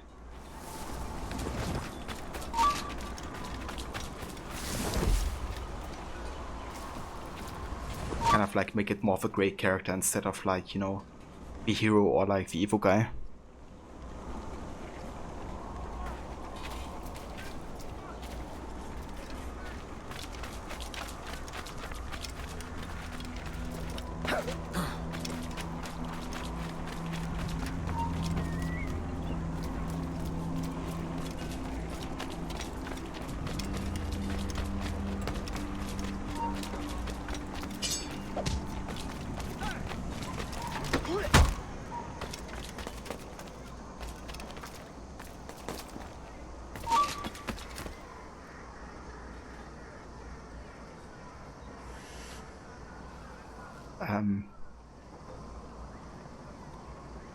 Can't we jump into something here, can I?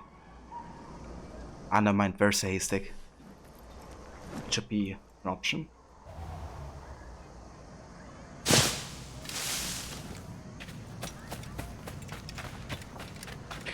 Yeah, that's some more depth, and it also makes them seem more realistic, I guess, as well. Of course, you know who's like perfect. Yes. The thrifty man's refuge here. All the prices are trifling. Or you know who doesn't have like any types of like issues or something. So it's kind of good when BTR also portrays that.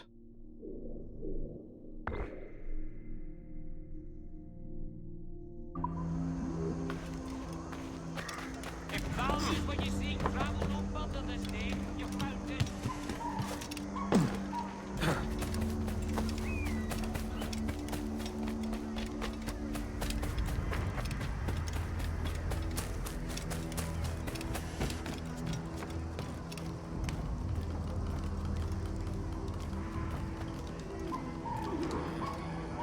Gunpowder plot. Look at him. Turncoat. Makes me bloody ill to think on how many times I've put up with Hornigold and his self-righteous shite. Verily, you are a man of principle, Captain Hornigold. A man I believe I can trust with my best ideas. Faith, and we'll survive this, Charles, with our pride intact. That's confidence. You brewed a plan I might get a taste of? Nassau is over, that's plain to see. I say we skip out tonight and regroup at my compound. Fair enough. What's your angle? The Brits have brought their supplies ashore, see? If we nick some gunpowder and pine pitch, we can build a fire ship and send it straight at the blockade, blasting it to smithereens. Aye. We'll use Rackham's ship. You ain't a capable captain. My conscience is clear. Right. Well, you get the gunpowder, I'll secure the pine pitch. Like how he's like putting his hood on, but he doesn't have any hood. The foreguards on 1 kill streak and use blowpipe darts on 10 enemies. Okay, we definitely gotta go to a shop. Quick.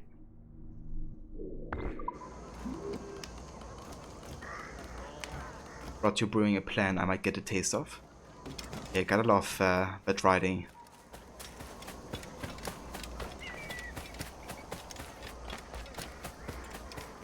So kind of combining like two things together there.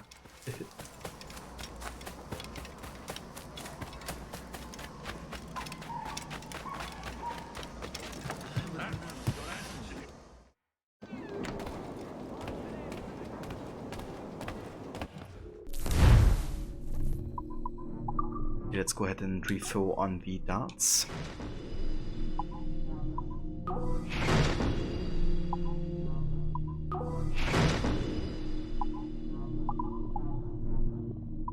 And then I'm gonna change my outfit back to the classic robes.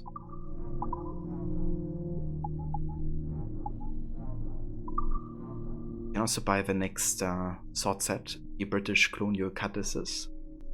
We have cutlasses popular among the settlers of the British colonies in North America.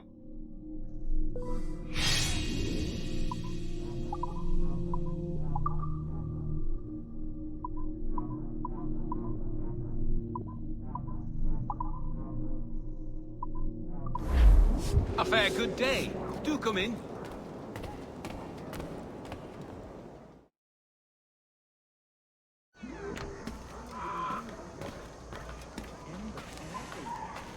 Be you of a buying disposition, come and I'll provide satisfaction. You've no need to shop anywhere else, good folk. I've got it all. If you're not entirely overjoyed by what I have to offer, lose your senses. Faster, lads! We're losing ground! You've no need to shop anywhere else.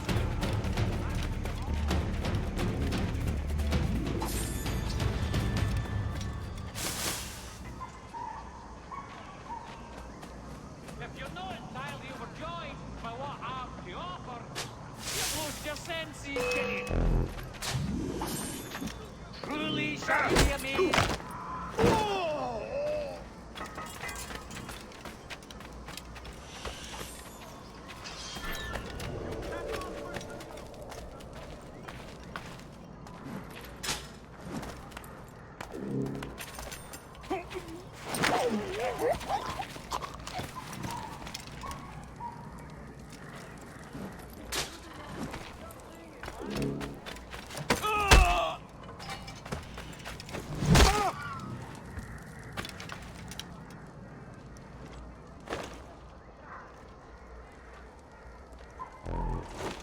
Alright, there we go.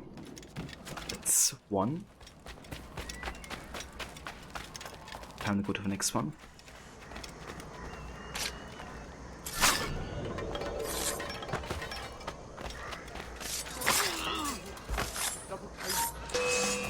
Get out of the bush, you. Okay, let's go ahead and get a kill streak of 4.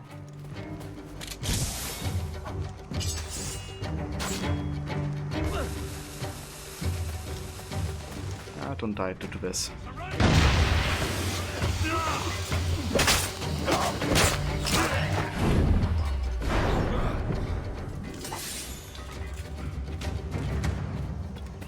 It works.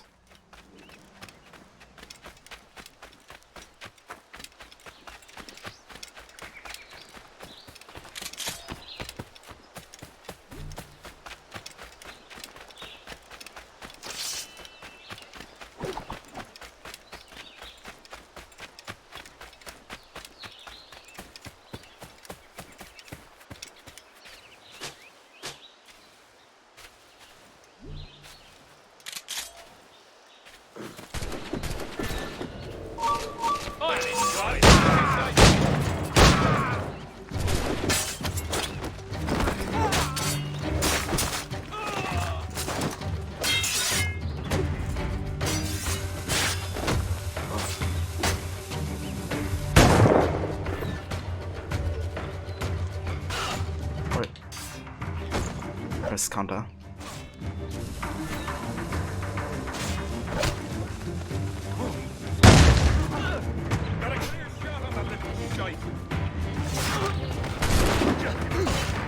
Jesus Christ. Game.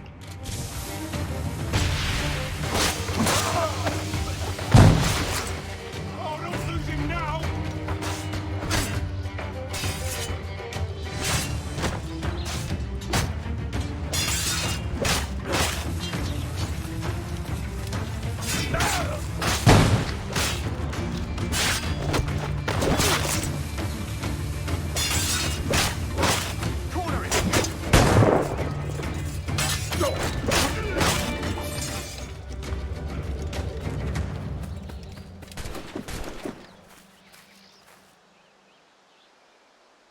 Rockets back to Yamatai Island for you tomorrow. Looking forward to continue playing Tomb Raider 2013. The break between when you last played it and now was good because you're able to really have a fresh experience. Yeah, the last time you played it, did you do your permadeath challenge? Was that the last playthrough that you did?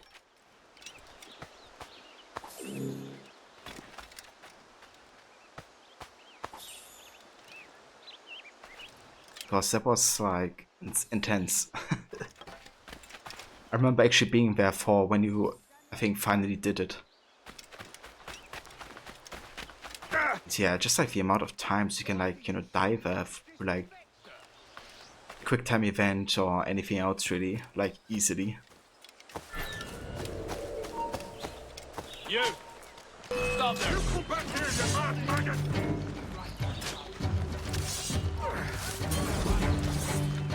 Hold it! Hello! Help me, damn it!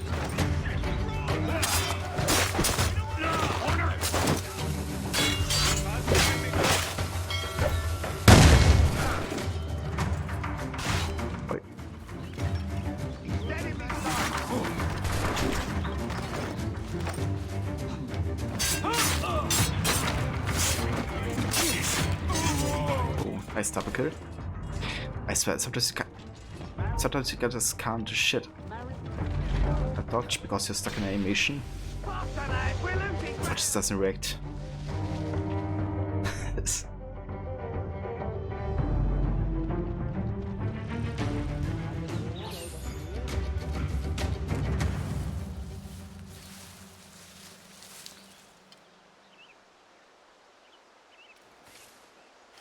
Okay, so it's been long ago. But yeah, that was one intense playthrough, dude.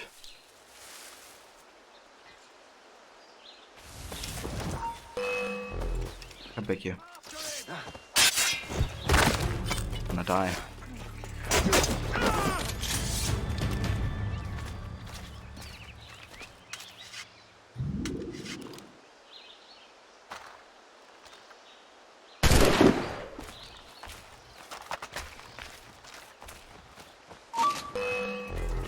I think I can hit him! I got a shot! Got a shot.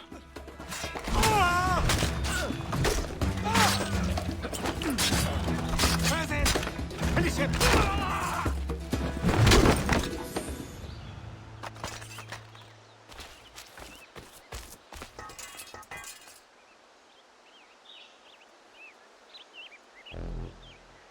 And assume that last week you managed to get through about 2.5 hours worth of game for dying for the first time, and on hard combat difficulty as well. But that's actually quite good. Yeah, what would kill me most of the time would be these quick time events, I think, and just like not being fast enough or something. I imagine that being super frustrating to deal with if that's like part of the primitive I don't know, reason to restart.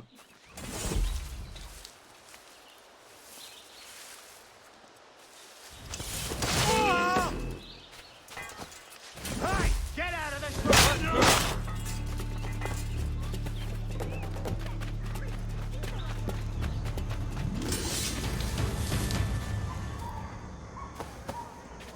And we grabbed Lara and you had to wiggle the control stick, but your thumb slipped, so Lara got thrown to her death. Oh no, dude.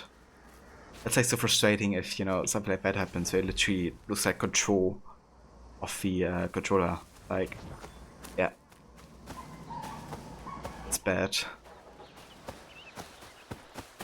It's not even, you know, matter of skill, but just like of bad timing, I guess. I've a clear shot! I've got a clear shot!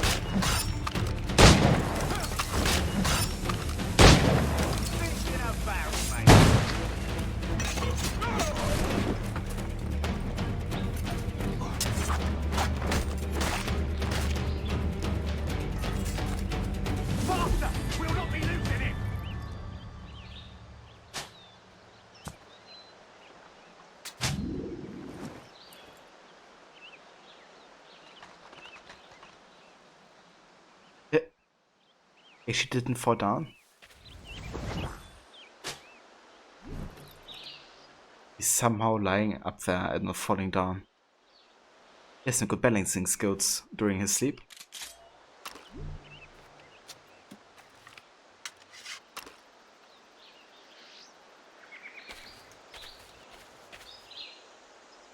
Let's wait till he wakes up. Let's see what happens.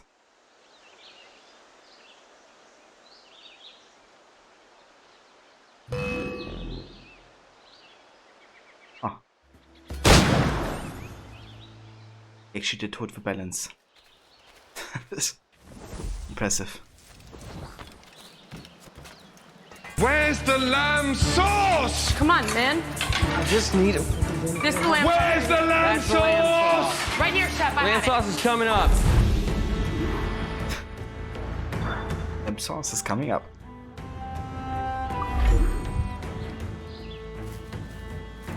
But lower, yeah, there are very difficult and frustrating aspects, especially the part where you have to go down the rapids and then inside the upside down helicopter, then fall through it while wearing a parachute, then flying through the air, having to dodge trees. Ah, that moment, yeah, I remember really struggling with that. Yeah, there's just so many things you have to think about when you do permanent challenge. It's crazy.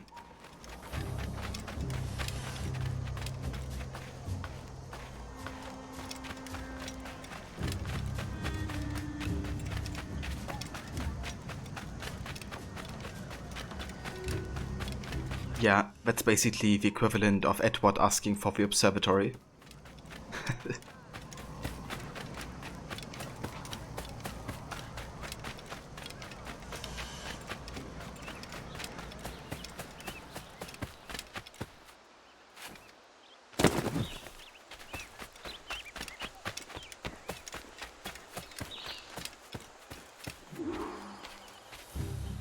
Sequence 7.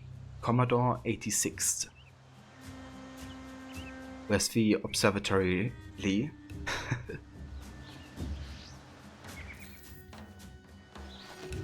Come on, boys, you're lagging. It's this bloody hemp.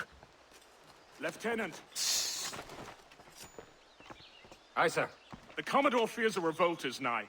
His orders are to sink every goddamn pirate ship now anchored in that harbor, tonight. It's by the governor's wishes, sir.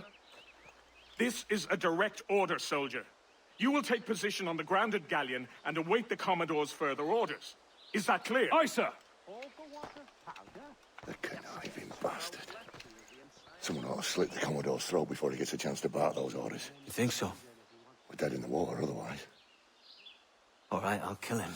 Your brains are baked. I won't take no part in killing the Commodore. Not one of the King's men.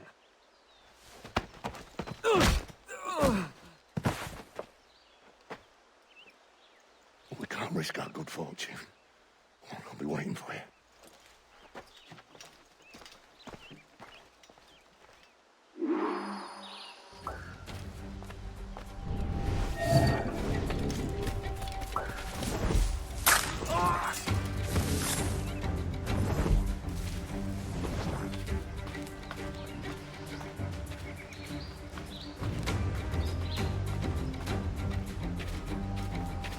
We have information for the Commodore, an urgent matter. Wouldn't a gentleman of your substance fancy escorting me home? Looks as sour blood between them two, Rogers and Chamberlain. What's the issue? Commodore don't think much is a military. There's a rumor going around that Rogers is some kind of Jacobite, or worse, that he's a Catholic. I could think of worse.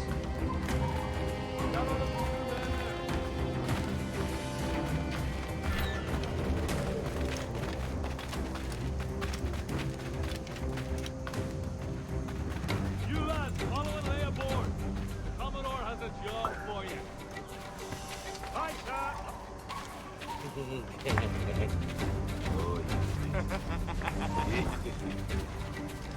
You, stop. Lead on. Wait, I did I lose stuff from my courtesan? Didn't make any sense. Raving about Woods Rogers, calling him a heathen and whatnot. What's happened to set them two off? Bush, man. You don't want the governor's ire brought down on you. Well, I'm much more afraid of the Commodore in truth. He's a serious chap. No sense of humor.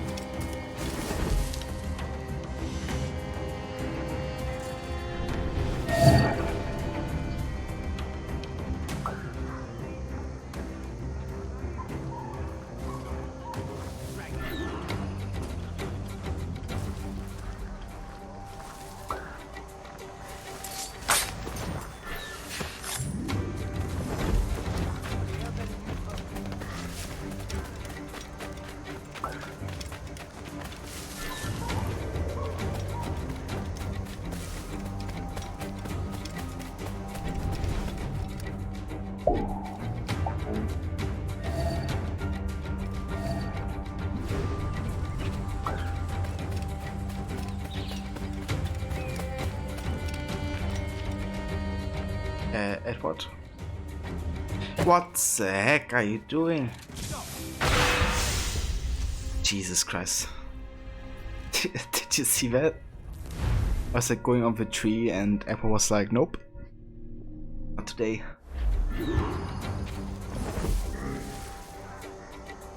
Now I lost my objective as well.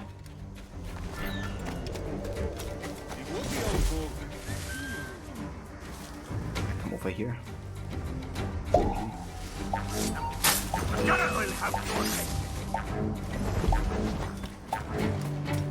You're not that quick!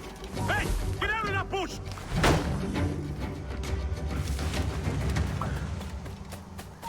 I'll save a kiss. Welcome, mate. How are you doing, dude? Take my sugar! Take anything you like! Take my sugar.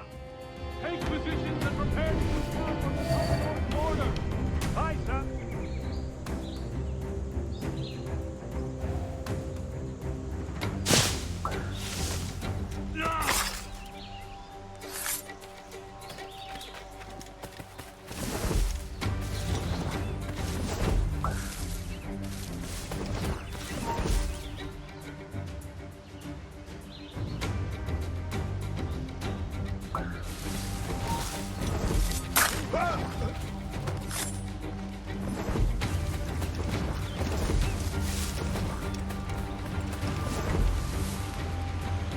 Doing great. That's good to hear, Kez. I'm glad you're doing good.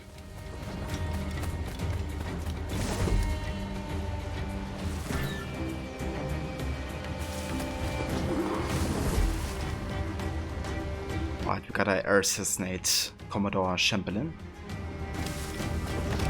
Let's do that.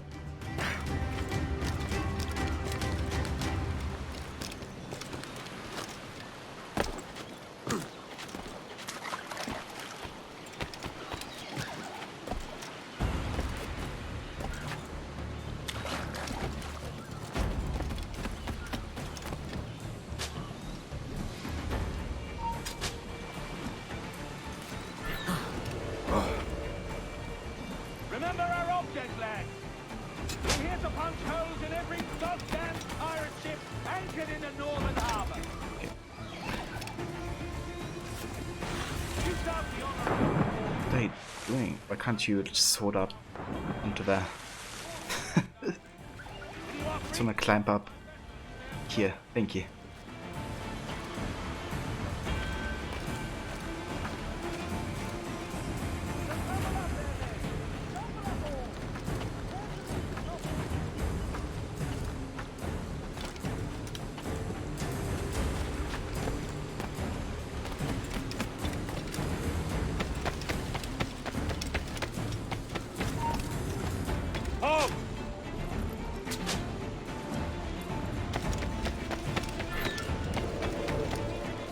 Yeah, right.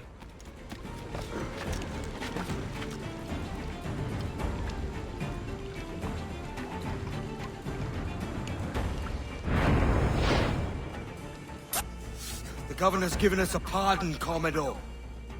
Don't a man's word mean anything in these times?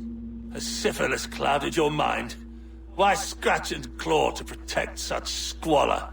Your parasites feeding off the industry of honest men.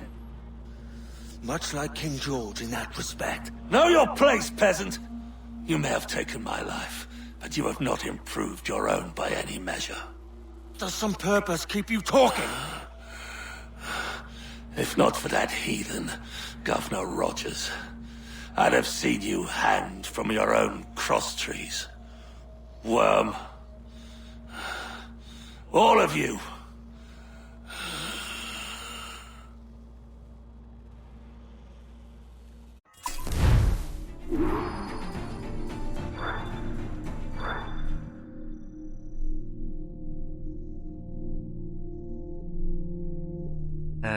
Blackmoon thanks for his crew. Made you smile and laugh for a day you sorely needed to do so.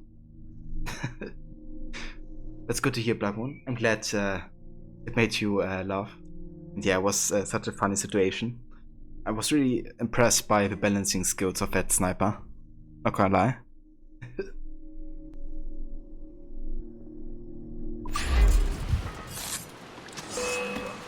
Alright, let's get out of here. He's trying to play us.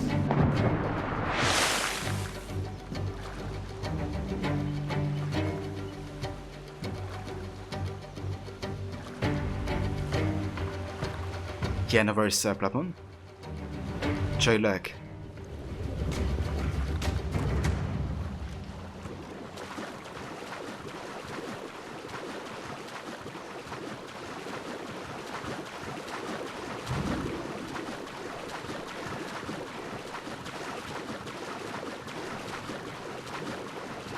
Your brain is still booting up.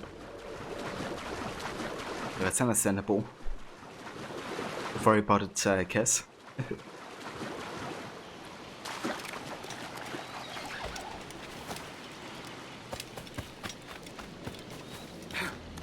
Take my sugar! Take anything you like! Take my sugar.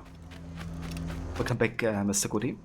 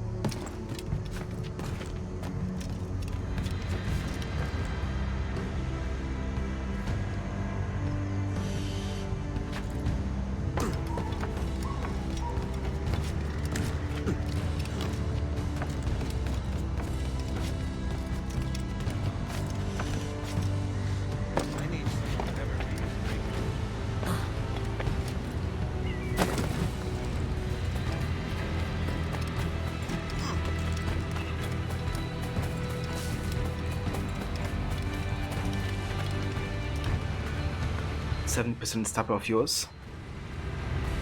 I mean, technically we only utilize a very small percentage of our brain at a time, right? So it's not entirely inaccurate.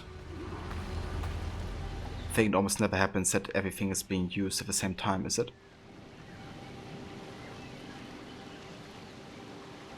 No worries, Blood Moon. Right, we're gonna do the last mission for today. Sequence 7, the fire ship. Commodore's dead. Are we ready? We're close. Got a problem with the galleon. There's a couple of dozen. Bloody hell. You'd raise a cloud here, louts. You sat on enough gunpowder to blow New Providence off its rocks. Lay off me, mate. I'm well chafed. As I was telling, a squad of lobsters has commandeered our galleon. We're gonna have to clear it out before we use them cannons to blow the blockade.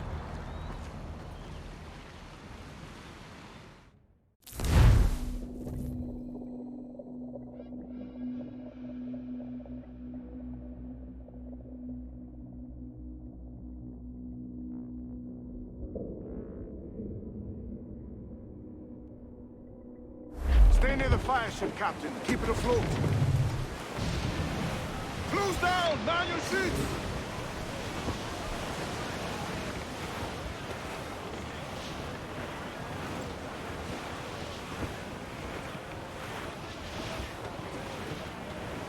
The Brits are on to us. Look there! Fire! Take a shot! Right there, sir!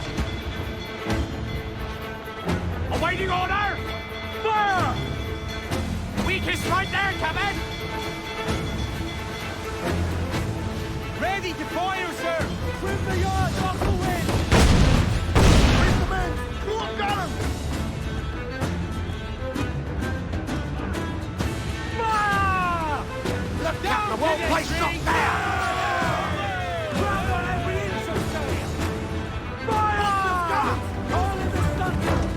Oops. That's a miss.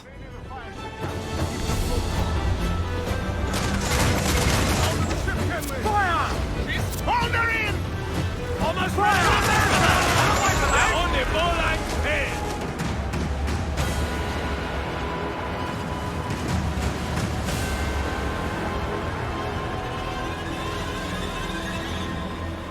Ah, hey Levy. Welcome back. Did not crash, but... Oh, what? What happened, Levy? They got helping guns! We just right there, Taman! They're on the ball like head!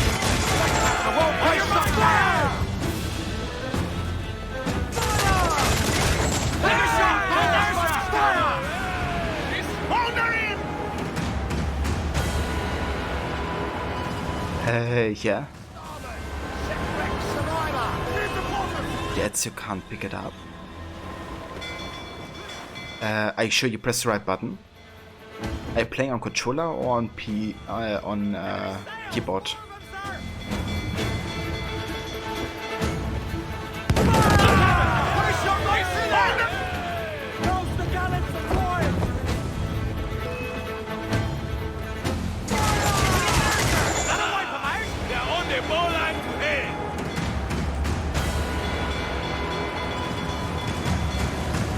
Yeah, the thing is, the layout for PC or keyboard is kind of weird a little bit. And I remember when I first started AC2, it took me like a long time to kind of figure out the right buttons for everything. The fire ship's about to blow! Steer clear, Captain! Opening up, Captain! Damn it. Is it safe? Storm deck! We broke through! Get clear of the fleet now and we're home free! Yeah, so it should be the button that you use to climb down. Or to kind of like hang from a ledge. Captain, look! Fortress!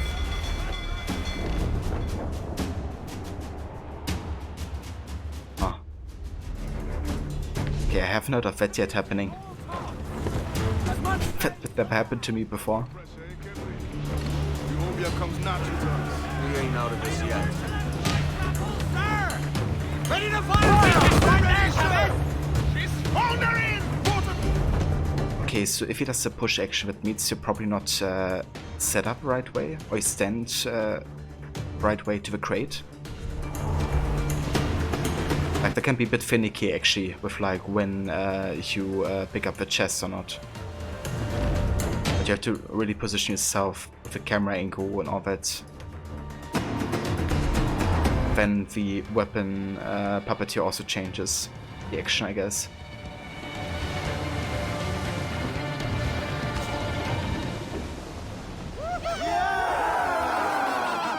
Okay. A mighty mess there. Burn, you bastards! Ah, but really sucks, Debbie. Never had that happening. Prancing about like they took a prize. I saw you have like the weirdest bugs happening, Debbie. I'm really sorry that that's happening.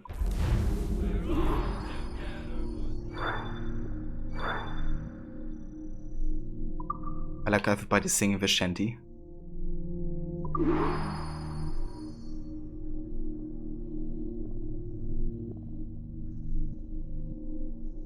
Oh, it's really weird. I don't know. Do you have like any controller, Levy? To kind of like try it on there?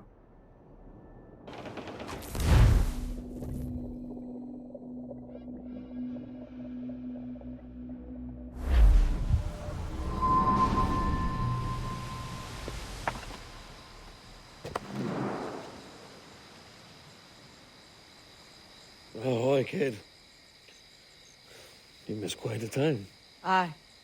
Pity about Nassau and Blackbeard flying the coop. Well, we'll see about Thatch.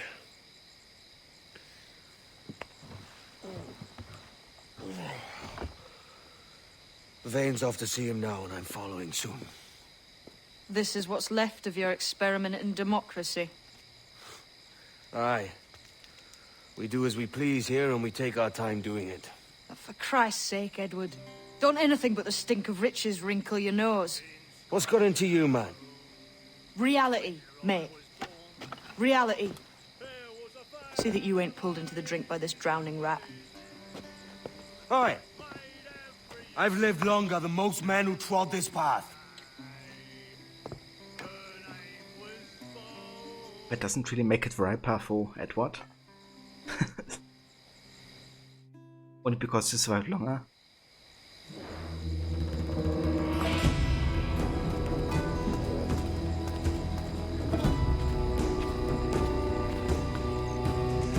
Yeah, that's fair. If you have a Xbox 360 controller or something like that, there's actually a program I have to send you, or like files you have to put into your game files folder to make it like work properly. But yeah, I can send you to that on Discord. Yeah, Xbox One controller, same thing really. You have to do the same there. Actually, I switched up. I think Xbox 360 doesn't need it, but Xbox One needs it. So given that I have Xbox One, I also had to get the program. It's called Xbox 360 CE or something like that. But yeah, I can send you the files later, if you like.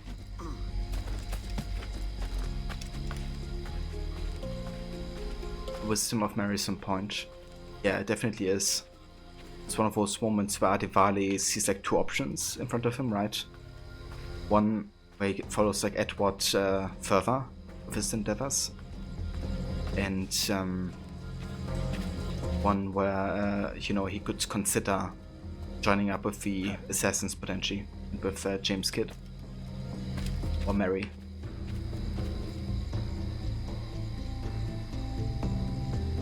Harry Levy. I kind of feel a lot better about playing AC games with controller nowadays, but up until like Unity or something, I used to play on keyboard and mouse exclusively. They definitely get both, and both of their advantages. But currently I definitely prefer controller for most part. Feels kind of a bit smoother, I guess. I don't know.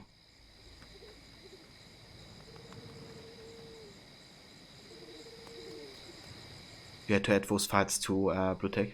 Yeah. Otherwise your setup and like the button layout is completely messed up.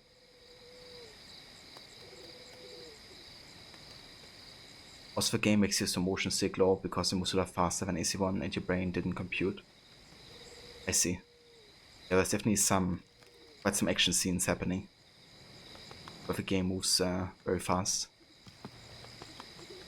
Yeah, no worries. Happy to help.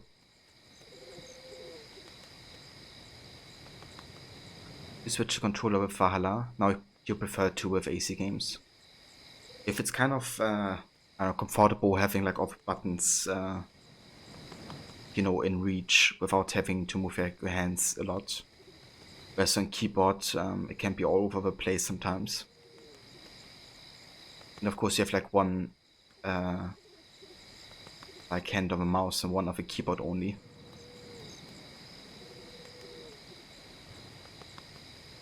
But yeah, I kind of get both preferences for. But yeah guys, this is where we will have to call it for today. So I want to thank you all very, very much for coming by. Let's go ahead and actually quit to the main menu here. And then we're gonna have a locus online so we can start a little raid here. But yeah, let's have a look. I also want to thank Milky for the follow. Thanks again Infinity for the 70-month resub earlier. Yubi, thank you for the raid with a party of 10. If you haven't checked out Yubi yet, he's a really cool streamer, plays lots of multiplayer games like Valorant and Rocket League. Boris Levy, thank you for being here too.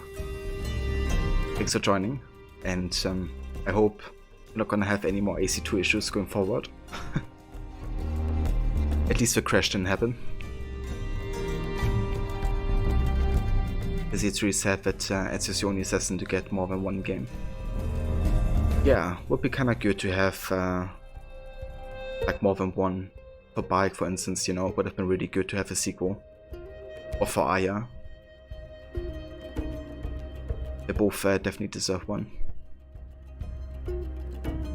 Cheers, Kez.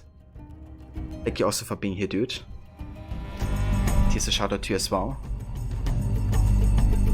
So Kez playing Yakuza, AC Valhalla, Final Fantasy, Man-Eater, and lots of other great games. I also want to give a shout out to Rod as well. Rod is a big fan of Tomb Raider, but also Assassin's Creed and Rockstar games.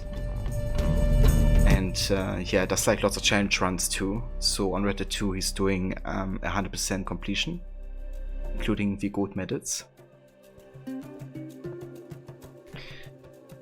Also thanks again Blue Tech for the resub too earlier. I appreciate that, dude, with 8 months. Thanks to Draco and Felis for follows too. And yeah, everybody else for coming by and joining. Thanks so much. Eva Mola, sorry for the timing, but thank you very much for being here and joining. I hope you have a great day too, dude. Ah, you've been lucky, I see. Well, thank you for the lurk, dude, I very much appreciate that. And here's a shout out for you as well. So Mola is, has been doing a community day recently with Busco Stuck, I think. But he's also been playing quite a bit of the GTA 5 role-playing. So yeah, something that quite a few people jumped on nowadays. Looks really cool, you kind of like play the character yourself that you're playing in a way. So definitely check out that as well, if you haven't yet.